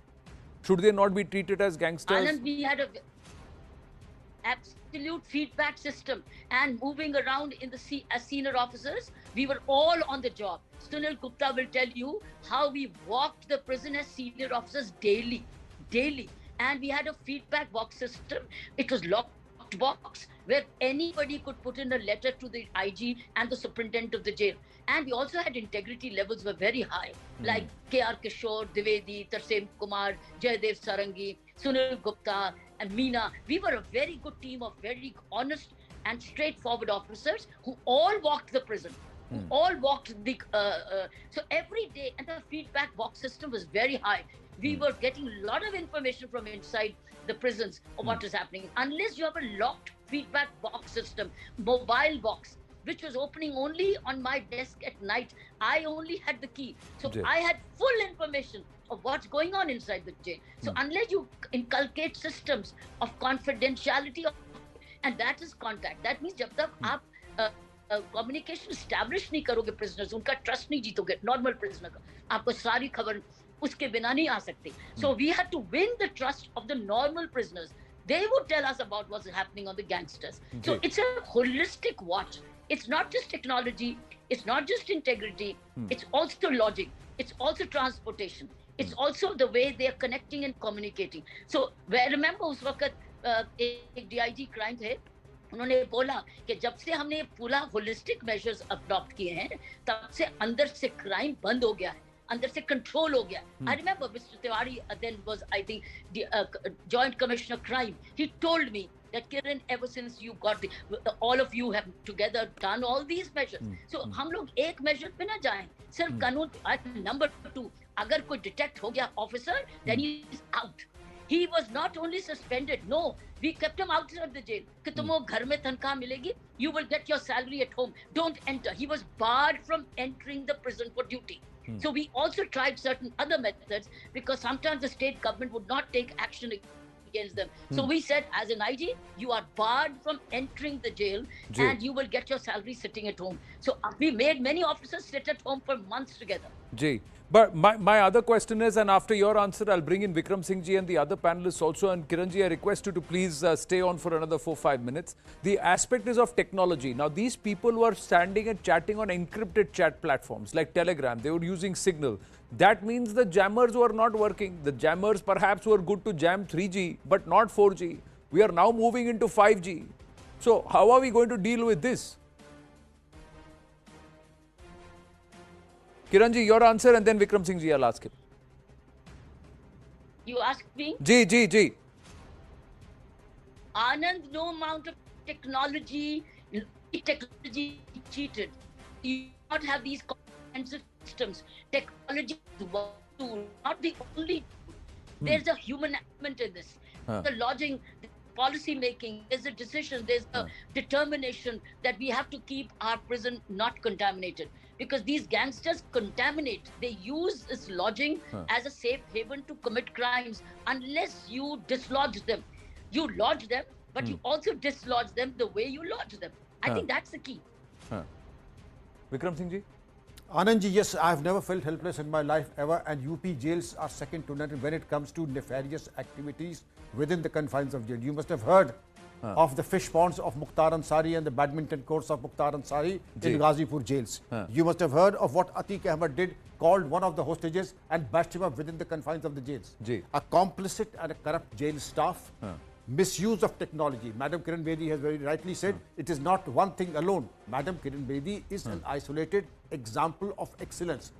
The country needs more Kiran Bedis. But yes, I for one have imported technology from various channels, and if you use technology like mobile phone jammers, well, mobile phones are there. But if in spite of the mobile phone jammers, the mobile phones are working, you can still go whose mobile phone is working, which server, and even if you use apps and using encrypted communication, you require internet. That can also be identified by the use of other technology to identify and pinpoint, like sat phones.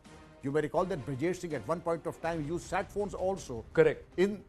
From the nanny jails of Allahabad. And he was identified. Where there is a will, there is a way, as Madam Bedi has explained very lucidly. And therefore, in Sultanpur jail, Ajay Mishra, the Supreme Police, some criminals accosted the jail staff and killed 2 of them. Ajay Mishra entered and killed 4 of the gangsters in the shootout within the jail itself. Correct. Where there is a will, there is a way. You have to be cruel, to be kind. No question of it. Starting from Charles Gurmukh Sobraj right up to the days of Sukesh Chandrasekhar, where the bribe amount and total was almost 1 crore per day paying out. If this be the kind of money, Madam Bedi has done very well to send the people home. I would rather dismiss them, which I have done, dismiss them from service, send them to jail also.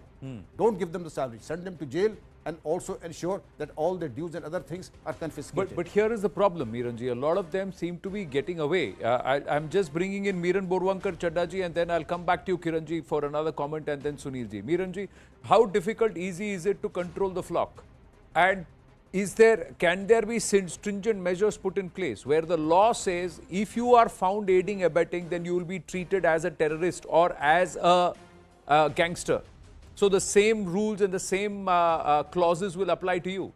Because normally there is an inquiry, a board of inquiry happens, वो घूमता रहता है, delay होता है, 6 महीने बाद सब भूल जाते हैं, इनको छोड़ दिया जाता है, और they are just shafted to another jail, where they continue with these operations.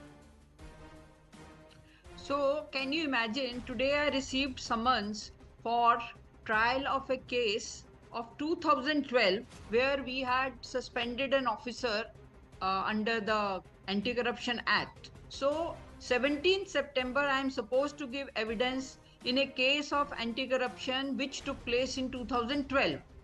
If you have a criminal justice system which has this pace, that 10 years it takes to bring trial to a closure, then naturally these gangsters get emboldened, and so do our corrupt staff. Gangsters have to be dealt with separately. They cannot be dealt like other prisoners, and therefore we must apply a very stringent law and also dismiss them under Section 3, under Article 311 of the Constitution. Handling of gangsters both by police and by prison need extraordinary measures and very strong determination, which somehow somewhere we lack. No, but I'm just shocked, Kiranji. It's not 1 crore per day that Sukesh Chandrasekhar was paying. This is 50,000 rupees. 15,000 की mobile phone, आप 50,000 रुपए दो, आपकी phone आपकी जेब में आपके inside Tihar jail मिल जाती है. That's what a gangster and one gang member has told us here at CNN News 18. That's quite shocking. Is the integrity so cheap today? It's so much. Is it so much on sale? I think you're asking for integrity from cheap people. I think cheap people don't give you expensive integrity. We are posting sometimes very cheap people inside. And number two, we are not tasking. I think Meera, I agree with Meera, that technology is only one of the answer. But what about expeditious trials? And why not use more video conferencing? Why send the gangster to the courts? Because he contaminates there. Why send him by these separate vans? He contaminates there. So I think we should list out all those areas where contamination is taking place and eliminate them gradually. Technology is not the answer, but जिसके cell में मिला, जिसके और उस वक्त जो ward duty था, क्यों नहीं सर्च करते रोज? Regularly सर्च क्यों नहीं करते? और जिसकी ड्यूटी में ये मिला, वो गया. He's a threat to the security state. We were using 311(2) as Meera's writing. They are a threat to the security state. Such officers should be out because they're a threat to the security. You can get anything done at a small price from these cheap officials, whatever senior or junior they are. Secondly, unless you have internal feedback watch systems, we will not be able to get we need information, intelligence, and intelligence cannot come by unless we create systems by which we can get information and then we act on it. And third is raising the scare level. Seniors have to walk the prisons on a daily basis. Daily. I think the biggest saving grace for us was all 4 superintendents, the DIG, Sarangi, and myself. 6 officers were regularly walking the prisons morning, afternoon, evening, and night searches.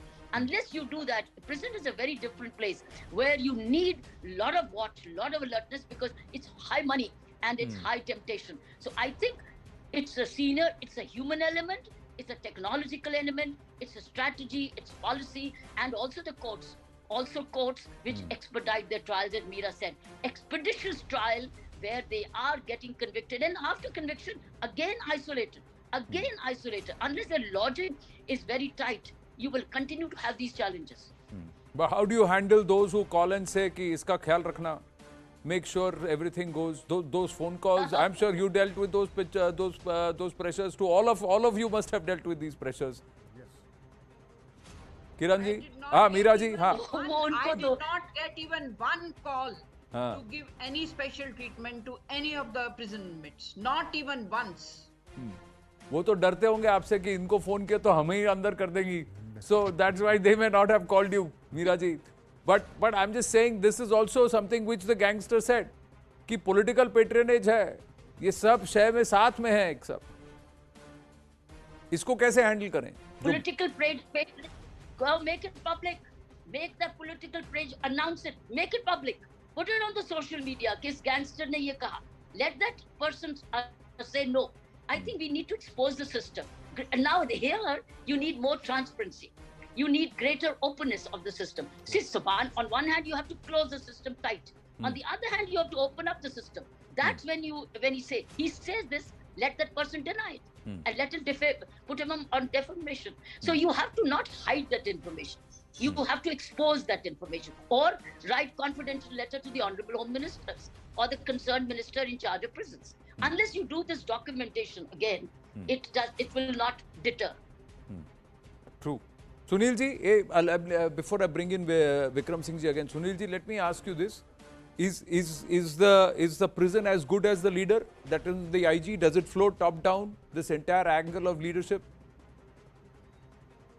So yes, you can say that these gangsters, they are a sort of leader for the other prisoner, and when they are inside, I have seen so many gangsters who have formed their gang while they were inside, and they have recruited the other members of the gang. Basically, you see, the problem is that the jails which were constructed initially in the outside municipal limits, now they are very much in the municipal limits, and are surrounded by these highly congested localities. From these localities, these things are being thrown, these things are being passed inside the prison. So what I suggest is that for the gangster, we should have separate jails. Like now, these gangsters are kept in high security wards, which are a part of a general jail. So for them, like Meera ma'am has stated, that for them we should have a separate jail where only gangsters are kept. Like you see during Independence Day, when these our people were being arrested, they were kept in the Andaman jail, cellular jail. Correct. So like in every state, they should have the cellular jail like this atmosphere, so that a strict watch is kept on them. Absolutely. Isolate the jail and isolate the gangsters inside the jail. So double isolation which will have to happen, because then you can put in technology barriers also. You can put in, whether technology moves to 5G, 6G, you can continue to jam communication there, Vikram Singh. Is that possible? Can we do that? Otherwise, we're going to see this. We're going to see more people like Lawrence Bishnoi sitting and organizing their gangs inside prisons. आपने ही बोला उत्तर प्रदेश में, तो अभी हम दिल्ली की बात कर रहे हैं, यूपी बाद में आएंगे.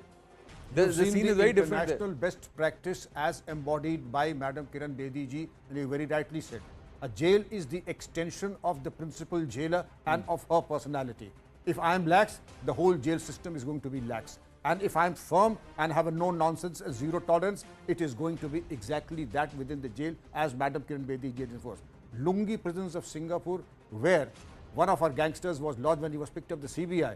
You see, that is also a democracy. But the type of security system in Lungi prison is one that if you put something like that akin to here, half of the gangsters would try to commit suicide there. Correct. That is the level. And to your question, have you been asked by any political bigwig whether to take care? हमसे सिंह साहब जरा देख लीजिए, हम कहा मैं ऐसा देखूंगा कि नेताजी मंत्री जी आप याद करेंगे, और वाकई ऐसा देखा कि मैंने कहा कि आपने तो अच्छा देखा, आप ना देखें वही ज्यादा अच्छा है. बहरहाल, that is of course another thing, that where there is a will there is a way. The use of technology, the use of also the staff that who can work as your informers, and as Madam Bedi had said, constant improvement, constant innovation, constant watch, and also ensure that nothing goes by default, that your eyes and ears are open to anything. That is not normal.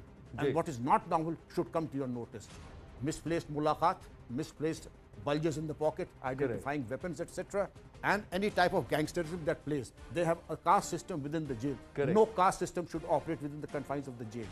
Equality before law within the jail also. All the constitutional provisions within the jail. No caste system. And also no corruption within the confines of the jail, because a corrupt officer and a corrupt person will have a body language that shrieks from a mile that yes, he is taking money and facilitating the gangsters. Correct. But Kiranji, final word. How do you deal with the threat factor? How do you deal with the external influence that these gangsters will have, where they try and exert this pressure? So if money doesn't work, then fear will work. So they'll try and say that we will target your loved ones. We will target somebody who's dear to you. We will make sure, abhi to andar hai, 6 mahine mein bahar chutenge, tab dekh lenge. So you have to bow to this pressure. So all of these aspects also come into play. From a larger point of view, these are the right things to do. And we need to isolate these gangsters, because otherwise they'll run a racket like these people are running. So how do you deal with this element? Anand, to my mind, I know Tihar has a high security prison. Then why are they not lodging one to one person, one to a cell? We built Tihar has a high security prison for such gangsters, and they can be one to one, and they can be only on video conferencing. And even officers must rotate. Only one officer should not. They must किसी को नहीं पता होना चाहिए आज किसकी duty है. They should be taken by surprise. आज किसकी ड्यूटी है. Warders must change. Superintendents must change. You know, those people, we need the assistant superintendents to change, the sub-inspectors to change. They must rotate. Number two, the prison officers also must get protected, because they are very vulnerable to such threats. One, the major reason for many prison officials of my time were succumbing to these pressures, where they openly told me, in the presence of Sunil Gupta is present there, where he said, ma'am, हमको कौन protect करेगा? Then we built a wall around the whole colony. We gave them arms license. They wanted a weapon in their house. See, they wanted their cameras around to be protected. You must not forget, these gangsters are very vicious. Yes. They threaten police, they threaten prison officials, and prison officials also police gets protected. What about prison officials? They must also get protected.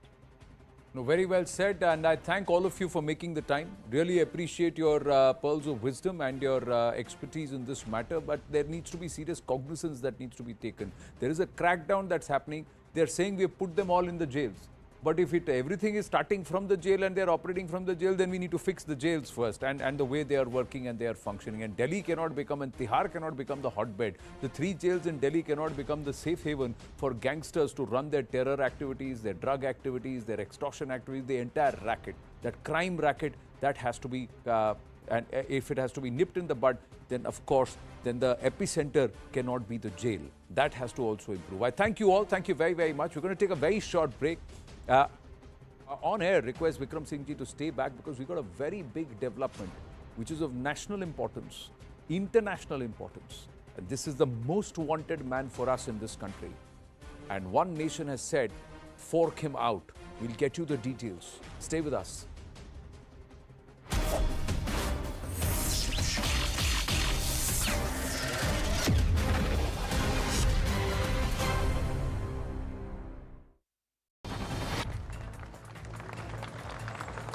Many mourners broke out into tears, seeing the hearse carrying Queen Elizabeth's coffin pass through the palace of Holyrood House Gate.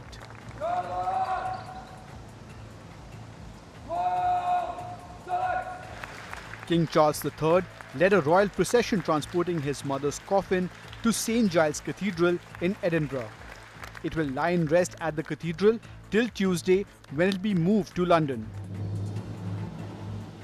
Earlier in the day, King Charles and Queen Consort Camilla visited Westminster Hall in London, where both Houses of Parliament offered their condolences. Charles addressed members of the House of Commons and the House of Lords. The new monarch's address to the British Parliament was very significant because it was the first to happen in a televised era. A massive earthquake struck Papua New Guinea, leaving large cracks on the roads. The 7.6 magnitude quake, which made the earth literally open up, also damaged several buildings and cars. At least 5 people were killed in the quake. Papua New Guinea is vulnerable to earthquakes because it lies along the Ring of Fire in the Pacific Ocean. Russia says it conducted air raids on Kharkiv even as it was retaken by Ukraine's troops during a lightning-fast counter-offensive. Dozens of towns and villages have reportedly been liberated from Russian forces who fled eastwards and offered little or no resistance. But Ukraine has warned that the recaptured territory will need to be secured in event of a possible Russian pushback. Taiwan claims that at least 17 Chinese aircraft crossed the median line of the Taiwan Strait, which normally serves as an unofficial boundary between both sides. Beijing has been continuing its military activities near the island in response to America's alleged interference. It started with House Speaker Nancy Pelosi's visit to Taiwan back in August. Meanwhile, Taiwan's president claims that China is using cognitive warfare against the island. Let me explain what that means. It means breaking the enemy's resistance without fighting. It means spreading misinformation, using public opinion, planting false narratives in social media, and of course using legal means to gain international support. It also means demoralizing the enemy soldiers and civilians. A Taliban member's attempt at flying an American Black Hawk chopper went horribly wrong. The chopper can be seen swirling dangerously above a military training base in Kabul. But within the next few seconds, it crashes to the ground. The Taliban member who was flying the chopper, a training pilot and 1 crew member were all killed in the crash. The Black Hawk chopper that crashed was a 4-bladed twin-engine medium-lift utility military helicopter. The Taliban had taken control of some US-made aircrafts after they seized the country just over a year ago. Taliban's defense ministry confirmed the crash but called it a technical malfunction. Dramatic scenes were witnessed today in Chandigarh during a police raid.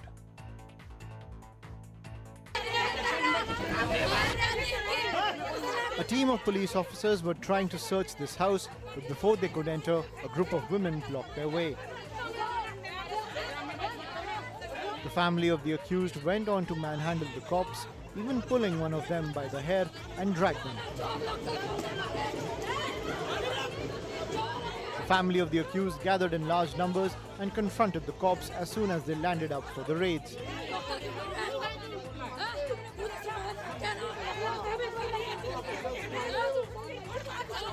Even though they stopped the police from performing their task, no action has been taken against the unruly residents.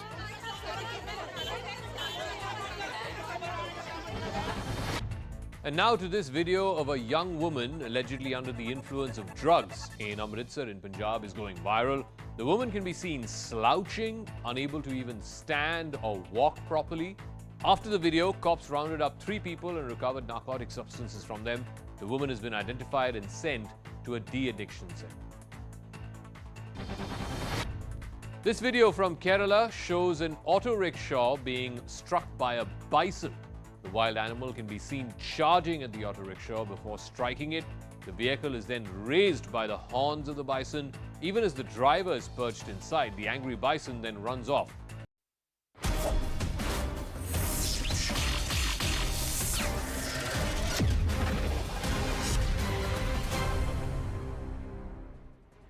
Back on, ladies and gentlemen, it's a mega CNN News 18 exclusive, big development this, and it's just in that Pakistan has written a letter to Afghanistan to arrest Maulana Masood Azhar, the terrorist Masood Azhar, the head of the band Jaish-e-Mohammed.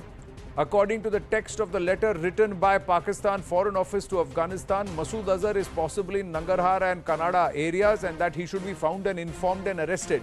Sources say that the letter for the arrest of Masood Azhar was written by the Ministry of Foreign Affairs, but the spokesperson for the Ministry of Foreign Affairs in Pakistan has refrained from talking about the issue, saying it is a sensitive matter.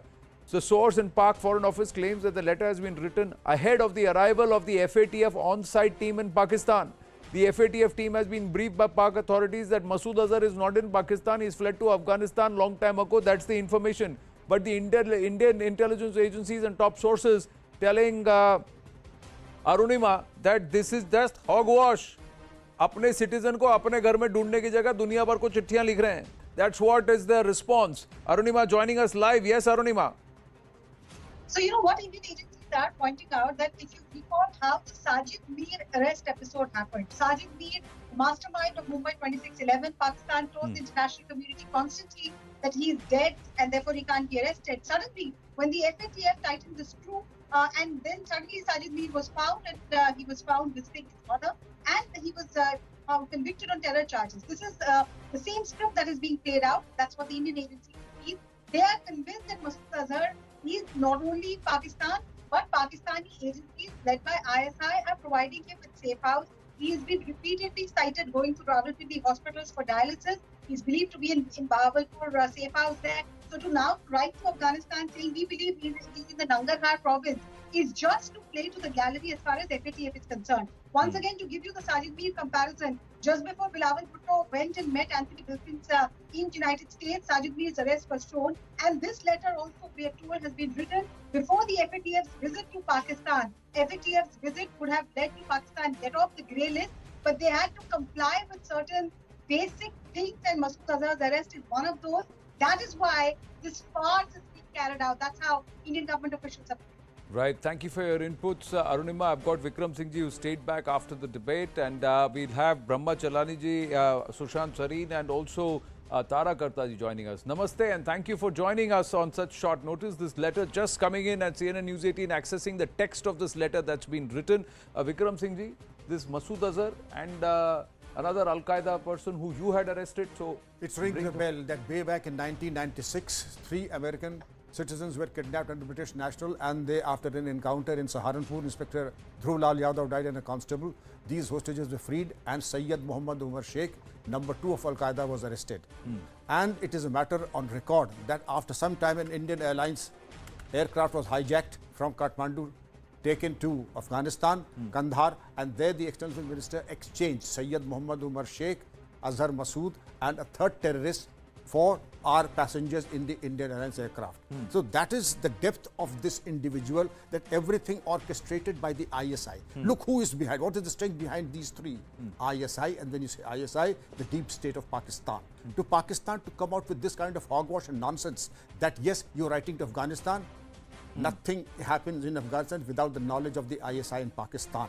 Some people even went to say that Afghanistan is the newest state of Pakistan. Therefore, to write a letter is what is known in the ISI language, pesh bandi, to give yourself a clean, a so-called clean image before the Financial Action Task Force, which will not cut any ice with them. But the fact of the matter is that Sayyid Muhammad Umar Sheikh murdered Daniel Pearl in Pakistan. He is still wanted.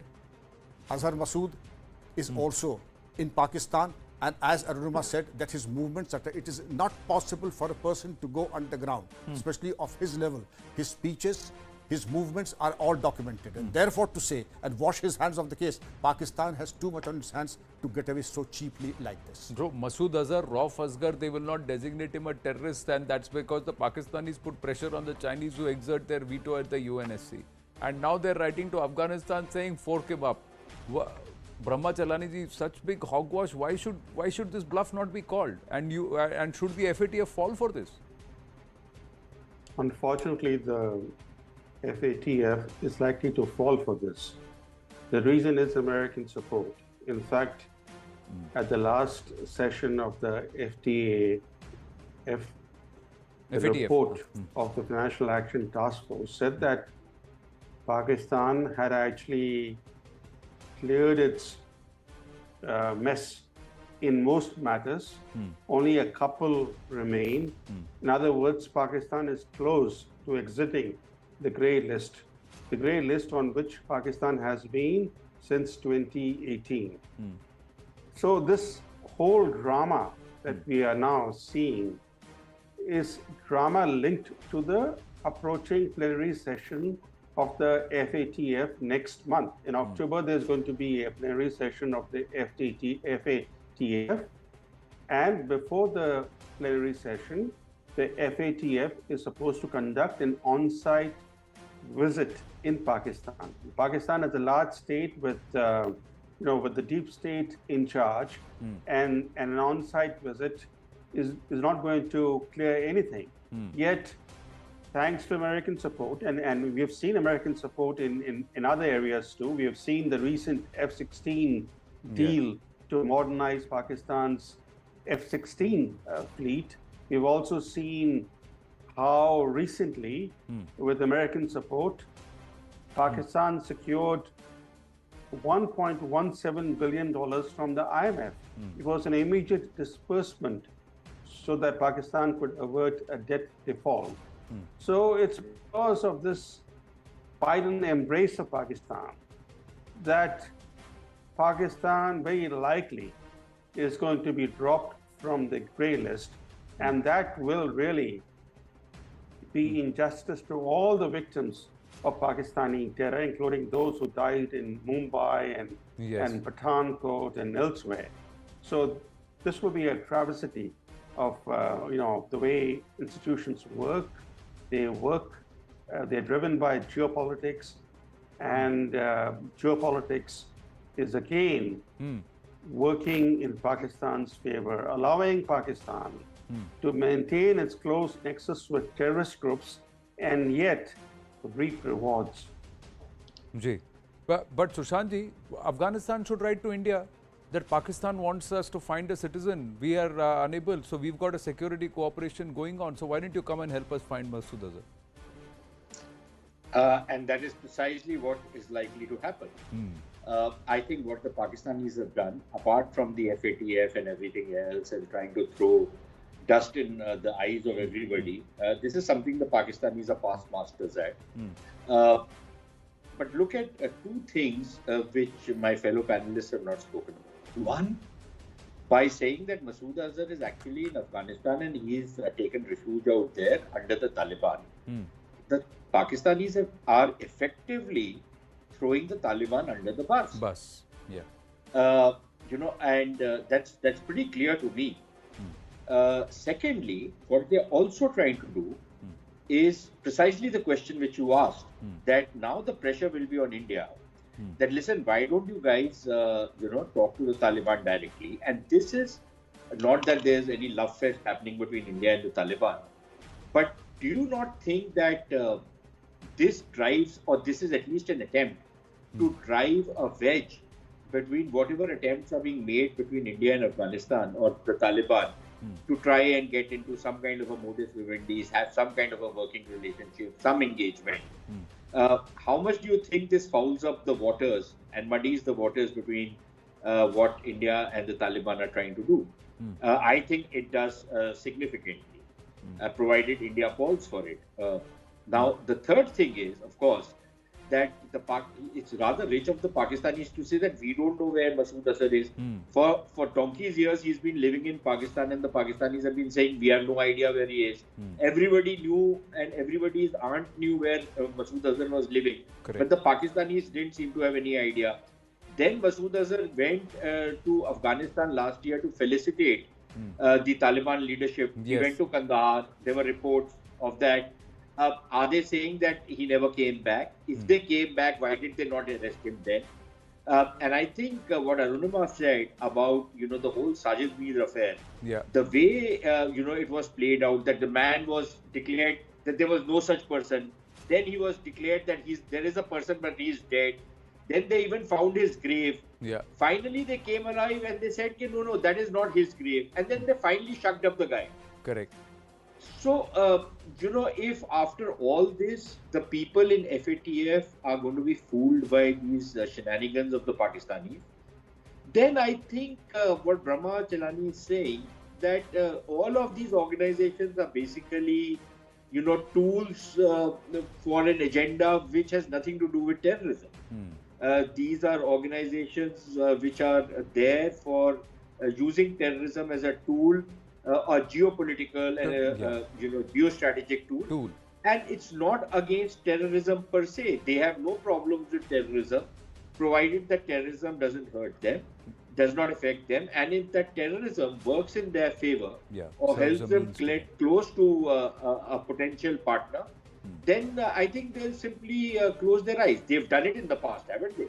They've done it with the Khalistanis. The Canadians are still doing it. Correct. The Brits are still doing it.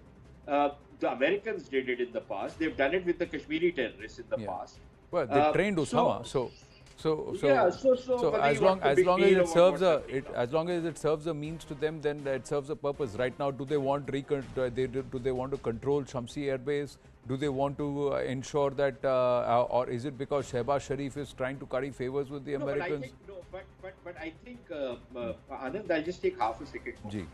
I think what is important is to realize that this probably, by throwing the Taliban under the bus, I think it also it shows that there are growing differences between the Taliban and the Pakistan.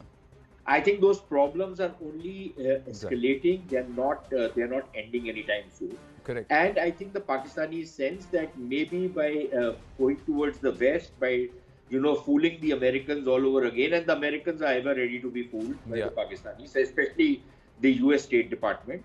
I think what they are signaling is that, okay, fine, they're calling off that, not entirely, but substantially, they're calling off their Afghan misadventure. They are going to go with the Americans. They desperately need the money, the weapons, and every other goodie which comes from America. Right. And the Taliban are simply not going to be able to compensate them for all the stuff which they potentially can get from the fissures between Afghanistan and Pakistan was evident even at the Asia Cup. The reactions itself and what's happening, and it's still not stopped. It's still going on. That was at a people-to-people level. This is at a no, but even how the administrations reacted politically, the reactions that came through also very clearly showed that there is no effort to try and thaw things or calm things down. But both sides took their positions very, very clearly. But Taraji, do you agree with Sushant Sareen, Brahmachalani, that the Americans are now trying to move back with the Pakistanis and they're going to fall for it all over again? Or the Afghanistan being thrown under the bus, Taliban being thrown under the bus? No, this whole thing is definitely, it's rather a joke. It's like the leopard asking the cat to return the mouse. I mean, what is this? Right? So, no, I don't think the Americans are fooled at all. Nobody is fooled by Pakistanis anymore, which is why the intriguing question comes as to what Brahma said, that they have given them the F-16 sustainability package, they've given them the IMF deal. What is this in return for? I mean, that is what we need to ask. Was it the return, the delivering of Zawahiri to the Americans? I think that is the interesting part. But the having assumed that obviously they will do this, and FATF is leaning on them very badly, so they will try anything they can to get out from under that deal. So all they have to do, and which Anand they've done many times before, is that they just push these guys about 20 kilometers across the border, and they say, oh, they're in Afghanistan. So they've done this many times before. It's not something, but we need to take care of. Nobody's fooled by it. But I think Sushant is also right in that right now the Americans have got something out of them. That is what we need to look at. What did they get out of Pakistan that they are willing to swallow this kind of stuff? And whether that will indeed lead, as Brahma said, to getting them off the grey list.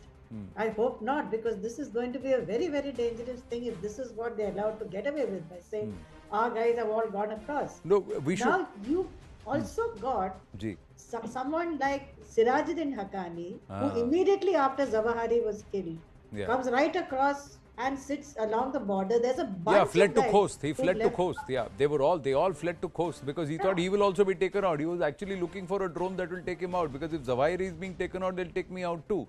We should actually capitalize on that. Our intelligence sources are saying that this is all hogwash and they're calling the bluff, Taraji. But the other part is that should we not turn around and say, listen, the Pakistanis will throw anybody under the bus, Zawahiri, Azhar, and turn these jihadi groups against the deep state itself.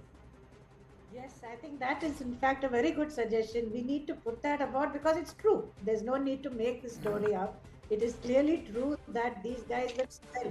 They have, Musharraf actually said that in his book, that that he got money in return for terrorists. The dollars came and pumped into Pakistan in return for each terrorist they handed out at various times.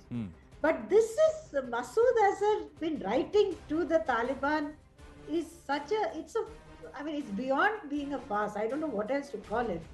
But and I don't think the Indian government is going to fall for it at all or let it at all affect their actions in Afghanistan, whatever it may be in future. Well, maybe I have to wind up on that note, because maybe then if the FATF really falls for this bluff, then we should call out the Americans and we should actually say, my God, you couldn't see through this, and you're going to be the leaders of the world. So that's the bigger question. So you have to play this psyop. But big development, this, ladies and gentlemen. This letter has been written, multiple angles to it. We'll continue to track the story. But for the moment, I thank all our guests and winding up this edition of The Right Stand.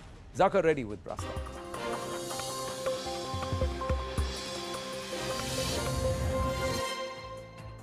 Good evening, this is Brass Tacks. I'm Zakir Jacob. The Nabanna Chalo Abhiyan undertaken by the BJP turned out to be a violent affair. There was tear gas, water cannons and stone pelting, all dominating the streets of Kolkata.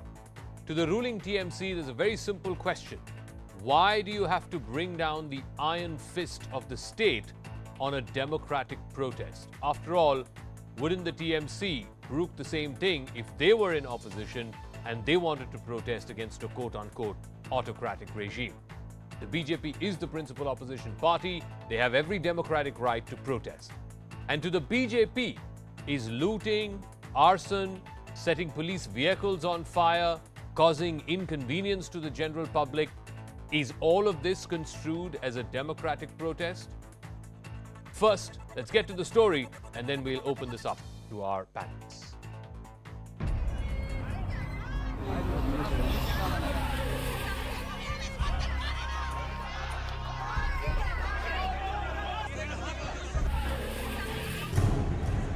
Clashes, lathi charge, stone pelting, tear gas shells, water cannons, and even crude bombs. Every form of force was used to clamp down on BJP's Nabanna Chalo march. Hundreds of BJP workers from across the state landed up in Kolkata and neighbouring Howrah to take part in a march to the secretariat to protest against alleged corruption by the Trinamool Congress government. The police had not given permission for the march and put up barricades in several places. But what followed was completely unprecedented. Angry BJP workers came face to face with the police and mayhem unfolded. Major, tussle right now going on between the two sides. Obviously, as far as the security personnel is concerned, it shields up because these stones and bricks are being thrown, frequently from the other side. BJP leader Suvendu Adhikari, Locket Chatterjee and Rahul Sinha were stopped by the police near the secretariat and detained after a lot of resistance. আপনি তো arrest declare করেছেন আপনি আমার গায়ে হাত দিয়েছেন আর দেবে না যা করেছে ঠিক আছে আমি ইনস্ট্রাকশন দিলাম আপনার সামনে কেন ও গায়ে হাত দেবে কেন আমার In Howrah, the crackdown was most brutal. Protesting BJP workers were manhandled by the police. Water cannons and tear gas shells were fired on them, and they retaliated by throwing bricks at the police.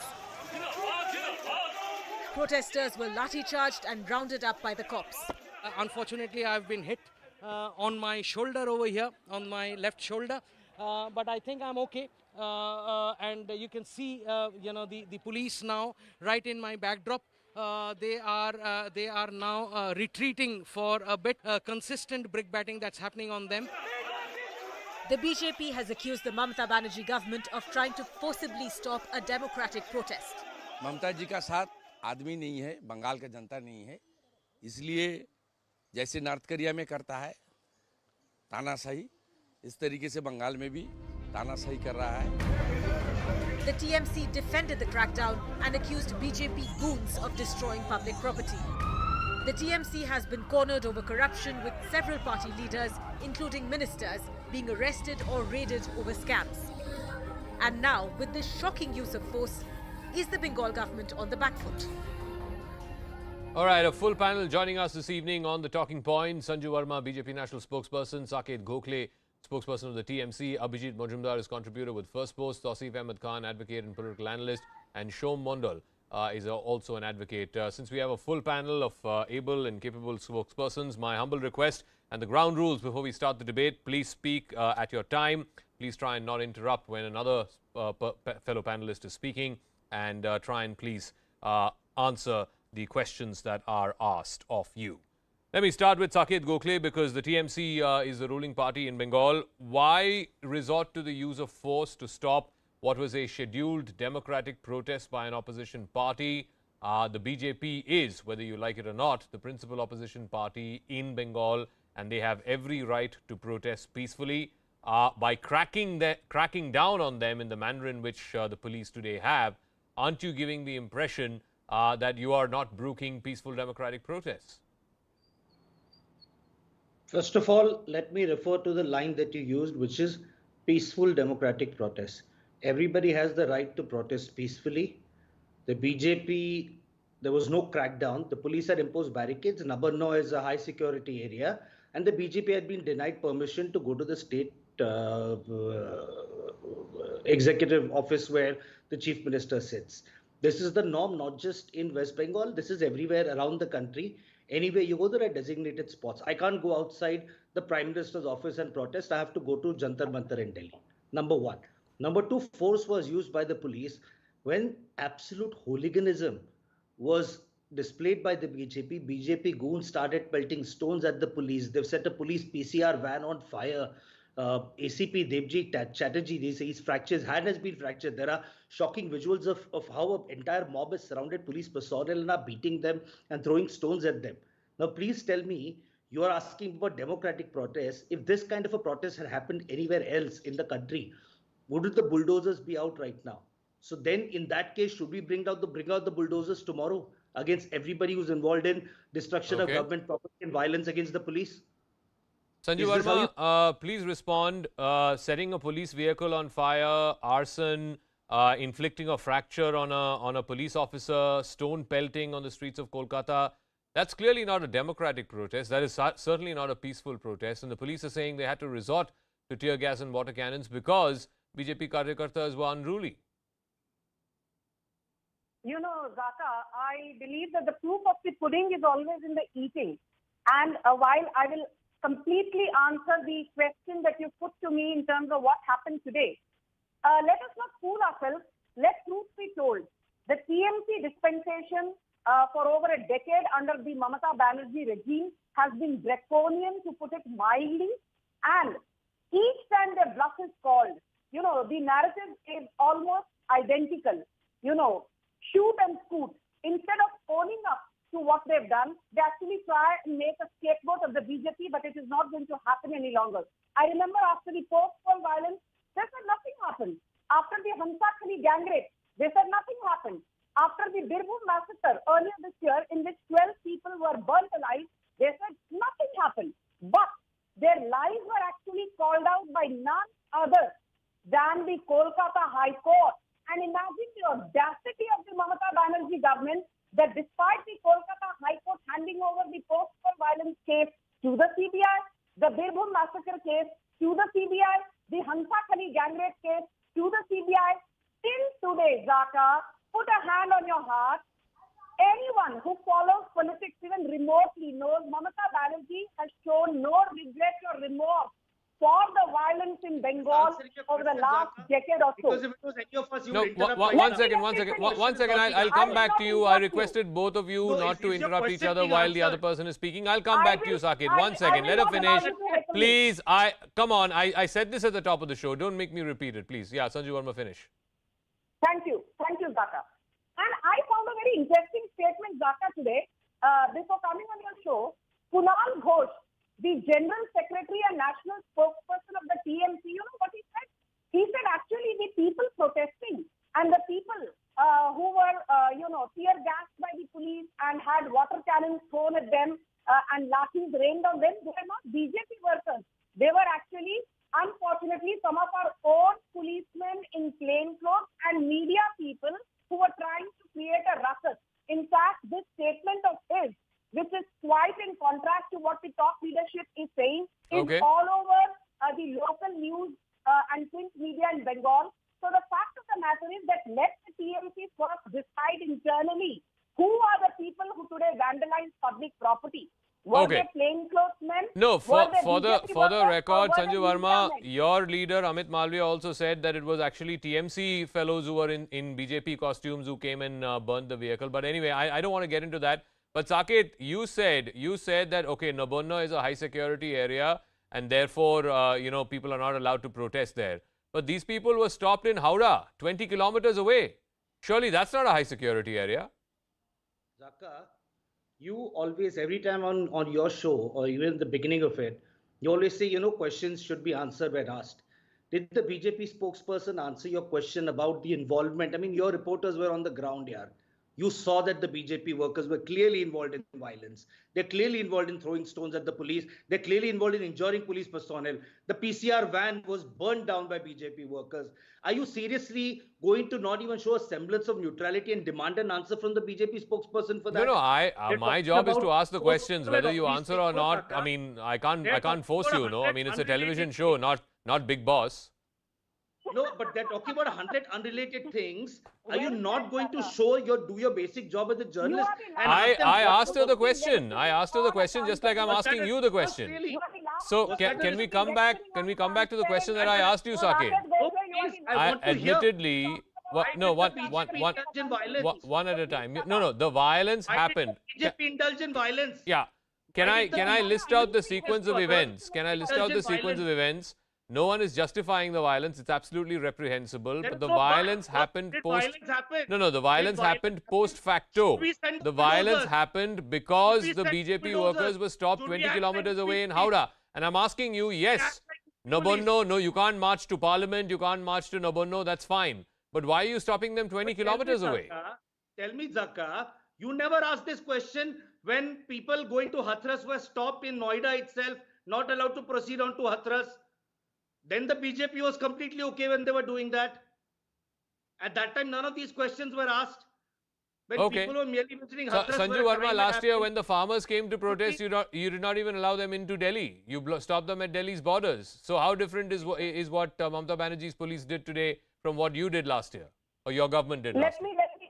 Let me answer very quickly. First and foremost, nobody was trying to break police barricades and enter, an area which is not meant for public protests and rallies. Outside Bolpur railway station, outside Durgapur railway station, and outside Raniganj railway station, when people were just climbing into the trains because they wanted to be a part of this entire exercise, the police unprovoked started lathi charging them without any provocation. So please don't sit here and give a bhashan on transparency, accountability and honesty. And I say this to the Trinamool spokesperson. And the second point, Zaka, which you asked me, let's be very clear. Thank God it was Narendra Modi at the helm and Amit Shah as Home Minister that the farm protests were reined in without bloodshed.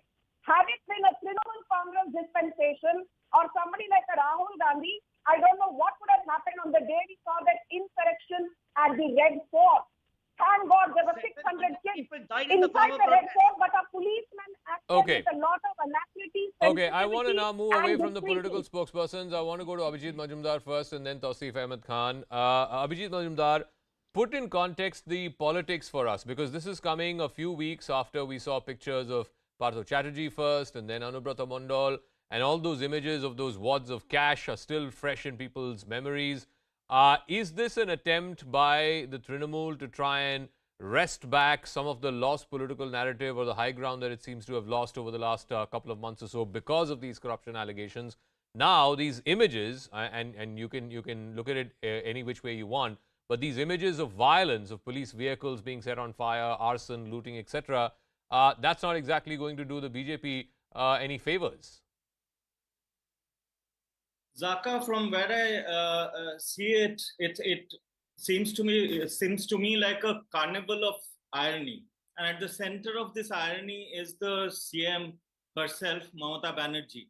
You know why I say it's so ironical is that Mamata Banerjee was once the ultimate street fighter, and today she is so defensive that she is unleashing, unnecessary force at many places. Maybe the TMC spokesperson is right that, near Nabanna, obviously there would be more security and, the police would not allow. But, in districts, at railway stations, people have been stopped from boarding trains, roughed up. So it's, how tables have turned in, in a matter of 15 years or so. The Mamata Banerjee who was the symbol of honesty in politics in many ways. She still wears slippers, but look at what is coming out of the cupboard. I mean, crores and crores of cash of her own party men and women. Similarly, Mamata Banerjee has been the victim of tremendous amount of violence from CPM cadre and also the cops and the administration, the left administration, which ruled with an iron fist. But this same, it seems that every response, TMC's response to every single occasion, to every single event, to every single thing is force violence. And this is borne out by the what has happened in the last few years. We have seen it unfold in front of our eyes. We have seen how post-poll violence took place. We have seen how pre-poll violence took place. Murder after murder after murder. It's it's in court, and even today, after today's massive mess, the High Court, Calcutta High Court, I believe, has asked the Chief Secretary for a report. Correct. Within a few days, within 7 days. Yeah. And asked the administration to not detain people just arbitrarily. So even the judiciary, and we have seen even the judiciary being being threatened openly.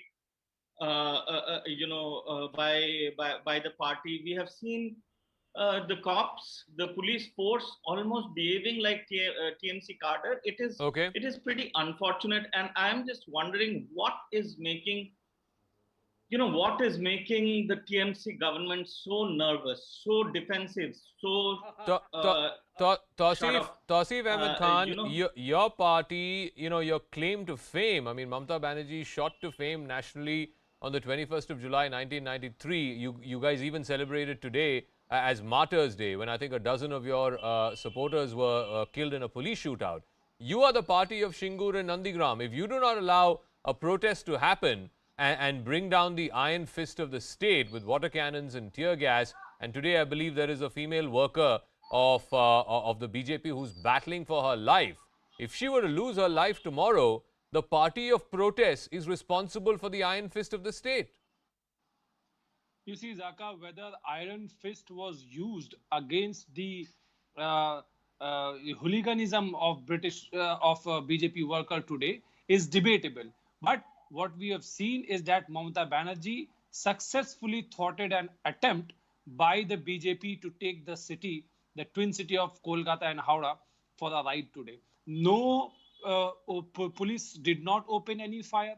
No casualties reported. No protesters received any eviction notice. No protesters' house has been demolished or bulldozed. So if we compare the iron fist action of the state from Uttar Pradesh to Bengal, I think we have the Mamata Banerjee administration has been very soft.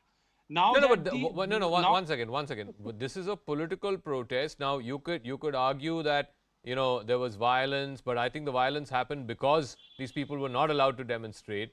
For a political protest to be stopped 20 kilometers away from the city by a party that shot to fame through protest, isn't that ironic? And I think that's what Abhijit Majumdar is also trying to say. I mean, this is a carnival of irony.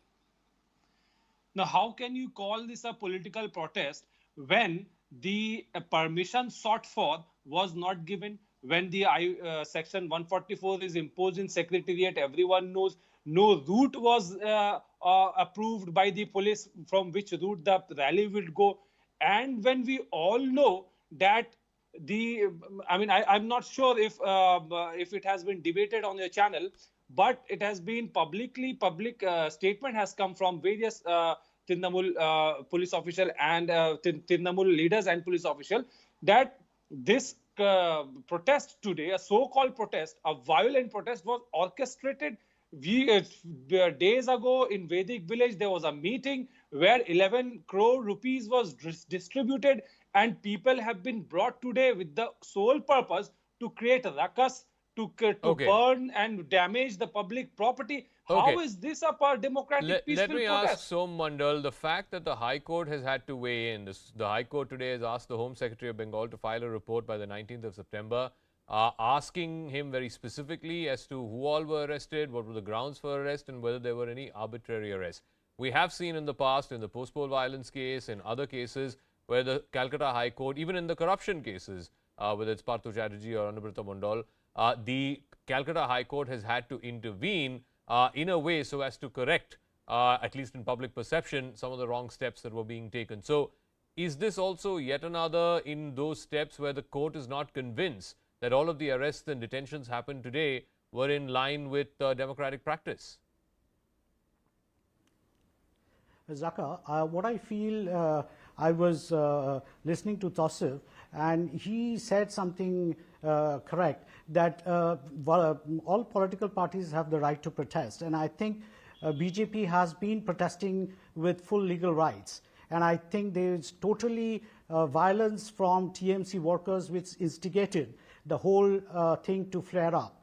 Under the article freedom of speech, expression, article 19(1)(a), B and C, any person has right to protest peacefully. And I think the distinction here is between whether it was peaceful or not peaceful. According to me, what I have seen from the scene, it's clearly that the police and the TMC workers have actually incited BJP workers to go into protest in a violent manner. It was police who tear gassed, and it was the plainclothes TMC workers who instigated the police as well to do the tear gassing. So I think BJP was well within its rights, legal rights, and the Calcutta High Court should actually order an inquiry in the whole process, because obviously nobody is likely to take the blame, and I think an independent inquiry is very much required. Saket Gokhale, respond to what Mr. Mandal said, because he's echoing what BJP's Amit Malviya put out in a tweet earlier today, that Mamata Banerjee is the one who sent TMC Garda as well as plainclothes policemen to pelt stones so that later the BJP could be blamed for it. Please respond to that. I think, no, let me take it a step further. I think these were CIA agents, these were MI6 agents doing an international conspiracy against Prime Minister Narendra. I mean, come on. You expect me to respond to such hilarious and stupid things? That we've dressed up people as BJP workers and sent them out? Really? Is this the level of discourse that we're descending to right now? Plain and simple. I cannot believe there is you and this other panelist who literally just said that violence happened because the police stopped them. I'm sorry, this Prime Minister of this country refers to protesters derisively as Andolanjeevis. Andolanjeevis never go out and do this kind of violence. So what about these Andolanjeevis today? Are you saying that because the police stopped them from marching to Nabanna, violence, for whatever reason, is violence against police and destruction of public property justified?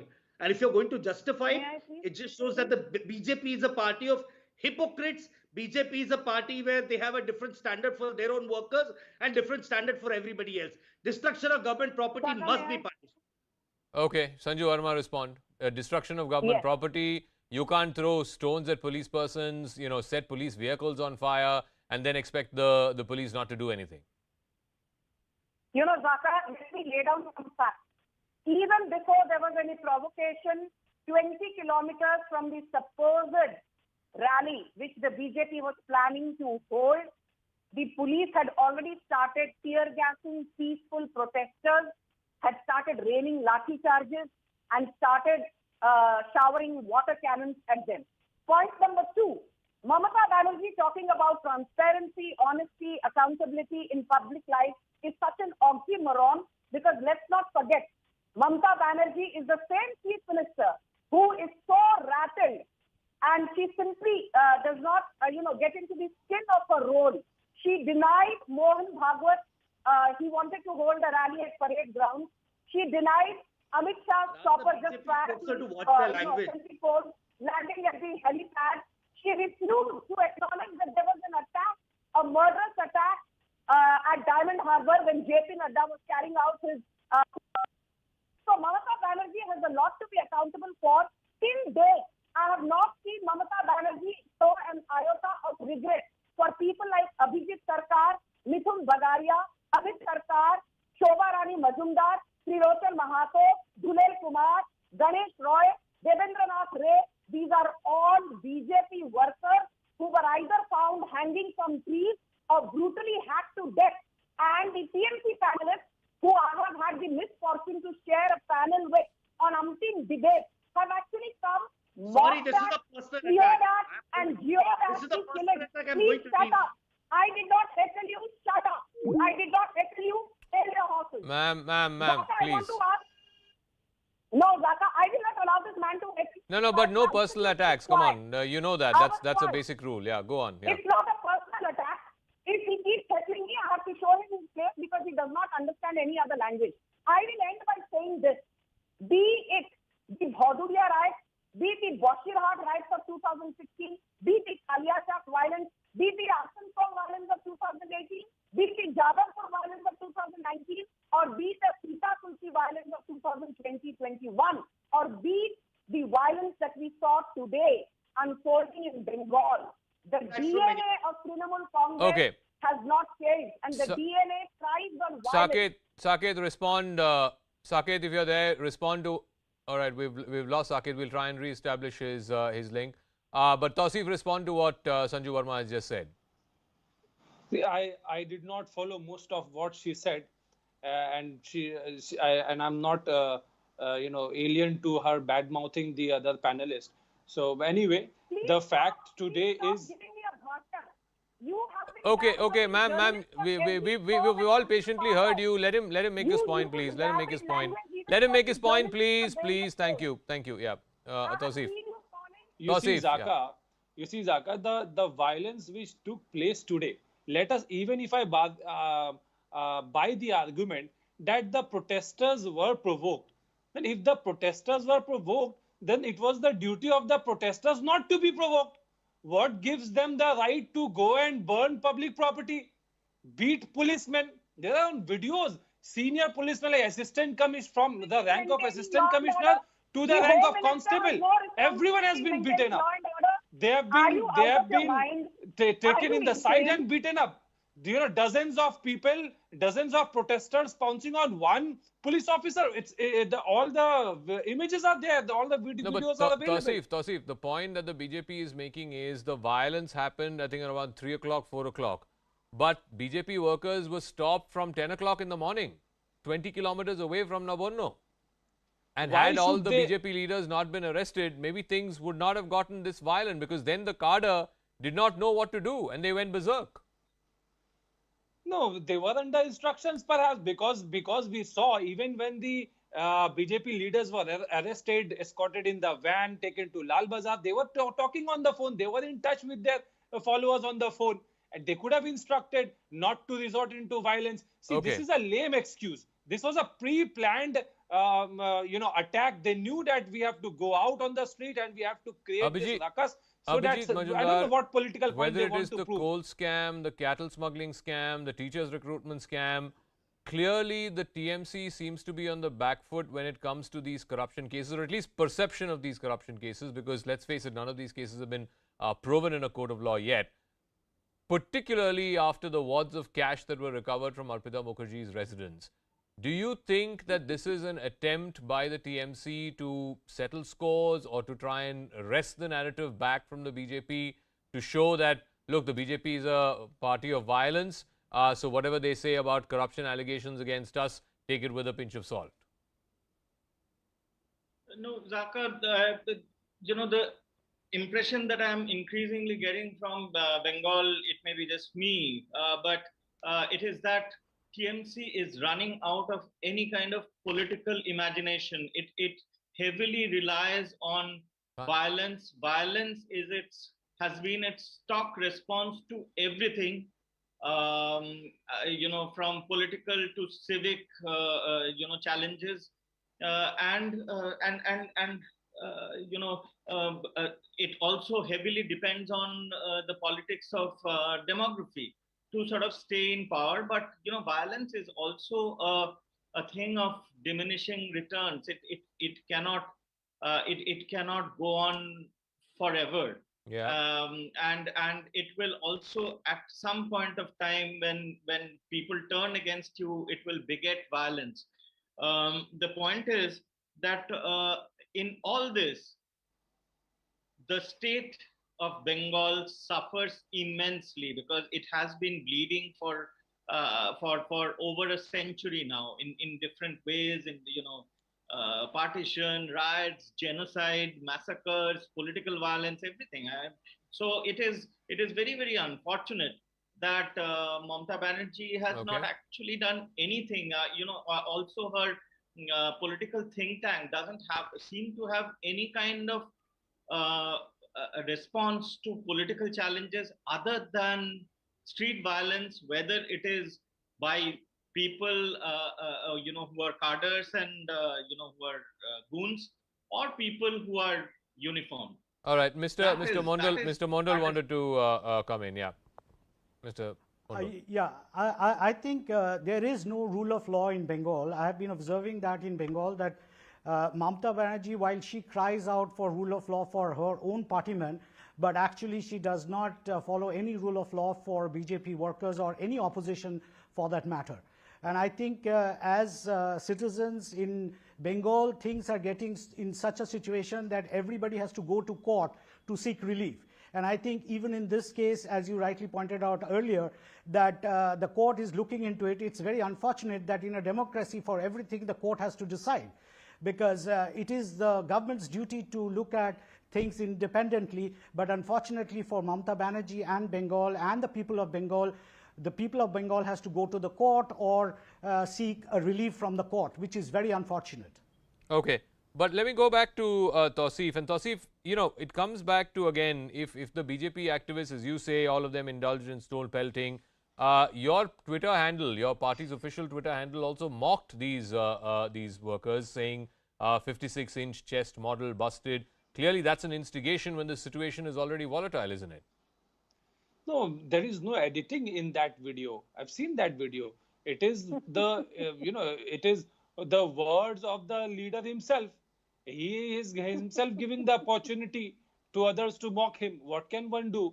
If we saw Amit Malviya tweeted or retweeted a video and claimed it that Trinamool workers are setting the vehicle on fire, which was called out by the independent journalist based in Kolkata. Many independent journalists retweeted Amit Malviya's tweet and called him out that no, these are the BJP workers.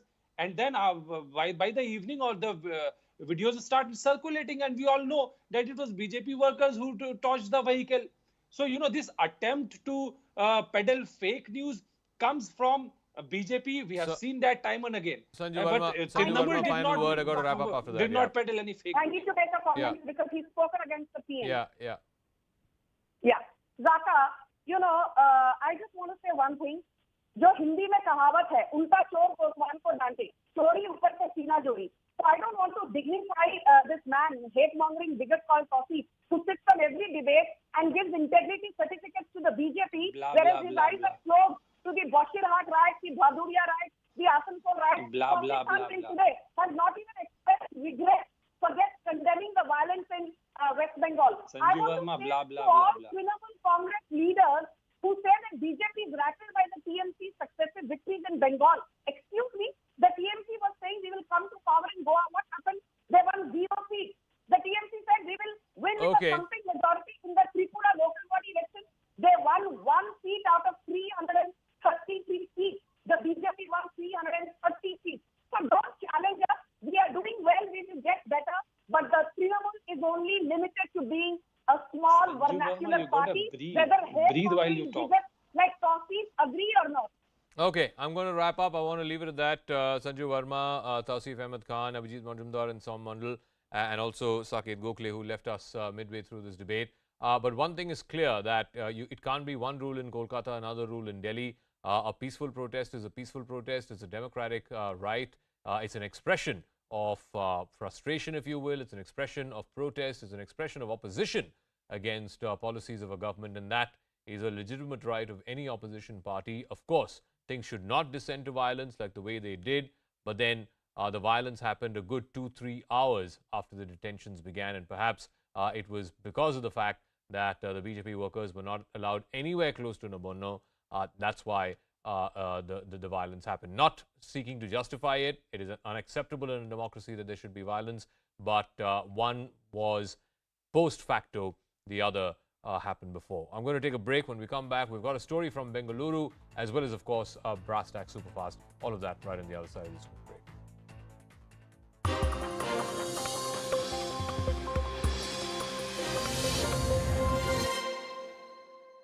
Changed into scrubs and performed the surgery. The surgery was successful and the patient was discharged thereafter. India has announced their 15-member squad for the upcoming ICC Men's T20 World Cup in Australia. Ace pacers Jasprit Bumrah and Harshal Patel will be making their return from injury. The squad, though, will miss all-rounder Ravindra Jadeja, who sustained an injury during the Asia Cup. The squad will be led by Rohit Sharma. KL Rahul will continue to be the vice-captain. Britain's new king, Charles III, has gone to Scotland today to lead his mother's funeral procession.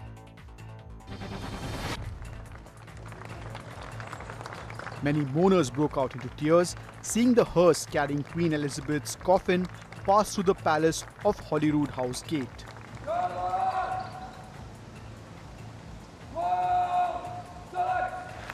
King Charles III led a royal procession transporting his mother's coffin to St. Giles Cathedral in Edinburgh.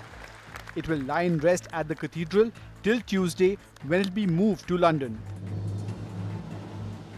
Earlier in the day, King Charles and Queen Consort Camilla visited Westminster Hall in London, where both Houses of Parliament offered their condolences. Charles addressed members of the House of Commons and the House of Lords. The new monarch's address to the British Parliament was very significant because it was the first to happen in a televised era. A massive earthquake struck Papua New Guinea, leaving large cracks on the roads. The 7.6 magnitude quake, which made the earth literally open up, also damaged several buildings and cars. At least 5 people were killed in the quake. Papua New Guinea is vulnerable to earthquakes because it lies along the Ring of Fire in the Pacific Ocean. Russia says it conducted air raids on Kharkiv even as it was retaken by Ukraine's troops during a lightning-fast counter-offensive. Dozens of towns and villages have reportedly been liberated from Russian forces, who fled eastwards and offered little or no resistance. But Ukraine has warned that the recaptured territory will need to be secured in event of a possible Russian pushback. Taiwan claims that at least 17 Chinese aircraft crossed the median line of the Taiwan Strait, which normally serves as an unofficial boundary between both sides. Beijing has been continuing its military activities near the island in response to America's alleged interference. It started with House Speaker Nancy Pelosi's visit to Taiwan back in August. Meanwhile, Taiwan's president claims that China is using cognitive warfare against the island. Let me explain what that means. It means breaking the enemy's resistance without fighting. It means spreading misinformation, using public opinion, planting false narratives in social media, and of course using legal means to gain international support. It also means demoralizing the enemy soldiers and civilians. A Taliban member's attempt at flying an American Black Hawk chopper went horribly wrong. The chopper can be seen swirling dangerously above a military training base in Kabul. But within the next few seconds, it crashes to the ground. The Taliban member who was flying the chopper, a training pilot and 1 crew member were all killed in the crash. The Black Hawk chopper that crashed was a 4-bladed twin-engine medium-lift utility military helicopter. The Taliban had taken control of some US-made aircrafts after they seized the country just over a year ago. Taliban's defense ministry confirmed the crash but called it a technical malfunction. Dramatic scene.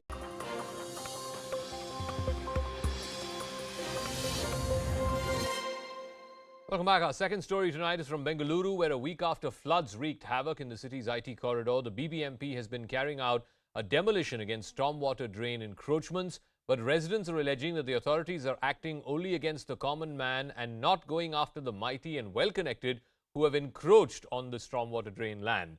So, is this only a token demolition drive? And will the big fish get away?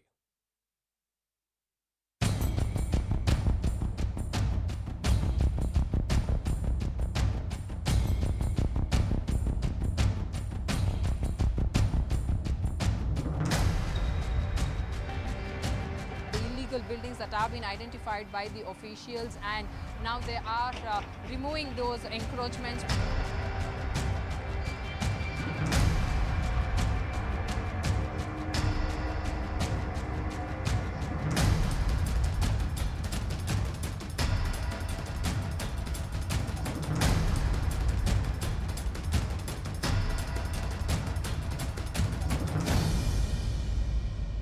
All right, so is this selective demolition that the BBMP is doing? How come they're not going after the bigger fish and only targeting the common man? Dr. Vaman Acharya is spokesperson of the Karnataka BJP. Dr. Kavita Reddy, spokesperson of the Congress Party. Leo Saldana is founder of the Environment Support Group. Dr. Vaman Acharya, let me start with you. None of the big names, the big fish, whether it is Mantri, whether it is the Bagmane people, whether it is Ecospace, these are all people who have encroached into acres and acres of land on lake beds, on stormwater drain land. None of them the BBMP has acted against or demolished, but it's the small fish that they've gone after. That's the allegation from the locals there.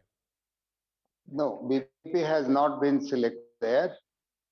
Whosoever has constructed their buildings and obliterating the flow of the water on Raja Kalways have been demolished, because all the demolitions cannot be done overnight. Whosoever has done the mistake, action will be taken maybe 1 or 2 days later. Now, only at 8 places the demolition activity they have taken. It is not to demolish the buildings, it is to ease the water that has to flow. But Dr. Acharya, by the BBMP's own list that they released a few days ago after the rains, the Bagmani Tech Park, parts of it had encroached on stormwater drain land. You had the eco space again in the Martali Belandur belt encroaching on stormwater drain land. Why are those? Why is action not being taken against these bigger fish? Mantri, in fact, was ordered by the Supreme Court to pay 100 crores. What has happened to that? Mantri is not on that drain line, it is bit away. See, you consider the practical approach. These big buildings are there, they are on our list, they will be demolished. But the problem is, if you take up demolition, it will take days and days together. We can't do it as it was done in near Delhi. We can't put bombs for everybody. It has to be done systematically. Whichever smaller buildings are there, which are really rating, they have been cleared now. Dr. Kavita Reddy, amongst the people whose buildings were demolished today happens to be Mr. Nalapad and Mr. N.A. Harris. Apparently, they have an educational institution of some form that they were running there, and that was also demolished. So it's not just the small. You can't say only the small fish have been gone after. By no means are Mr. Nalapad or his father, Mr. Harris, small fish. They are as big fish as it comes. You have to unmute, ma'am. I can't hear you. You have to unmute yourself, ma'am. Otherwise, you can't be heard. Our CLP leader and anybody for that matter should, the law has to take its own course. Nobody is spared if they have done it wrong. The CLP leader of the opposition today, Sidramaya, had mentioned very clearly that our government had identified 1,950 encroachment, out of which 1,450 we removed when our government was there.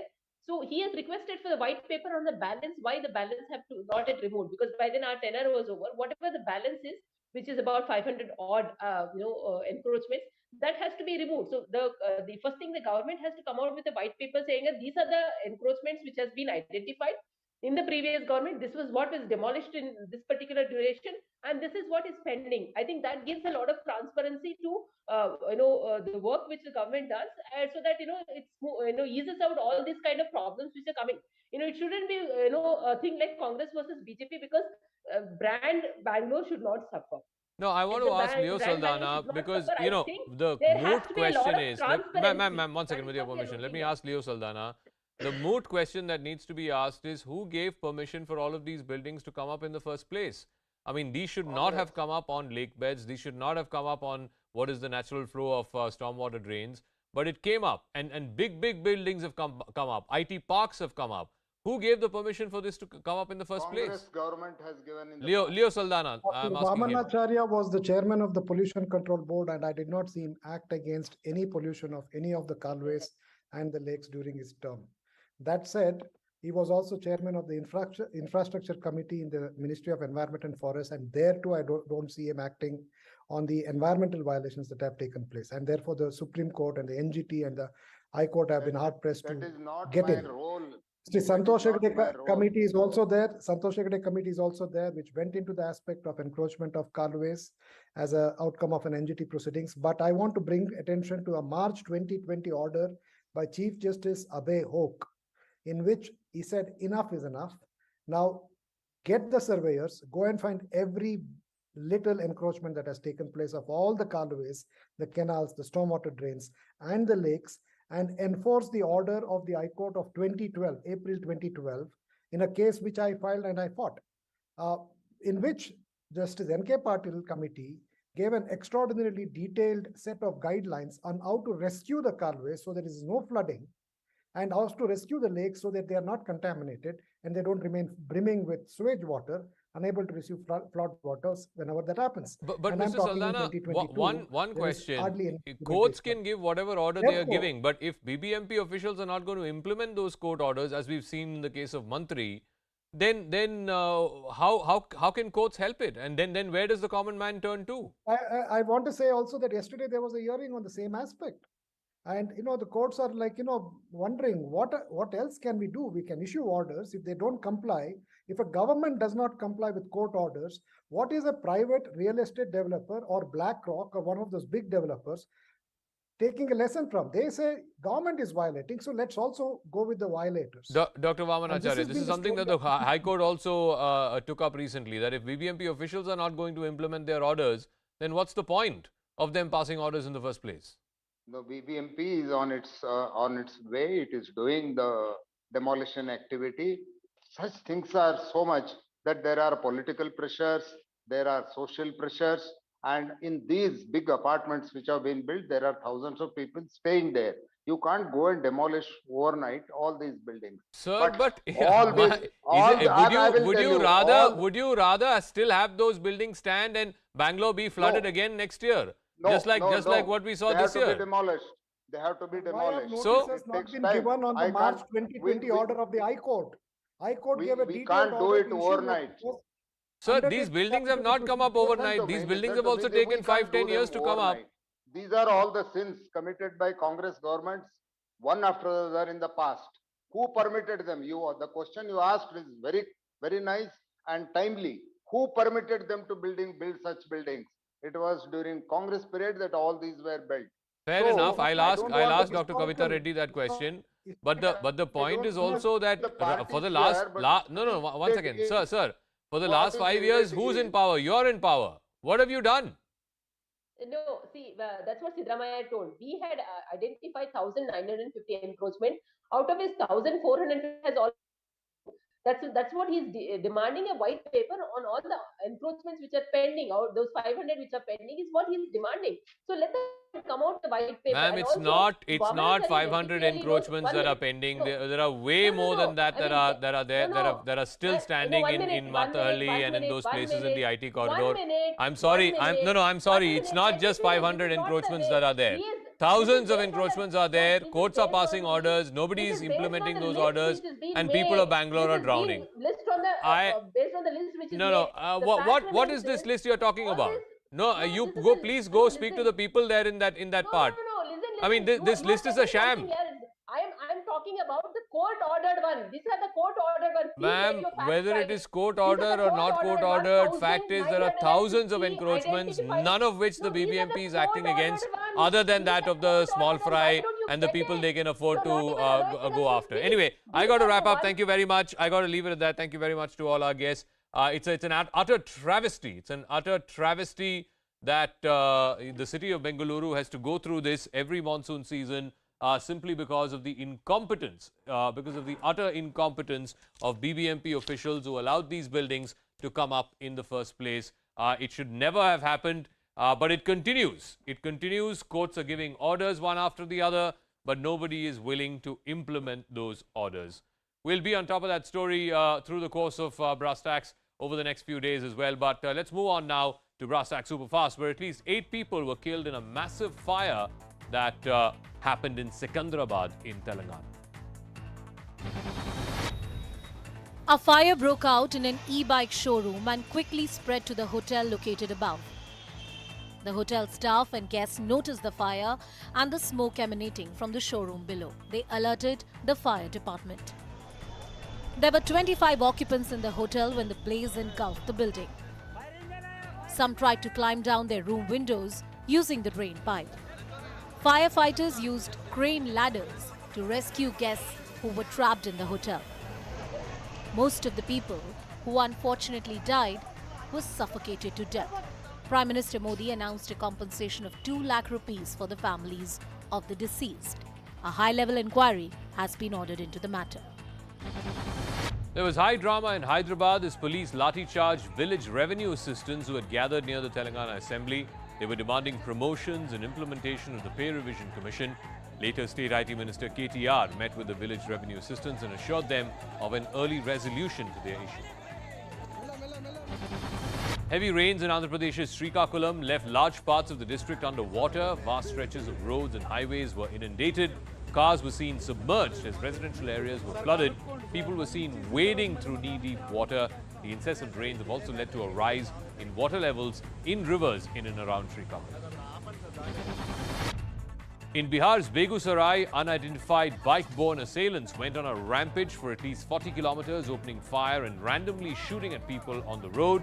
At least 10 people were injured and one was killed as a result. According to the police, the shooters were drunk and deranged. Cops are still on the lookout. A freak accident on a national highway in Punjab was captured on camera. A loaded 18-wheel trailer took a sudden turn without slowing down. The huge vehicle lost balance and its contents spilled onto the road. 3 cars were headed towards the trailer when it swerved and crashed. 1 car rammed into the trailer, the other 2 had a narrow escape. A couple and their son were in the car that got crushed. All 3 died on the spot. The incident took place in Punjab's Behram on the national highway which connects Phagwara and Chandigarh. Police have registered a case against the trailer driver for rash driving. The National Commission for the Protection of Child Rights has written to the Chief Election Commissioner seeking action against Congress MP Rahul Gandhi. The child rights body has accused Rahul Gandhi and other Congress leaders of misusing children as political tools during the Bharat Jodo Yatra. The NCPCR claims that Congress's children's wing, Jawahar Bal Manch, is targeting kids with political intentions. While campaigning in Gujarat for the upcoming assembly elections, Aam Aadmi Party convener Arvind Kejriwal declared that the Congress is finished in that state. Kejriwal has pitched the AAP as the BJP's main rival in Gujarat instead of the Congress. He has urged voters not to waste their votes on the Congress, claiming that the party is not going anywhere. A horrific accident involving a school van in Surat was captured on camera. A speeding car collided into a school van packed with children. The school van took a right turn, but in the middle of the road, a speed car had a head-on collision with the van. The impact was so strong that the van overturned. The car driver, on the other hand, lost control and was pushed to the other side of the road. Bystanders ran towards the school van and rescued the terrified kids who were trapped inside. ISRO is developing an intelligent geostationary communications satellite. Let's break down what this exactly means. It can be reconfigured by changing frequencies. The bandwidth will allow the shaping of spot beams which are targeted. It will also permit the shaping of antennas receiving these beams. There is reduced risk of interference because of this with other transmissions. It will also be software driven through throughput satellites. 2 separate incidents from Kerala of stray dogs attacking kids have been caught on camera. The first incident is from Kozhikode. A stray dog is seen lunging at a young boy who was riding by bicycle. The boy is so taken aback that he falls off the bike. The dog bites the boy's hand and refuses to let go. The boy tries to get up and escape, but the dog's jaw is firmly gripping his hand. The boy tries desperately to shake the dog off, but it doesn't work. Finally, the boy tries to go inside a house, and that's when the dog lets go of his hand and runs off. Another video has come to light from Kannur, shows 2 students running for their lives as a pack of dogs chases them. They spotted an open gate of a house, managed to get inside and locked it just in the nick of time. Even as the centre is cracking down on illegal loan apps, at least 3 companies under investigation have been traced to Bengaluru. They are registered at the address of a co-working space called Brick Space. The Serious Fraud Investigation Office and Enforcement Directorate both are investigating predatory loan apps that use shell companies to launder money. Indian and Chinese troops have completed their disengagement from Patrol Point 15 in the Gogra Hot Springs. The process started on the 8th of September after discussions between the 2 sides during the 16th round of Corps Commander level talks. Both armies agreed to move back from their positions. The disengagement at PP-15 is a step forward in resolving the standoff in Ladakh. China has increased drone incursions into Taiwan's airspace, and the latest happens to be a Scorpion drone. It's a twin-tailed combat and spy UAV. Its range is about 6,000 kilometers. The maximum flight time is 35 hours. This drone is capable of firing a range of missiles. The drone flights are part of China's grey zone strategy against Taiwan. Nearly 50 Armenian soldiers have been killed in clashes with Azerbaijan. It's the worst clash between Armenia and Azerbaijan since both nations went to war 2 years ago. Armenia claimed that several towns along the border had been shelled by its neighbor. Azerbaijan said its military positions came under attack first. At the heart of the dispute is the region Nagorno-Karabakh. It's a part of Azerbaijan, but it's populated by ethnic Armenians. There is a religious divide as well. Armenia is a majority Christian country, while Azerbaijan is mostly Muslim. Even as his war on Ukraine drags on for 6 months, Putin is trying to play a peacemaker between Armenia and Azerbaijan. Russia claims it has brokered a ceasefire, but Armenia says the clashes have subsided, but not come to a complete halt. Ukraine's President Vladimir Zelensky says that Ukrainian forces had recaptured about 6,000 square kilometers of territory from Russia in a counter-offensive. Ukraine has claimed success in this lightning counter-offensive in Kharkiv, the second biggest city in Ukraine. It's also claimed significant gains in the Kherson region. There was high drama during Queen Elizabeth's funeral procession in Scotland. Here's why. All the 4 children of Queen Elizabeth, including King Charles III, were walking behind her coffin in Edinburgh.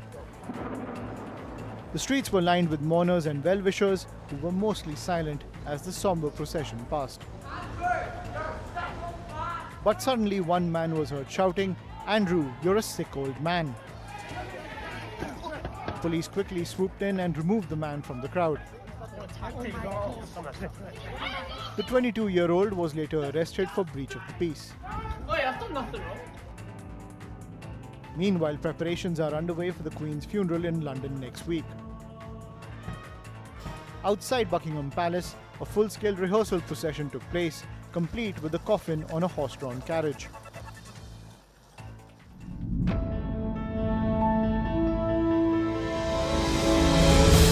Congress leadership issues is not something that is the figment of my imagination. These are real issues facing the Congress party. Just because somebody talks about it doesn't mean that you'll start hurting their personal and professional credibility. This is the problem in our system. In our system, you can catch the individual, you can't get the money back. And that's what individuals and entities, political parties, etc. are making use of. Can you today with a degree of certainty say that Mr. Gandhi is going to contest to be the next president of the Congress party? Because if he is not, then all that he is doing is taking away attention from whoever the next president of the Congress party is going to be.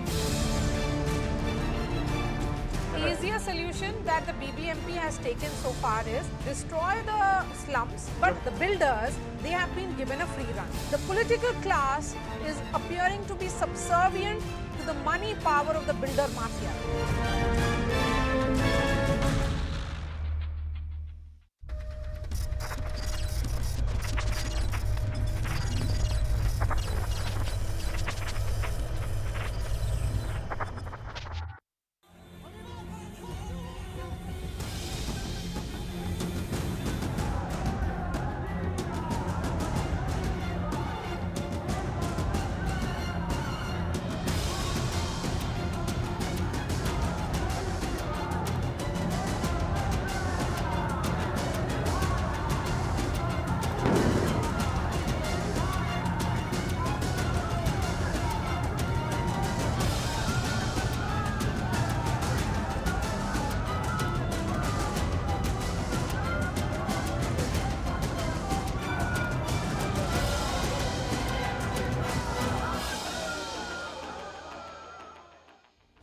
Hello everyone, you're watching News Epicenter with me, Maria Shakil. There was high drama on the streets of Kolkata and Howrah as the West Bengal Police conducted a massive crackdown on the BJP's Nabanna Chalo march after the Saffron Party was denied permission.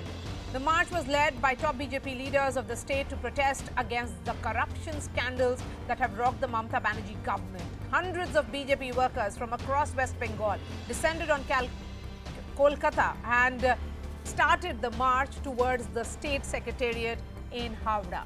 The cops lathi charged the protesters, fired tear gas shells and deployed water cannons. Leader of opposition Suvendu Adhikari and other BJP leaders including Locket Chatterjee were detained by the cops, while several BJP workers were injured in the clash along with 27 police personnel. BJP claims over 1,200 workers have been arrested. As tensions continue on the ground, the BJP moved the Calcutta High Court alleging the police used excessive force against party workers. The court has directed the Home Secretary to submit a report by the 19th of September. The TMC has hit back at the BJP, accusing it of creating a social disturbance for narrow partisan politics. The BJP has accused the Mamata Banerjee government of attacking democracy by denying the opposition the right to dissent. Remember, the TMC is facing charges of corruption in connection to the recruitment of teachers through the SSC. Former State Education Minister and close aide of Mamata Banerjee, Bharatiya Chatterjee, was arrested in August after mountains of cash and incriminating documents were recovered. TMC's Birbhum District President Anubrata Mondal has been arrested in connection to an investigation into illegal cattle smuggling, while Mamata Banerjee's nephew Abhishek Banerjee is accused of being involved in coal smuggling scam. The TMC has dismissed all charges, calling it political vendetta. The face-off is just another reminder of the BJP's all-out war against Mamata Banerjee after rising as the principal opposition to the TMC in the last elections in 2021. But for the common man of Bengal, is this political dissent or discord? Before I get the guests, here's what happened today.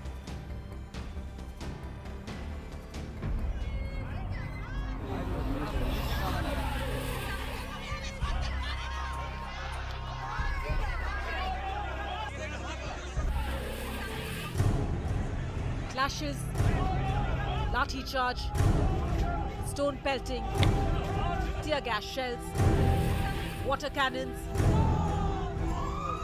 and even crude bombs. Every form of force was used to clamp down on BJP's Nabanna Chalo march.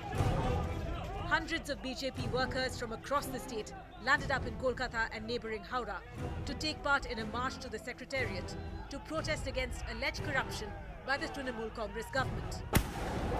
The police had not given permission for the march and put up barricades in several places.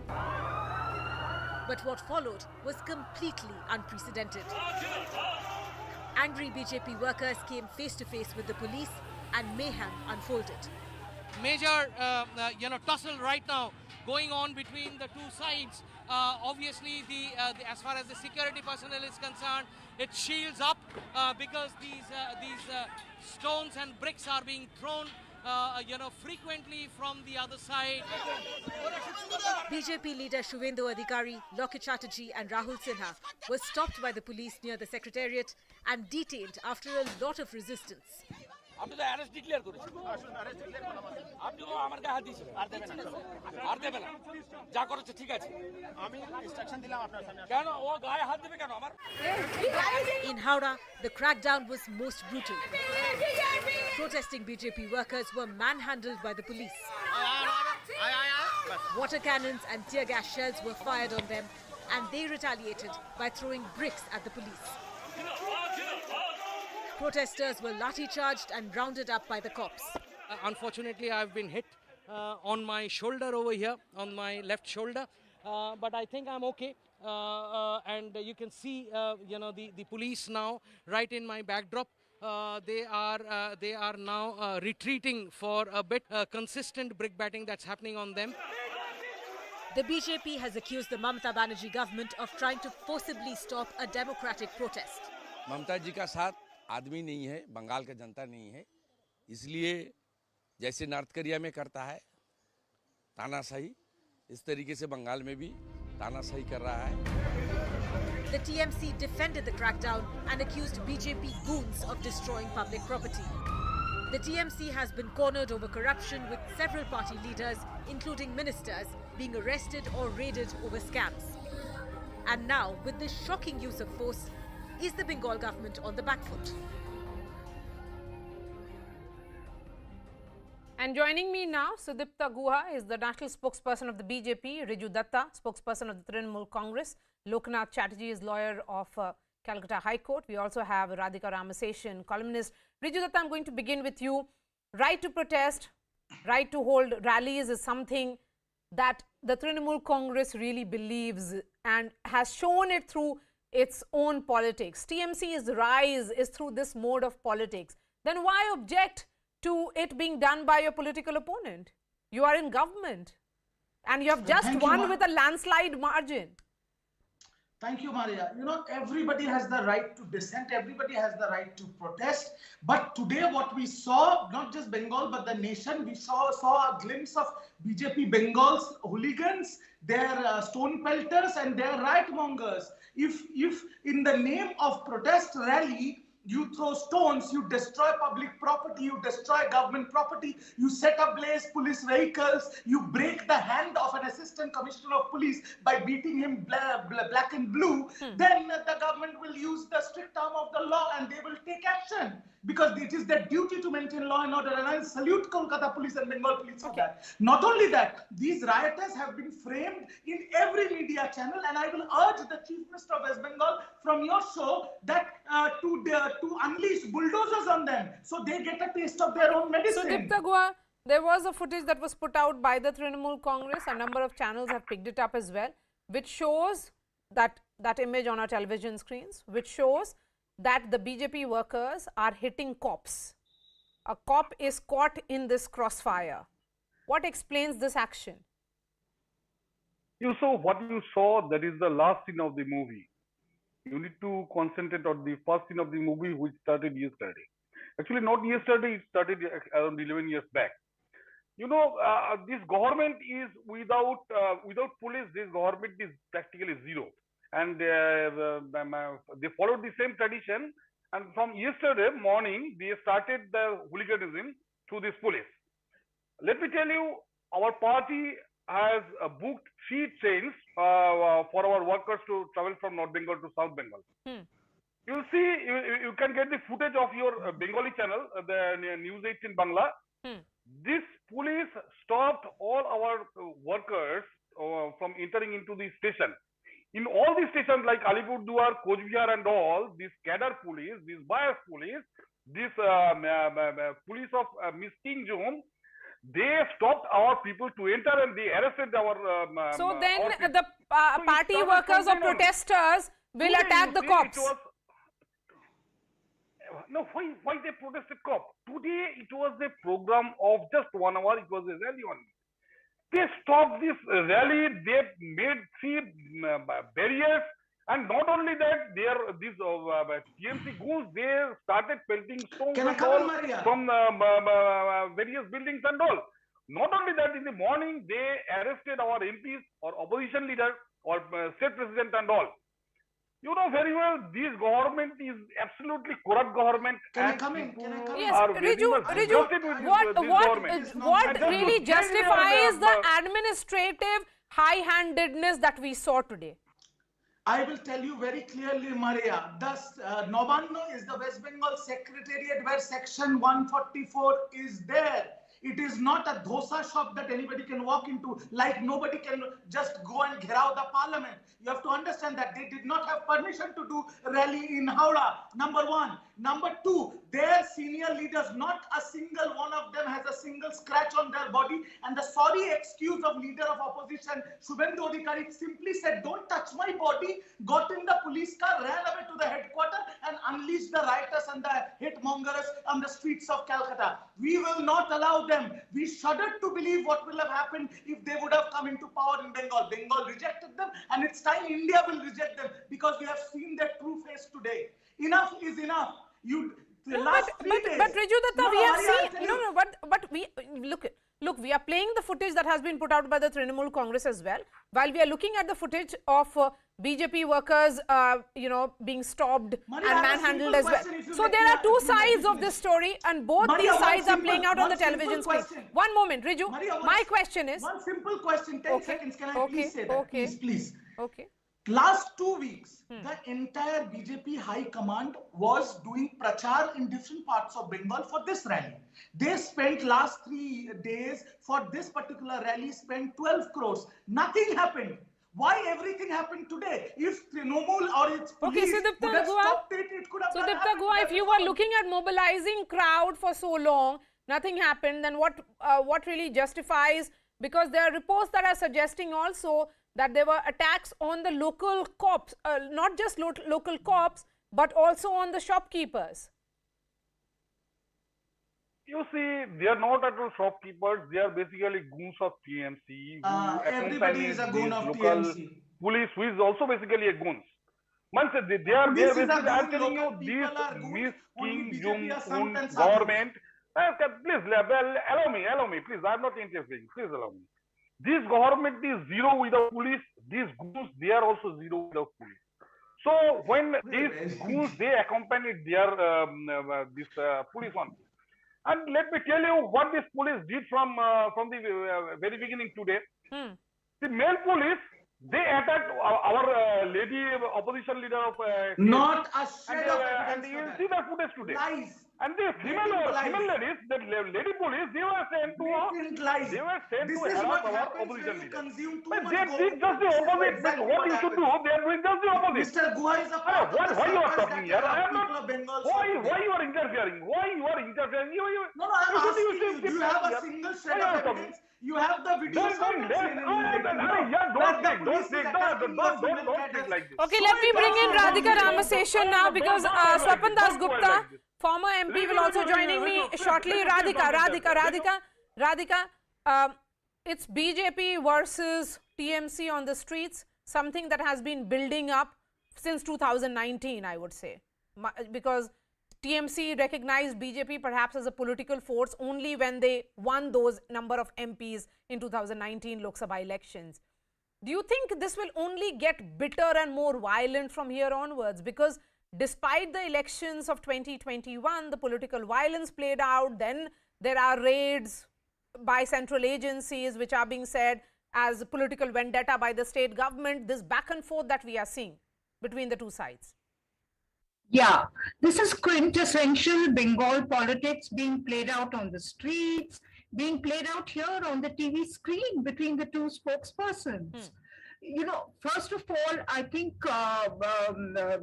Mamta, there's no question that the state government unleashed its police force on the protesters. I mean, you cannot take away the BJP or any opposition's party's right to hold a protest march or a rally or whatever, and then to suddenly say that they spent 12 crores or something, that's not a very germane point in my opinion.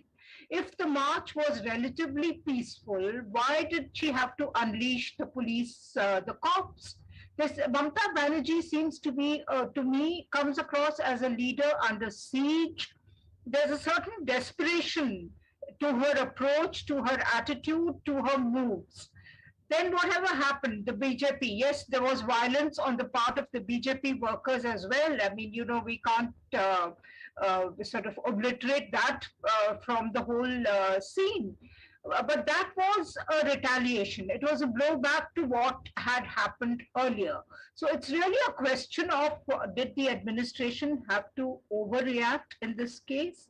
I mean, what if they had allowed Suvendu, Adhikari and the others to lead the march up to the secretariat? Okay, respond to this. You know, that's a huge charge that is coming in from Radhika, that Mamata Banerjee appears to be a leader under siege, Riju Datta, that there is some kind of fear factor that seemed to have gripped your chief minister. Maria, with all due respect to Radhika ji, she just clearly justified the violence unleashed by BJP, number one. No, she hasn't. Number two, she is justifying the violence, please. She said, retaliation में police की गाड़ी चला देंगे. Retaliation, go back. What are you saying? And Radhika ji, you are such a senior columnist. If you know the history of Bengal, and forget Bengal, if you know the history of Mamata Banerjee, do you think the lady who single-handedly uprooted the brutal regime of the left will be affected by 77 MLAs of the BJP? No, we are not bothered. But madam, I will tell you this. It is the people of Bengal who has voted us for 3 times, has given us the responsibility to maintain peace and harmony. So, like I said, they are doing this natak for 13 days. Nothing happened. But today, on the day, if you unleash violence, if you pelt stones, if you destroy government and public properties, if you beat up shopkeepers and assistant commissioners of police, then the West Bengal police will take action. It is their job to do so. You have to understand that very clearly. Okay, Radhika, quick response. Any other Radhika?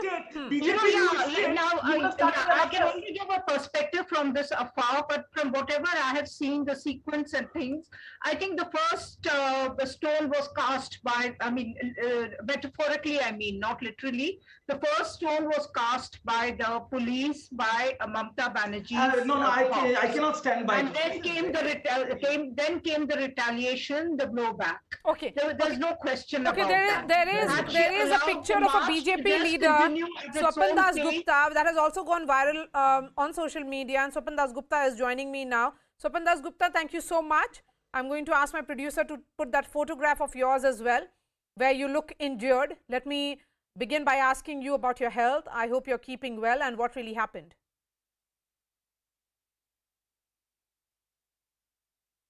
Well, Maria, I'm fine now. It was obviously quite a shaky. I was quite shaken by this whole thing. You see, the demonstration of the BJP, one wing of the demonstration,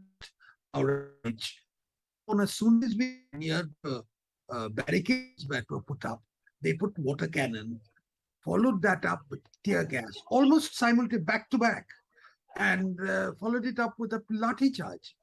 And in between and predictably, there was a mad commotion, really, and the police went in with great deal of thing, quite indiscriminately, hurling their batons at everyone. In that, I think I got a baton at the back and fell down in the mud, which is why it was a bit messy.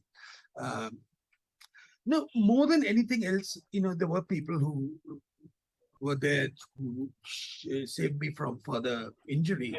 But I think the larger question which really arises at this stage is, this was a high-spirited but a completely peaceful demonstration.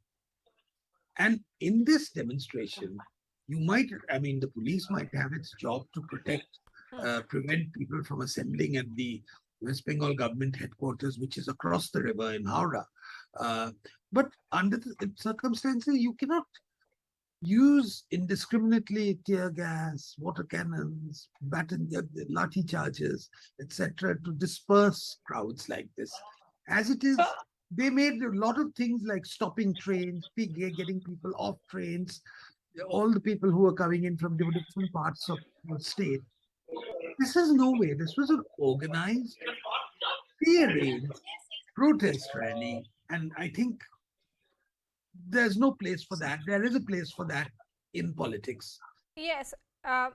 Swapan Das Gupta, the TMC is accusing the BJP of hooliganism and vandalism, that your party workers were indulging in vandalism at several places, and hence the police resorted to this kind of tear gas shells in order to protect the citizens on the streets.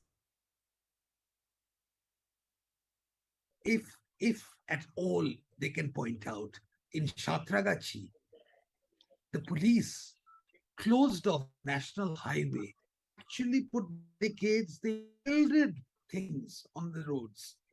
In Howrah, they arrested the people without allowing them to move even an inch. In Kolkata, they wanted to go only to the Howrah Bridge premises, not even enter the Howrah Bridge. And these were the scenes. Yes, you're talking about one particular thing which was happened in one corner of Kolkata, in near the police headquarters.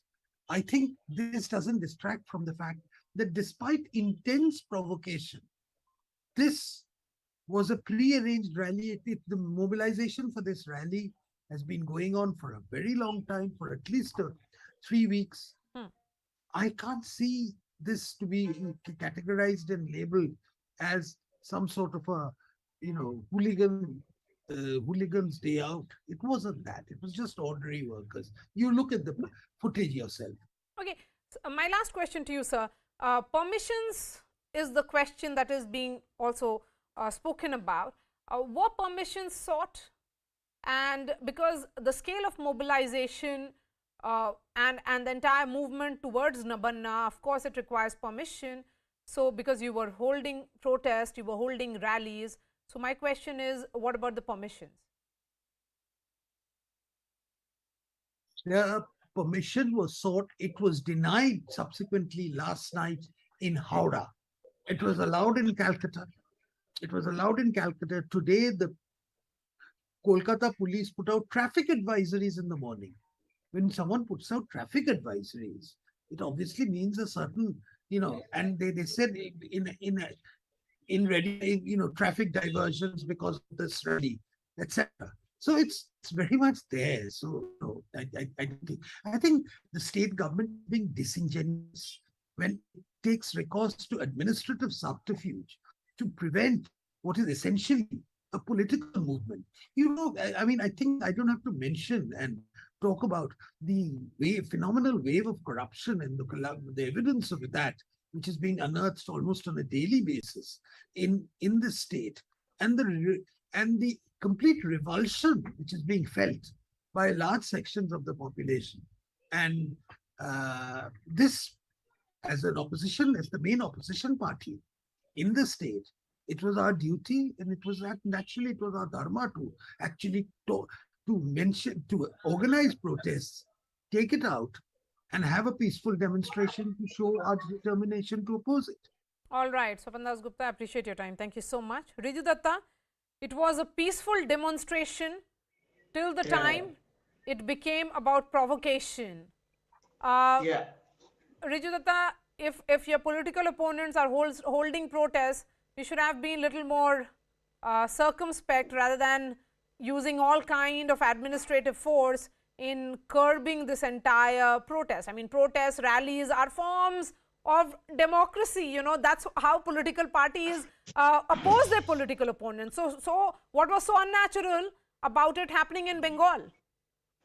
Maria, you have asked some excellent questions to Mr. Dasgupta, and I did not get an opportunity to ask him because I would have asked him two very pointed questions. First question, he said that yes, they will not let anybody go to the secretariat. So he pointed out that going and ghirawing the secretariat is out of question because it's the administrative headquarters of Bengal. Now, the first barricade, where the visuals you can see, where people are climbing on the barricades and the water cannons has been spread, it is only 2 kilometers away from the administrative headquarters of Bengal. So what business BJP has there? So but I would have liked to ask Swapan Dasgupta that. And second, if this would have been a peaceful protest rally, I don't know what he is consuming right now. If this would have been a peaceful rally, then in front of the media, which absolutely uncivilized. Okay, so absolutely uncivilized. I'm not being uncivilized. It is absolutely uncivilized and like a PMC. I am asking all the rioters only a true representative of PMC can speak like this. See, this man is not even a part of the BJP. No, you stop now. I am saying, will BJP take action against the rioters? You stop lying. You stop lying with your foul languages. You stop lying with your foul languages. You stop lying with your bad languages. No, you stop. You will allow us to speak. You stop lying. You stop lying with your foul languages. They have lost their head. You the party of hooligans. You are a party of hooligans. Indiscriminately. So calling it a peaceful rally shows their state of mind. They have completely lost their head. No. What is spoke few minutes back? That Mamata Banerjee came to power single-handedly. That is biggest lie in this whole conversation. From 1998 to 2011, Mamata Banerjee are you trying to rewrite the history? Stop consuming too much Gomutra. That is my advice to you. You people have lost their heads. This Raju is a true liar. He is leader. Where have you got him from, Maria? He is also liar. He has no idea what he is lying here. Is he lying here? No. Or have you got him from Howrah today? Single election. Independently. No, What is he see, talking either about? Is he join hands trying with to Congress or with disrupt the BJP. Bengal history now? After 2011, she joined hand with police and she dumped Congress. She came to If power with you Congress only break and not only public and Congress, it was government SUCI property, also then was you joined that. will be So he is beaten a up and true you will be liar. put behind the Mr. bus. Dutta is a true liar Simple. like If her, you like break his government and true leader, public property, like if his you supreme try to leader. cause He is telling disharmony lie and only. chaos on the So streets from of Bengal, and you secondly, I will am be telling you, beaten up you and just put behind the cause bus. your Simple. your government will be there for next few months only. So you wait for Okay, some we will time. see to Your that. No, government will collapse. The we will see to government, that. Why don't your you bring a parrot government and will sit outside collapse your house? like anything. Okay, in Radhika Maharashtra. Ramaseshan now.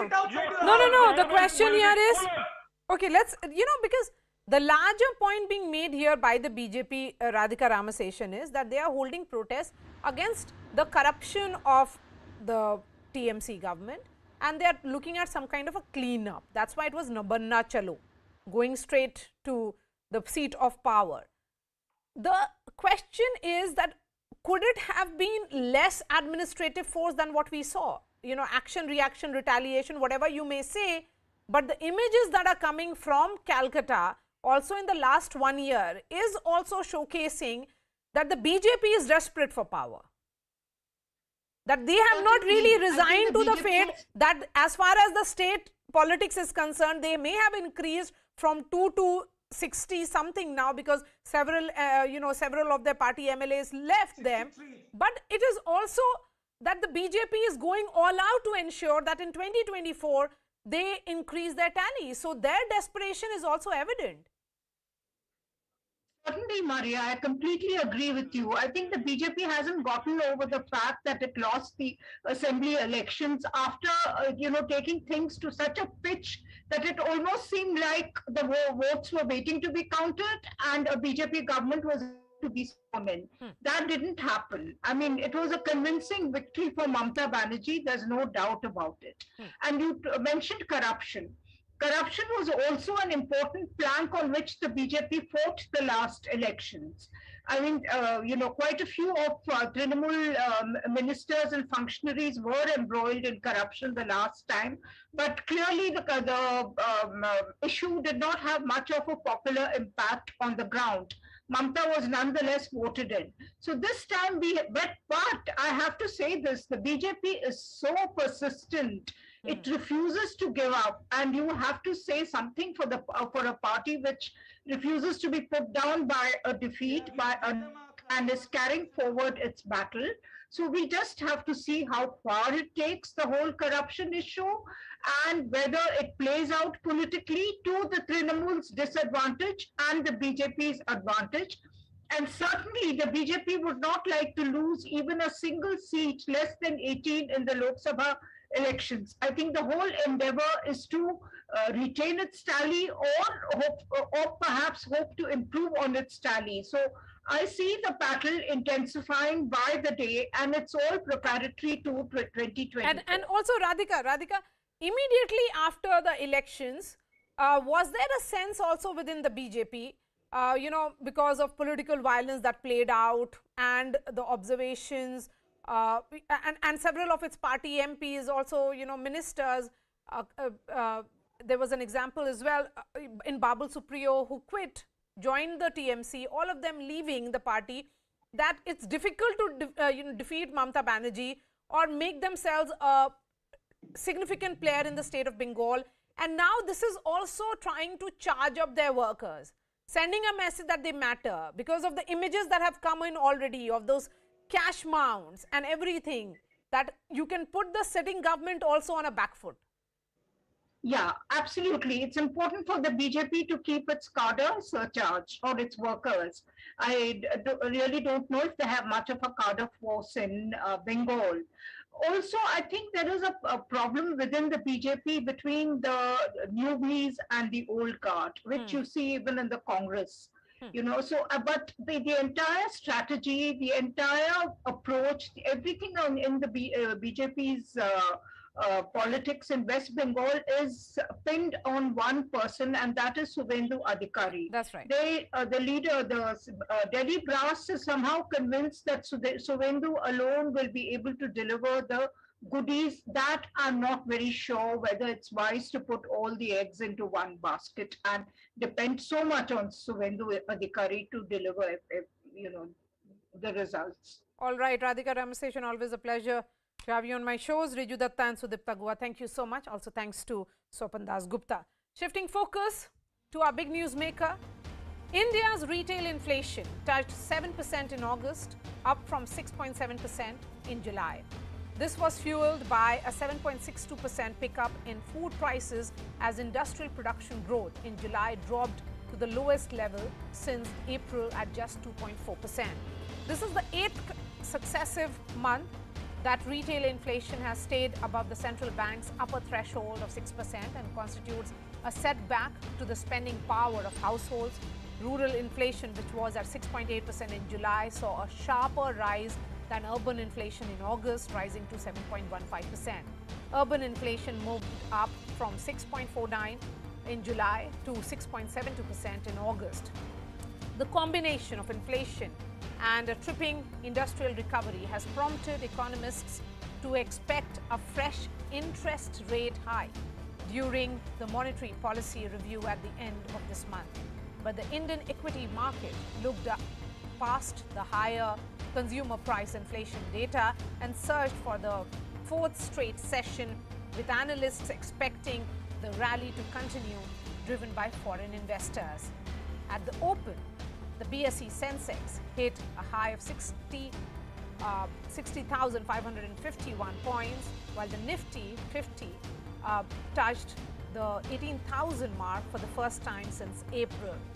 Let's decode the inflation numbers and what does it mean for the household budget. Joining me on the show is our big news maker, Sanjeev Sanyal.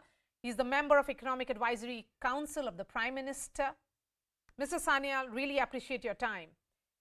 India's August retail inflation rises to 7%. It is higher than July's brief respite, what was seen as 6.7%.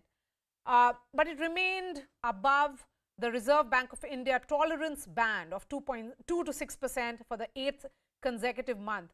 How worried is the government and what is the intervention that is being looked into? First of all, Maria, thank you very much for having me on your show. First of all, do remember that the international context in which this is happening, where international oil prices have been consistently high now for several months. Although they have come down a little bit from the peak, they are still running at over $90 per barrel.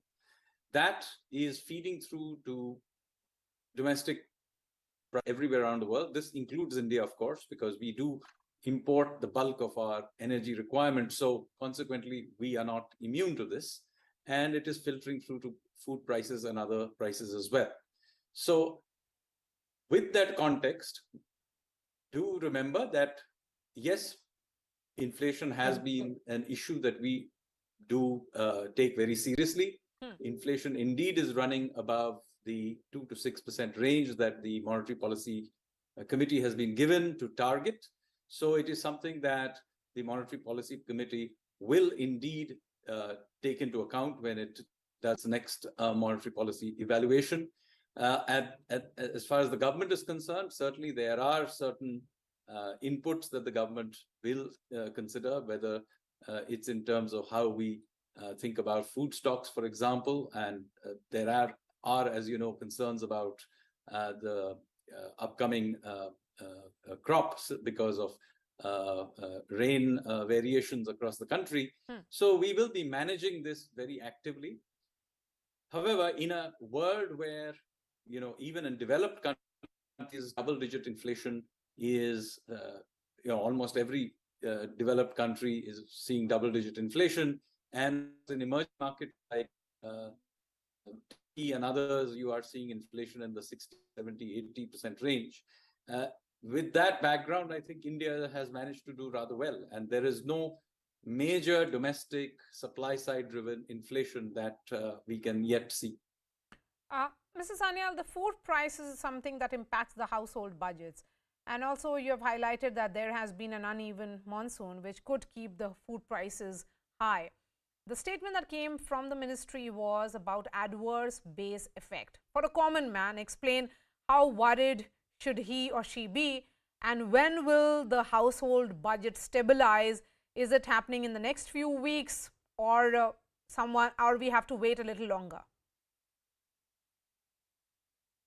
I think the ordinary consumer will have to take into account, one, there is a external impact of oil prices that frankly we can do limited things about. But as far as the overall macroeconomic stability is concerned, the government is very concerned about it. And as you would have seen throughout the COVID shock period, we are a government that takes macroeconomic stability very, very seriously. And so in that, with that background and context, I would say that sure, there may be some ups and downs as far as food prices is concerned, but they will be managed. We do have more than adequate food reserves in the country. So even though there are these shocks that may have from external shocks and also uneven uneven rainfall at home, I think we have the capacity to more than manage this, even if occasionally the inflation rate may be somewhat higher than we may like. I think given the global context, we are doing more than well. Is there any respite in sight? Let me ask that question again. The reason why I'm asking you is high inflation is coupled with low IIP numbers. What does it mean for the economy overall? Personally, I'm not very concerned about the low IIP number. Everybody is aware that the IIP that India uses is now well outdated and needs to be updated. It is a same factory indicator in an economy where not just the overall economy, but even the manufacturing sector has completely reoriented itself, and this is not being captured by the IIP. My own sense is that there is more than adequate momentum in the economy. The services sector, of course, is booming, but even the manufacturing sector is doing well enough, and that is not being captured. For example, we are doing well in certain areas like electronics, and that doesn't get captured at all in this, what is called the same factory approach to IIPs. So I think this is really a case of changing the IIP than anything else. You will get a much better sense of the momentum in the manufacturing sector, looking things like PMI, or looking at even the P numbers or G numbers which come out, which are done on a much bigger pool using the Ministry of Corporate Affairs database, which is a much bigger database. So I am not too concerned about the growth momentum at all, but macroeconomic stability is something that we keep a hawk's eye on. And that, as I said, although we have managed way better than pretty much any other country in the world, we are concerned about this, and we will remain concerned about it and will actively manage it. The centre had prohibited exports of food products such as wheat, rice and maida to curb price rise, but no visible impact has been felt.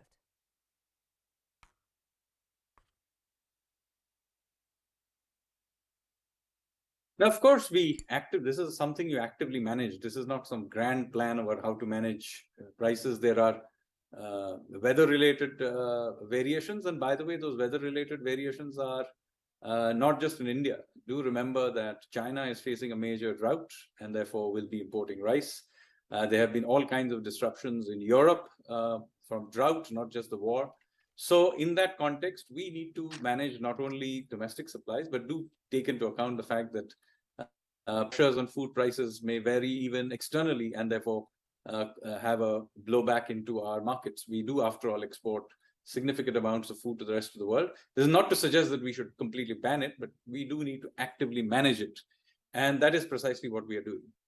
The inflation numbers in rural parts of India is higher than the urban centers. What explains this?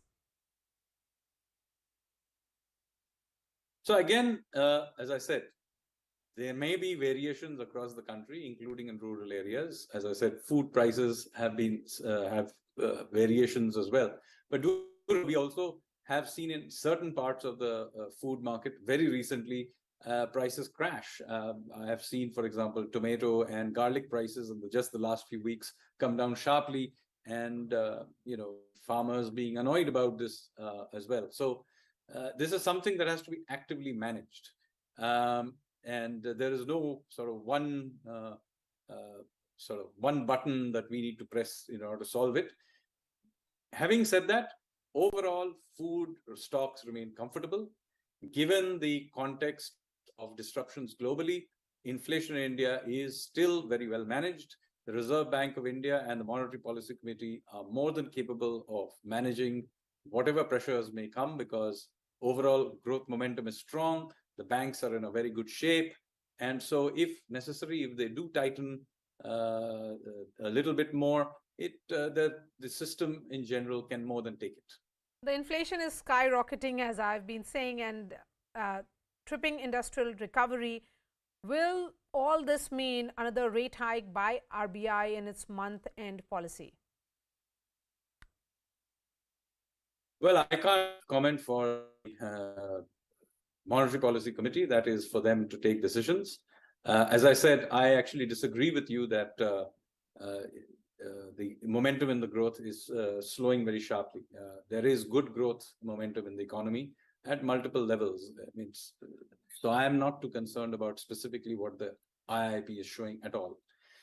But as I keep mentioning to you, and I said that before, we have our macroeconomic indicators are good nick, and we are more than capable of retaining inflation within the band in the not too distant future. Particularly since, as you can see, oil prices globally have begun to come off. Now, of course, I'm not in the business of predicting oil prices, but I'm just saying that oil prices are now coming off. And internal domestic supply side conditions remain in very good shape. If anything, we probably have the best supply side conditions we have had in a long time, and perhaps the best there is in the world. So given that, I think there are no real reason for being concerned on the macroeconomic stability front or on the GDP growth front. Mr. Sanyal, will the gas crisis in Europe mean that the inflationary trend will continue? Because there is an SBI research report that says that the worst is yet to come globally. Well, I'm not in the business of predicting how Russia will behave over the winter. All I can say, if there is a disruption, that disrupts everywhere around the world. Obviously, it causes stress in Europe itself, which is an export market for us. And anyway, disruptions in the world cause problems. Imports back into India also get affected. So any supply side disruptions anywhere on the planet in a interlinked world has an impact, and we will deal with it as it goes. But I have no way of predicting exactly how Russia will or will not supply gas into the future. It is something that we have to keep an eye on, and build bulwarks where we can, stock up on inputs where we can, and so on. But it is something that we will retain some concern about. My last question to you. What explains this trend that the US dollar is going up with respect to every other currency, including the Indian rupee?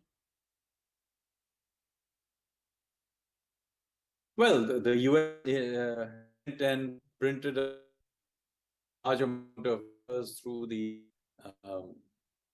COVID crisis, something that I had myself expressed some concern about at that time. And they are trying to unwind it. So when they unwind it, they tighten the supply of dollars, and dollar spikes up. And as you will be aware, they also have a serious inflation problem, some of the highest inflation in over a generation. So consequently, they are tightening, and the dollar is consequently strengthening against everybody, including the rupee. But let me point out here that the rupee is actually appreciating against everybody other than the dollar. We have appreciated against the yen, the euro, the British pound, and I am of the opinion that we should not be targeting a nominal level against the US dollar. If we do that, we will be unnecessarily stressing our export sector and creating a target for speculators. So I agree with the RBI's policy of allowing the rupee to find its own level while using the foreign exchange reserves to sort of rein in volatility. So it doesn't allow the rupee to move too fast in any direction, but by and large allows it to find its own level. I think they have done it successfully, and I would support them continuing to doing this. Sanjeev Sanyal, really appreciate your time. Thank you so much for being a newsmaker on News Epicenter and explaining the inflation numbers for our viewers. We are slipping into a short break. After that, there's some breaking news that is coming in from Bihar.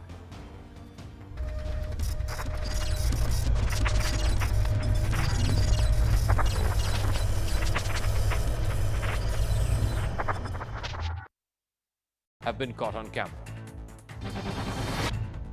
The first incident is from Kozhikode. A stray dog is seen lunging at a young boy who was riding by bicycle. The boy is so taken aback that he falls off the bike. The dog bites the boy's hand and refuses to let go. The boy tries to get up and escape, but the dog's jaw is firmly gripping his hand. The boy tries desperately to shake the dog off, but it doesn't work. Finally, the boy tries to go inside a house, and that's when the dog lets go of his hand and runs off. Another video has come to light from Kannur, shows two students running for their lives as a pack of dogs chases them. They spotted an open gate of a house, managed to get inside and locked it just in the nick of time. Even as the centre is cracking down on illegal loan apps, at least 3 companies under investigation have been traced to Bengaluru. They are registered at the address of a co-working space called Brick Space. The Serious Fraud Investigation Office and Enforcement Directorate both are investigating predatory loan apps that use shell companies to launder money. Indian and Chinese troops have completed their disengagement from Patrol Point 15 in the Gogra Hot Springs. The process started on the 8th of September after discussions between the two sides during the 16th round of Corps Commander level talks. Both armies agreed to move back from their positions. The disengagement at PP-15 is a step forward in resolving the standoff in Ladakh. China has increased drone incursions into Taiwan's airspace, and the latest happens to be a Scorpion drone. It's a twin-tailed combat and spy UAV. Its range is about 6,000 kilometers. The maximum flight time is 35 hours. This drone is capable of firing a range of missiles. The drone flights are part of China's grey zone strategy against Taiwan. Nearly 50 Armenian soldiers have been killed in clashes with Azerbaijan. It's the worst clash between Armenia and Azerbaijan since both nations went to war 2 years ago. Armenia claimed that several towns along the border had been shelled by its neighbor. Azerbaijan said its military positions came under attack first. At the heart of the dispute is the region Nagorno-Karabakh. It's a part of Azerbaijan, but it's populated by ethnic Armenians. There is a religious divide as well. Armenia is a majority Christian country, while Azerbaijan is mostly Muslim. Even as his war on Ukraine drags on for 6 months, Putin is trying to play a peacemaker between Armenia and Azerbaijan. Russia claims it has brokered a ceasefire, but Armenia says the clashes have subsided, but not come to a complete halt. Ukraine's President Vladimir Zelensky says that Ukrainian forces had recaptured about 6,000 square kilometers of territory from Russia in a counter-offensive. Ukraine has claimed success in this lightning counter-offensive in Kharkiv, the second biggest city in Ukraine. It's also claimed significant gains in the Kherson region. There was high drama during Queen Elizabeth's funeral procession in Scotland. Here's why. All the 4 children of Queen Elizabeth, including King Charles III, were walking behind her coffin in Edinburgh. The streets were lined with mourners and well-wishers who were mostly silent as the somber procession passed.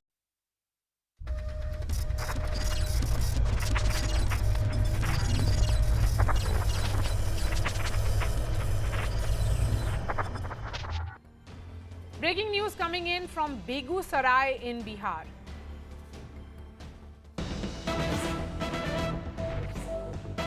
Where some unidentified bike-borne assailants opened fire at random people in 5 spots as they went on a rampage, which started from Samastipur border. 1 person has been killed in this rampage, while 9 others have been injured.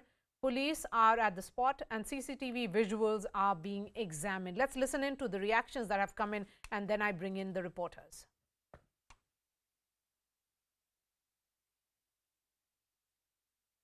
Begusarai में motorcycle पर सवार दो अपराधियों ने 30 kilometre की दूरी में लगभग 1 दर्जन से ज़्यादा लोगों को गोली मार दी और जिसमें एक व्यक्ति की मौत हो गई और अब जो समाचार मिल रहा है 10 से 11 लोग उसके अंदर घायल हैं। संभवतः बिहार तो क्या हिंदुस्तान के इतिहास की पहली घटना होगी जब मोटरसाइकिल पर सवार दो लोग इस प्रकार से गोली मारते हुए निकल गए और पुलिस उनको पकड़ भी नहीं पाई। इसलिए बहुत चिंता का विषय है और बिहार के लोग दहशत में जी रहे हैं, लोग भयभीत हैं, लोगों को लग रहा है कि फिर से कहीं पुराना दौर तो लौट कर नहीं आ जाएगा। इसलिए मुख्यमंत्री को अविलंब हस्तक्षेप करना चाहिए और तत्काल अपराधियों को गिरफ्तार करना चाहिए। जनता में और खास करके महिलाओं में पूरी तरह से दहशत व्याप्त है। आम लोग त्राहिमाम कर रहे हैं, नीतीश जी क्या यही सत्ता के मोह में बिहार की जनता को आपने जंगल राज में धकेल दिया? क्या यही सुशासन है? नीतीश जी, आपको मुख्यमंत्री के पद से तो इस्तीफा दे देना चाहिए। इतनी बड़ी लोमहर्षक घटना लगातार, तो जंगल राज इसी को कहते हैं। यही जंगल राज, इसी के लिए जनता ने आपको मैंडेट दिया था। आप अब जनता के लायक नहीं रहे।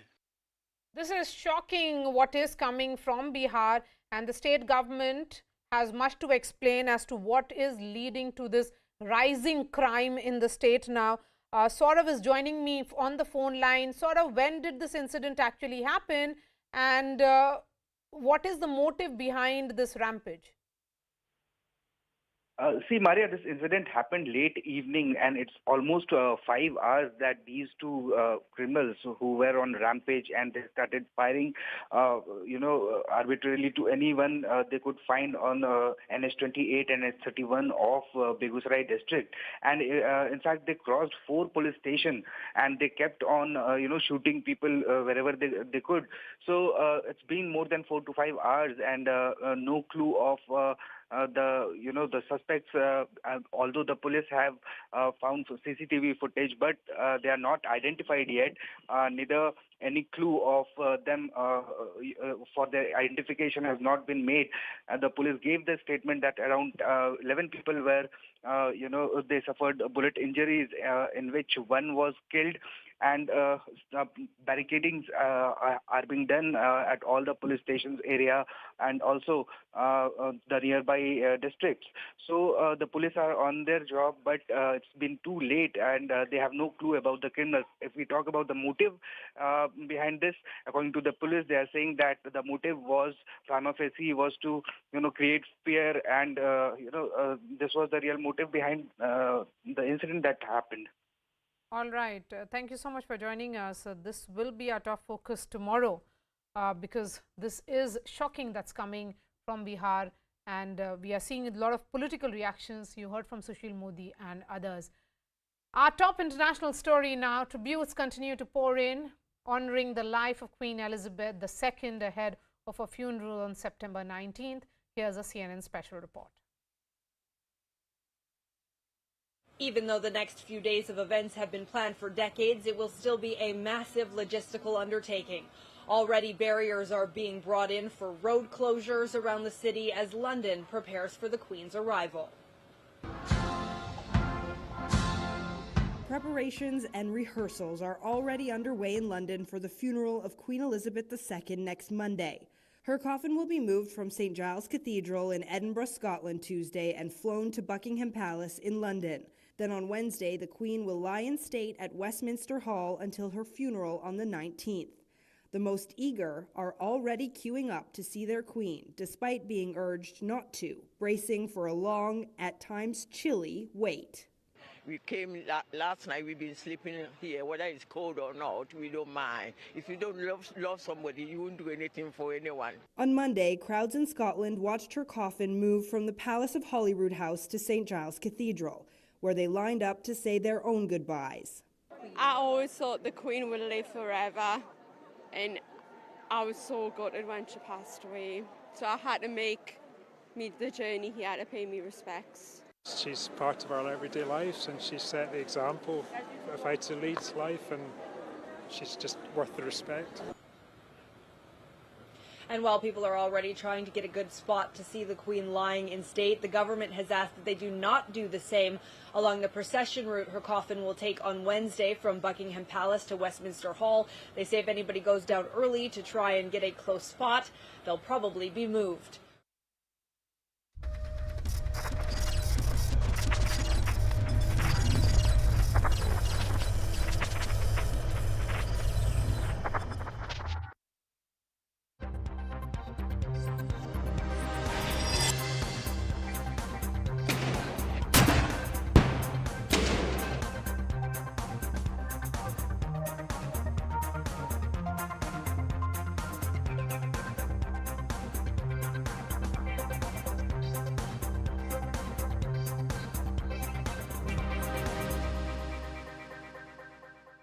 Time is 35 hours. This drone is capable of firing a range of missiles. The drone flights are part of China's grey zone strategy against Taiwan. Nearly 50 Armenian soldiers have been killed in clashes with Azerbaijan. It's the worst clash between Armenia and Azerbaijan since both nations went to war 2 years ago. Armenia claimed that several towns along the border had been shelled by its neighbor.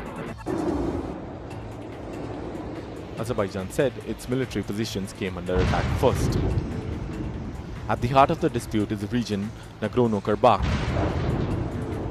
It's a part of Azerbaijan, but it's populated by ethnic Armenians. There is a religious divide as well. Armenia is a majority Christian country, while Azerbaijan is mostly Muslim. Even as his war on Ukraine drags on for 6 months, Putin is trying to play a peacemaker between Armenia and Azerbaijan. Russia claims it has brokered a ceasefire, but Armenia says the clashes have subsided, but not come to a complete halt. Ukraine's President Vladimir Zelensky says that Ukrainian forces had recaptured about 6,000 square kilometers of territory from Russia in a counter-offensive. Ukraine has claimed success in this lightning counter-offensive in Kharkiv, the second biggest city in Ukraine. It's also claimed significant gains in the Kherson region. There was high drama during Queen Elizabeth's funeral procession in Scotland. Here's why. All the 4 children of Queen Elizabeth, including King Charles III, were walking behind her coffin in Edinburgh. The streets were lined with mourners and well-wishers who were mostly silent as the somber procession passed. But suddenly one man was heard shouting, "Andrew, you're a sick old man." Police quickly swooped in and removed the man from the crowd. The 22-year-old was later arrested for breach of the peace. Meanwhile, preparations are underway for the Queen's funeral in London next week. Outside Buckingham Palace, a full-scale rehearsal procession took place, complete with the coffin on a horse-drawn carriage. Where at least 8 people were killed in a massive fire that happened in Secunderabad in Telangana. A fire broke out in an e-bike showroom and quickly spread to the hotel located above. The hotel staff and guests noticed the fire and the smoke emanating from the showroom below. They alerted the fire department. There were 25 occupants in the hotel when the blaze engulfed the building. Some tried to climb down their room windows using the drain pipe. Firefighters used crane ladders to rescue guests who were trapped in the hotel.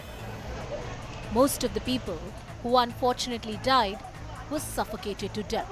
Prime Minister Modi announced a compensation of 2 lakh rupees for the families of the deceased. A high-level inquiry has been ordered into the matter.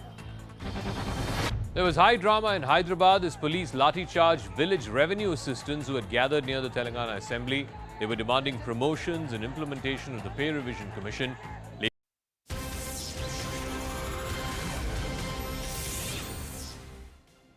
Hello and welcome to the late night edition with me, Ayushman Singh Jamwal. We start the bulletin with some shocking news coming in from the state of Bihar. Now, breaking news is coming in as we continue to track The rampage of a bike gang in Begusarai. Now CNN News 18 has accessed the CCTV footage of the rampage. The unidentified bike-borne assailants opened fire at random people in 5 spots as they went on a rampage starting from the Samastipur border. Now 1 person has been killed in this rampage while 9 have been injured. The BJP has condemned the state government while the RJD has called this a conspiracy. Those visuals on your screen, CCTV visuals coming in as we continue to track this rampage of this bike-borne gang that has been rampaging in Begusarai. 1 person has been killed and 9 have been injured. Let's listen in to what the police have to say. आज हम लोग को सूचना मिली थी 5:30 बजे के आसपास कि ये टेंगड़ा थाना में, भगवानपुर थाना में, फुलवरिया थाना में और चकिया थाना में 4 विभिन्न थानों में कुछ स्थान पे इनडिस्क्रिमिनेट वे में 2 अपराधियों ने मोटरसाइकिल पर जाते हुए गोली चलाई है और इसमें कुछ लोग को गोली लगी है। तो उसके बाद हमारी जितनी पुलिस की टीमें थी पूरे ज़िले में उन्होंने नाकेबंदी कर दी है और ये नाकेबंदी अभी तक लगी है और इसको हम लोग लगातार कंटिन्यू रखेंगे। जो फुटेज हम लोग को अभी तक मिले हैं, हम लोग ने 3 टीमें बना के फुटेज का हम लोग एनालिसिस करवा रहे हैं और मैं भी उसी क्रम में फील्ड में निकला हुआ हूँ। तो फुटेज में हम लोग को एक मोटरसाइकिल पर 2 अपराधी की उसमें देखते हुए मिले हैं, लेकिन इनकी जो पहचान है वो अभी हम लोग करवा रहे हैं और हमारे जो पड़ोस के ज़िले हैं हमने उनको भी अलर्ट कर दिया है, उनसे भी सूचना मांगी है। तो हमारे जितने भी रास्ते पे CCTV फुटेज है हम लोग सबको चेक करा रहे हैं और मैंने 3 स्पेशल टीमें बना दी हैं इनकी रेड्स करने के लिए और हम लोग सभी जगहों पे इनकी रेड्स करा रहे हैं। I'm joined by my colleague Saurabh on the phone line to get the latest in the investigation into this horrific crime that has taken place in Begusarai. Saurabh, give us the details. Do we understand that there are 2 assailants who are involved in this crime? Ayushman, there were 2 assailants. One was riding the bike, and the other one was, he was behind and he was continuously firing wherever he could fire. And this incident took place at around 5 o'clock today evening, and it was a 30-kilometer stretch that these 2, riders they kept on firing, and in fact they had crossed 4 police stations while doing this heinous act. And now we are learning that around 9 people are injured who have been hospitalized, and 1 person named Chandan of Baroni, he has succumbed to the injuries on the spot because he was hit at the back. So now the politics has already started, and the BJP has started targeting the chief minister and his coalition government here, and they say that there is a Jungle Raj instead of Janta Raj, what Nitish Kumar is claiming, whereas the RJD has, they are seeing this as a part of conspiracy to malign the government. Right, and at the same time, Saurabh, just give us the latest when it comes to the investigation. So you're saying that the police have not been able to arrest anyone, detain anyone, and at the same time, these 2 assailants have not even been identified so far. Yes, as we speak, the police have not been able to identify the criminals, and in fact, they have no clue about these criminals, although they have taken up the CCTV and they are investigating into the matter. The borders are sealed, nearby districts borders are sealed, and barricading have been done everywhere. But as far as the investigation is concerned, the police have not at all identified. It's been more than 6 hours now, but these criminals are not nabbed, neither have they been identified right now. Right. Thank you, Saurabh, for getting us the latest when it comes to this ghastly crime that has taken place in Begusarai. Let's listen into the political reactions which are coming in. देखिए, बेगूसराय में जो घटना हुई है, ये कहीं ना कहीं साजिश का परिणाम है और इसके पीछे एक बड़ी साजिश मालूम पड़ती है, क्योंकि जिस तरह से घटना की गई है, इसमें बेकसूर लोगों को सिर्फ गोलियों का निशाना बनाया गया है ताकि लोगों में दहशत कायम हो और सरकार को बदनाम किया जा सके। इस मामले में जो भी अपराधी लिप्त हैं उनको बख्शा नहीं जाएगा। बेगूसराय में मोटरसाइकिल पर सवार 2 अपराधियों ने 30 किलोमीटर की दूरी में लगभग 1 दर्जन से ज़्यादा लोगों को गोली मार दी और जिसमें 1 व्यक्ति की मौत हो गई और अब जो समाचार मिल रहा है 10 से 11 लोग उसके अंदर घायल हैं। संभवतः बिहार तो क्या हिंदुस्तान के इतिहास की पहली घटना होगी जब मोटरसाइकिल पर सवार 2 लोग इस प्रकार से गोली मारते हुए निकल गए और पुलिस उनको पकड़ भी नहीं पाई। इसलिए बहुत चिंता का विषय है और बिहार के लोग दहशत में जी रहे हैं, लोग भयभीत है, लोगों को लग रहा है कि फिर से कहीं पुराना दौर तो लौट कर नहीं आ जाएगा। इसलिए मुख्यमंत्री को अविलंब हस्तक्षेप करना चाहिए और तत्काल अपराधियों को गिरफ्तार करना चाहिए।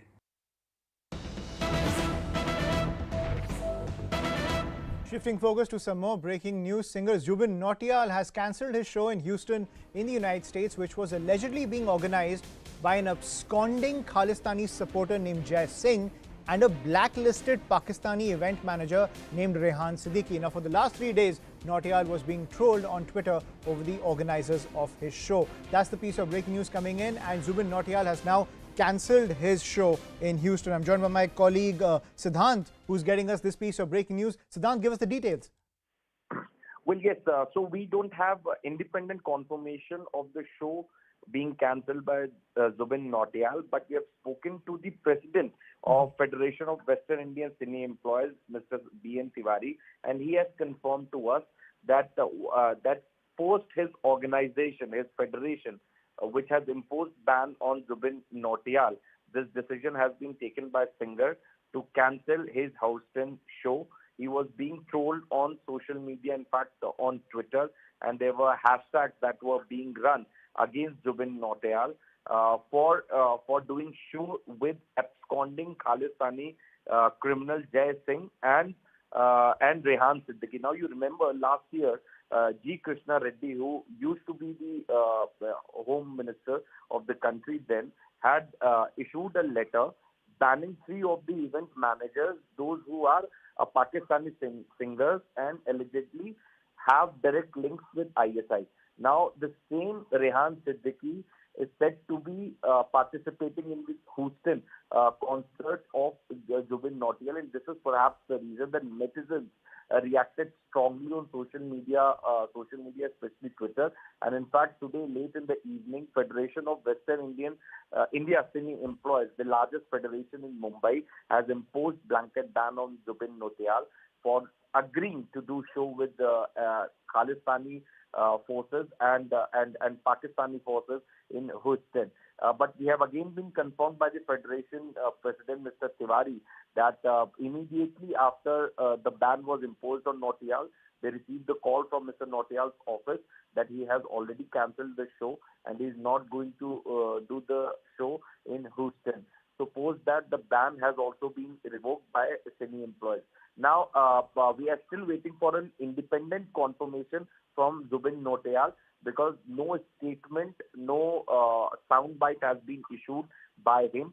In fact, 3 days back, he had tweeted saying that don't believe in rumors, I love my country and I'm busy shooting. So this was his only response to the reaction on social media. But he has still not come out clean on whether he was doing the show with these 2 individuals, what is the status, has he cancelled doing the show, and even if the show has been cancelled by him, post this ban by the Federation of Western India Cine Employees, then what is the status? So he has to come out and tell the country that he has cancelled the show. So we are still awaiting the independent confirmation from the singer Zubin Nautiyal. Absolutely. Thank you, Siddhant, for joining us on the phone line, and we'll continue to track all the developments which are coming in, but a huge embarrassment for singer Zubin Nautiyal. Now, shifting focus, there was high drama on the streets of Kolkata and Howrah as the West Bengal Police conducted a massive crackdown on the BJP's Nabanna Chalo march after the Saffron Party was denied permission. The march was led by top BJP leaders of the state to protest against the corruption scandals that have rocked the Mamata Banerjee government. Now, hundreds of BJP workers from across West Bengal descended on Kolkata and started the march towards the state secretariat in Howrah. The cops lathi-charged the protesters, fired tear gas shells and deployed water cannons. Leader of the opposition Suvendu Adhikari and other BJP leaders, including Locket Chatterjee, were detained by the cops, while several BJP workers were injured in the clash, along with 27 police personnel. The BJP claims over 1,200 workers have been arrested. Now, as tensions continue on the ground, the BJP moved the Calcutta High Court, alleging the police used excessive force against the party workers. The court has directed the State Home Secretary to submit a report by the 19th of September.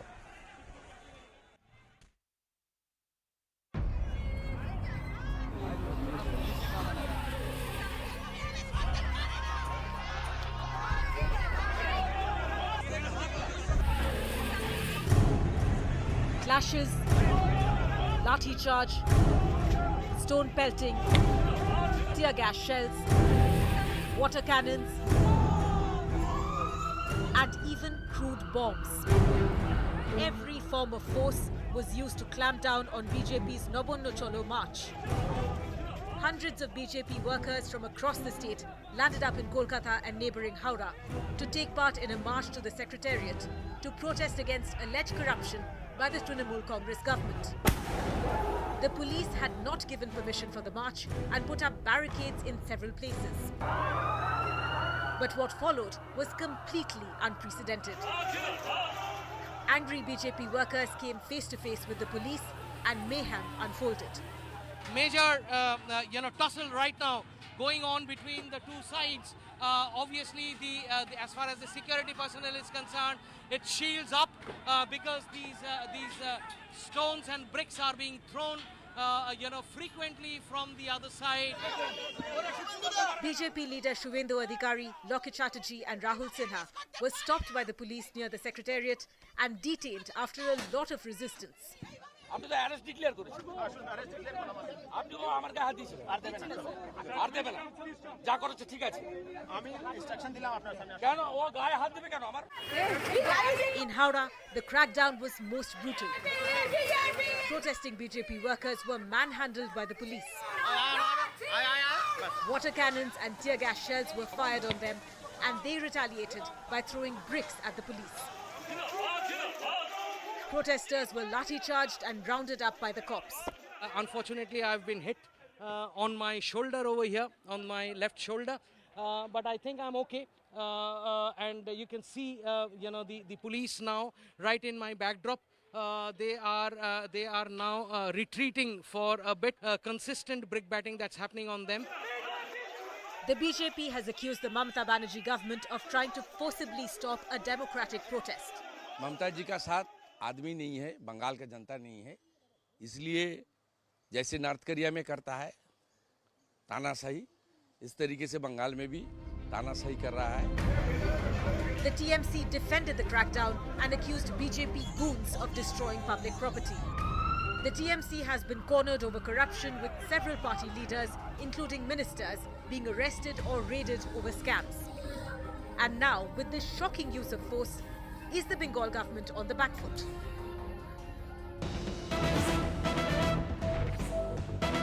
And more breaking news coming in after the National Commission for the Protection of Child Rights wrote to the Chief Election Commissioner seeking action against Congress MP Rahul Gandhi, accusing him of misusing children as political tools during the Bharat Jodo Yatra. Congress has hit back at the NCPCR, with Jairam Ramesh calling it an RSS affiliate, adding that it is a pathetic attempt to derail the Bharat Jodo Yatra. That's the pitch coming in from the Congress party. I'm joined by Pallavi Ghosh, who tracks the Congress party. So, Pallavi, another government organization facing the ire of the Congress and the charge of being politically compromised. That's right. That's because the NCPCR has written a letter to the Election Commission of India objecting to what they say using children as political tools. And this is in the context of the fact that Rahul Gandhi, in his yatra through Tamil Nadu as well as to Kerala, has actually been seen with children, and he's often used that in his social media platforms. The Congress party too has tweeted about it. This has been outrightly rejected by the Congress. Jairam Ramesh has in fact tweeted to make the point that, this is yet another organization which is actually founded by Dr. Manmohan Singh when he's the Prime Minister, but this is now being used as a political tool and a double standard coming in from the BJP. Right. Thank you, Pallavi, for joining us on the phone line on that piece of breaking news. So the war of words over the Bharat Jodo Yatra continues. We're going to take a short break. More news and updates on the other side.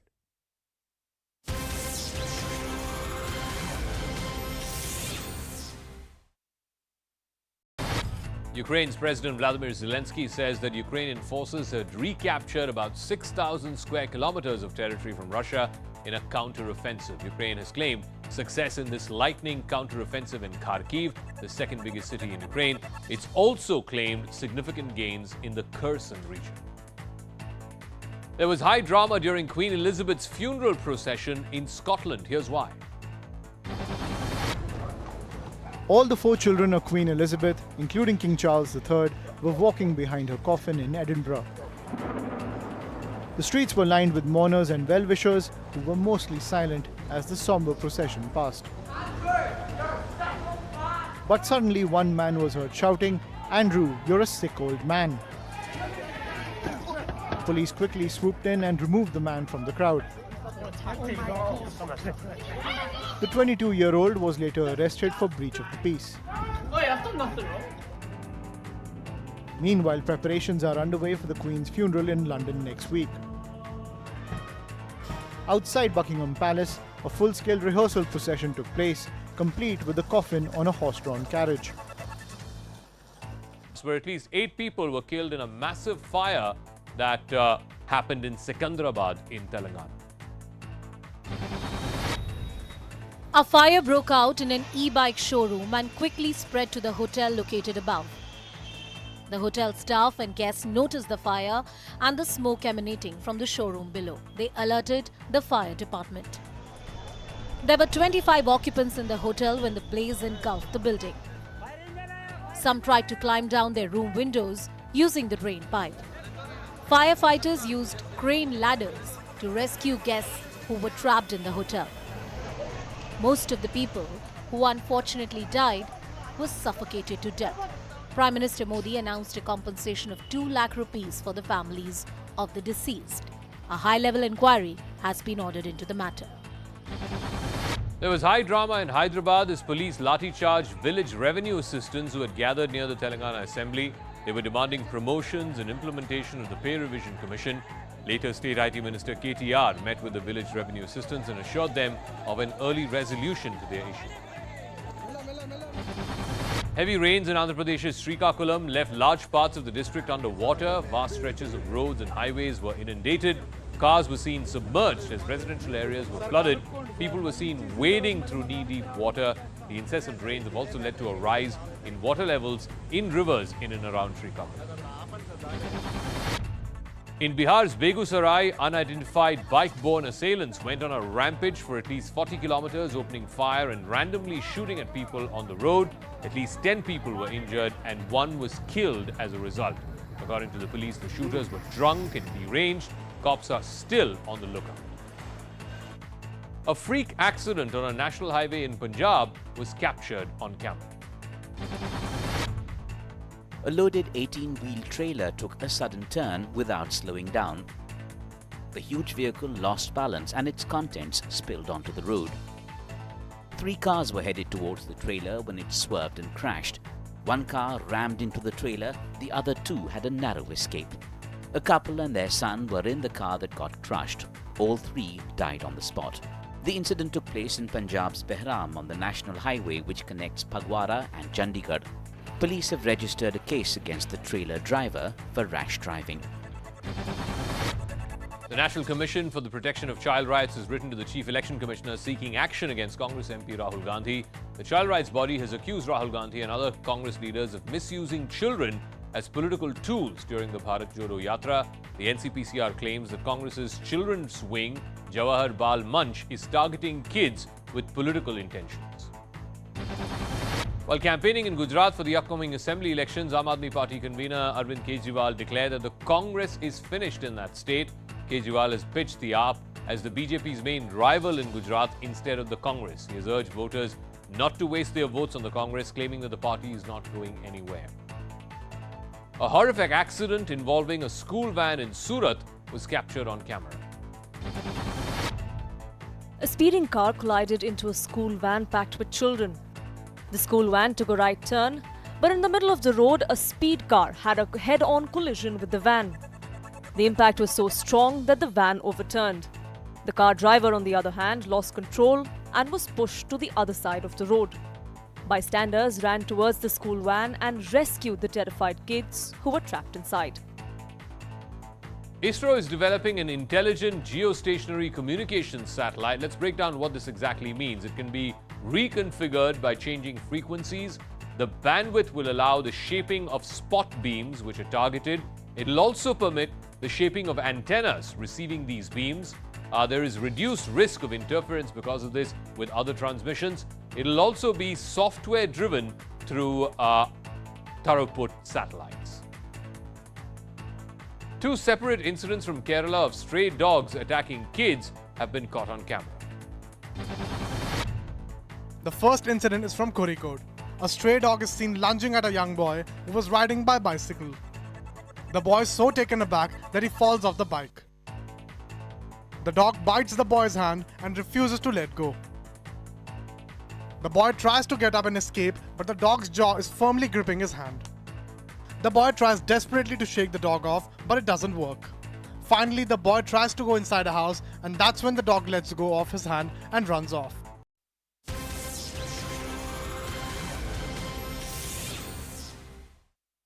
Welcome back, getting you a wrap of all the other news. Following the recent flooding and large-scale damage in Bengaluru, the BJP MP started an anti-encroachment drive to remove illegal structures that have come up on stormwater drains in several areas of the Mahadevpura zone.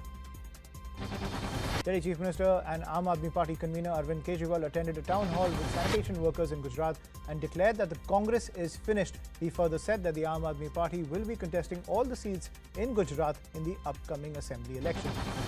Former Karnataka Chief Minister S.D. Kumaraswamy has written a letter to Chief Minister Basavaraj Bommai urging him not to observe Hindi Divas in the state by using taxpayer money. He said it would be a grave injustice to the people of the state.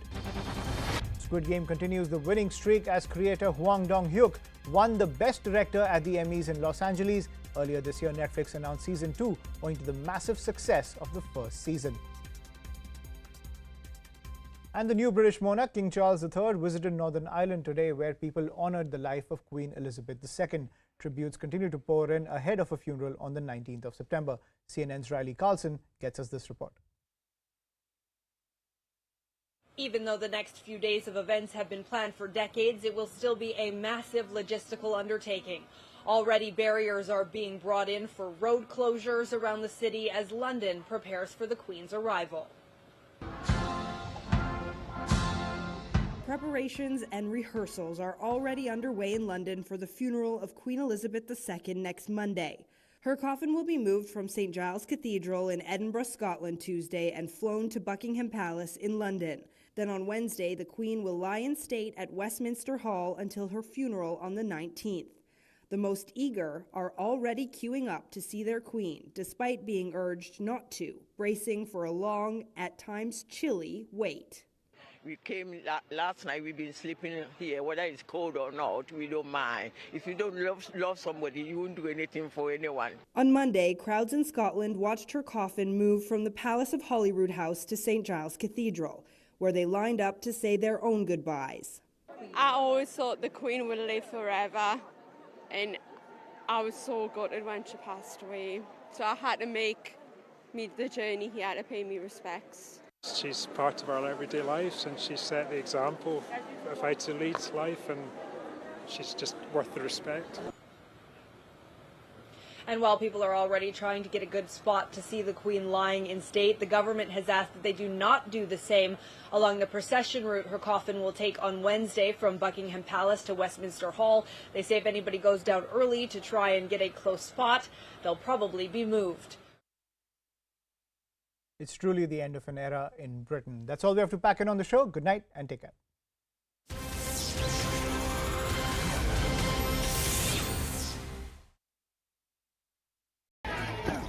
Police quickly swooped in and removed the man from the crowd. The 22-year-old was later arrested for breach of the peace. Meanwhile, preparations are underway for the Queen's funeral in London next week. Outside Buckingham Palace, a full-scale rehearsal procession took place, complete with the coffin on a horse-drawn carriage. Where at least 8 people were killed in a massive fire that happened in Secunderabad in Telangana. A fire broke out in an e-bike showroom and quickly spread to the hotel located above. The hotel staff and guests noticed the fire and the smoke emanating from the showroom below. They alerted the fire department. There were 25 occupants in the hotel when the blaze engulfed the building. Some tried to climb down their room windows using the drain pipe. Firefighters used crane ladders to rescue guests who were trapped in the hotel. Most of the people who unfortunately died were suffocated to death. Prime Minister Modi announced a compensation of 2 lakh rupees for the families of the deceased. A high-level inquiry has been ordered into the matter. There was high drama in Hyderabad as police lathi-charged village revenue assistants who had gathered near the Telangana Assembly. They were demanding promotions and implementation of the Pay Revision Commission. Later, State IT Minister KTR met with the village revenue assistants and assured them of an early resolution to their issue. Heavy rains in Andhra Pradesh's Srikakulam left large parts of the district under water. Vast stretches of roads and highways were inundated. Cars were seen submerged as residential areas were flooded. People were seen wading through knee-deep water. The incessant rains have also led to a rise in water levels in rivers in and around Srikakulam. In Bihar's Begusarai, unidentified bike-borne assailants went on a rampage for at least 40 kilometers, opening fire and randomly shooting at people on the road. At least 10 people were injured and one was killed as a result. According to the police, the shooters were drunk and deranged. Cops are still on the lookout. A freak accident on a national highway in Punjab was captured on camera. A loaded 18-wheel trailer took a sudden turn without slowing down. The huge vehicle lost balance and its contents spilled onto the road. 3 cars were headed towards the trailer when it swerved and crashed. 1 car rammed into the trailer, the other 2 had a narrow escape. A couple and their son were in the car that got crushed. All 3 died on the spot. The incident took place in Punjab's Behram on the national highway which connects Phagwara and Chandigarh. Police have registered a case against the trailer driver for rash driving. The National Commission for the Protection of Child Rights has written to the Chief Election Commissioner seeking action against Congress MP Rahul Gandhi. The child rights body has accused Rahul Gandhi and other Congress leaders of misusing children as political tools during the Bharatiya Janata Yatra. The NCPCR claims that Congress's children's wing, Jawahar Bal Manch, is targeting kids with political intentions. While campaigning in Gujarat for the upcoming assembly elections, Aam Aadmi Party convener Arvind Kejriwal declared that the Congress is finished in that state. Kejriwal has pitched the AAP as the BJP's main rival in Gujarat instead of the Congress. He has urged voters not to waste their votes on the Congress, claiming that the party is not going anywhere. A horrific accident involving a school van in Surat was captured on camera. A speeding car collided into a school van packed with children. The school van took a right turn, but in the middle of the road, a speed car had a head-on collision with the van. The impact was so strong that the van overturned. The car driver, on the other hand, lost control and was pushed to the other side of the road. Bystanders ran towards the school van and rescued the terrified kids who were trapped inside.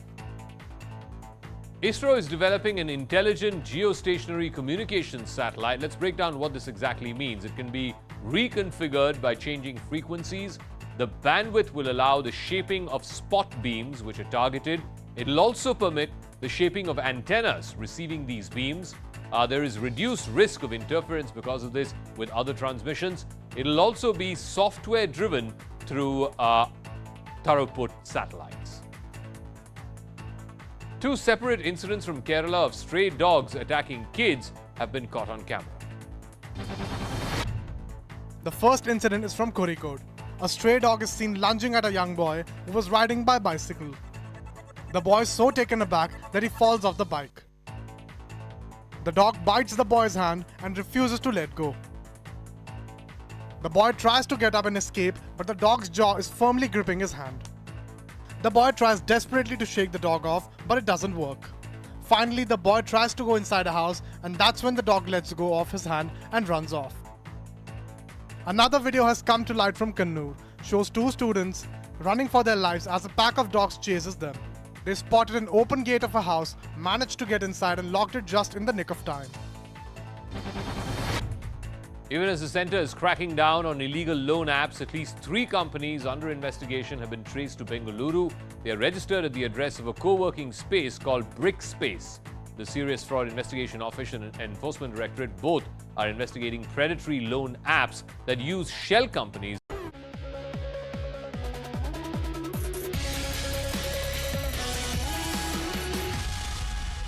Good evening, this is Viewpoint. I'm Zaka Jacob. The Nabanna Chalo Abhiyan, undertaken by the BJP, turned out to be a rather violent affair. Tear gas, water cannons and stone pelting dominated the streets of Kolkata. To the ruling TMC, why bring down the iron fist of the state on a democratic protest? After all, the BJP is the principal opposition party. They have the democratic right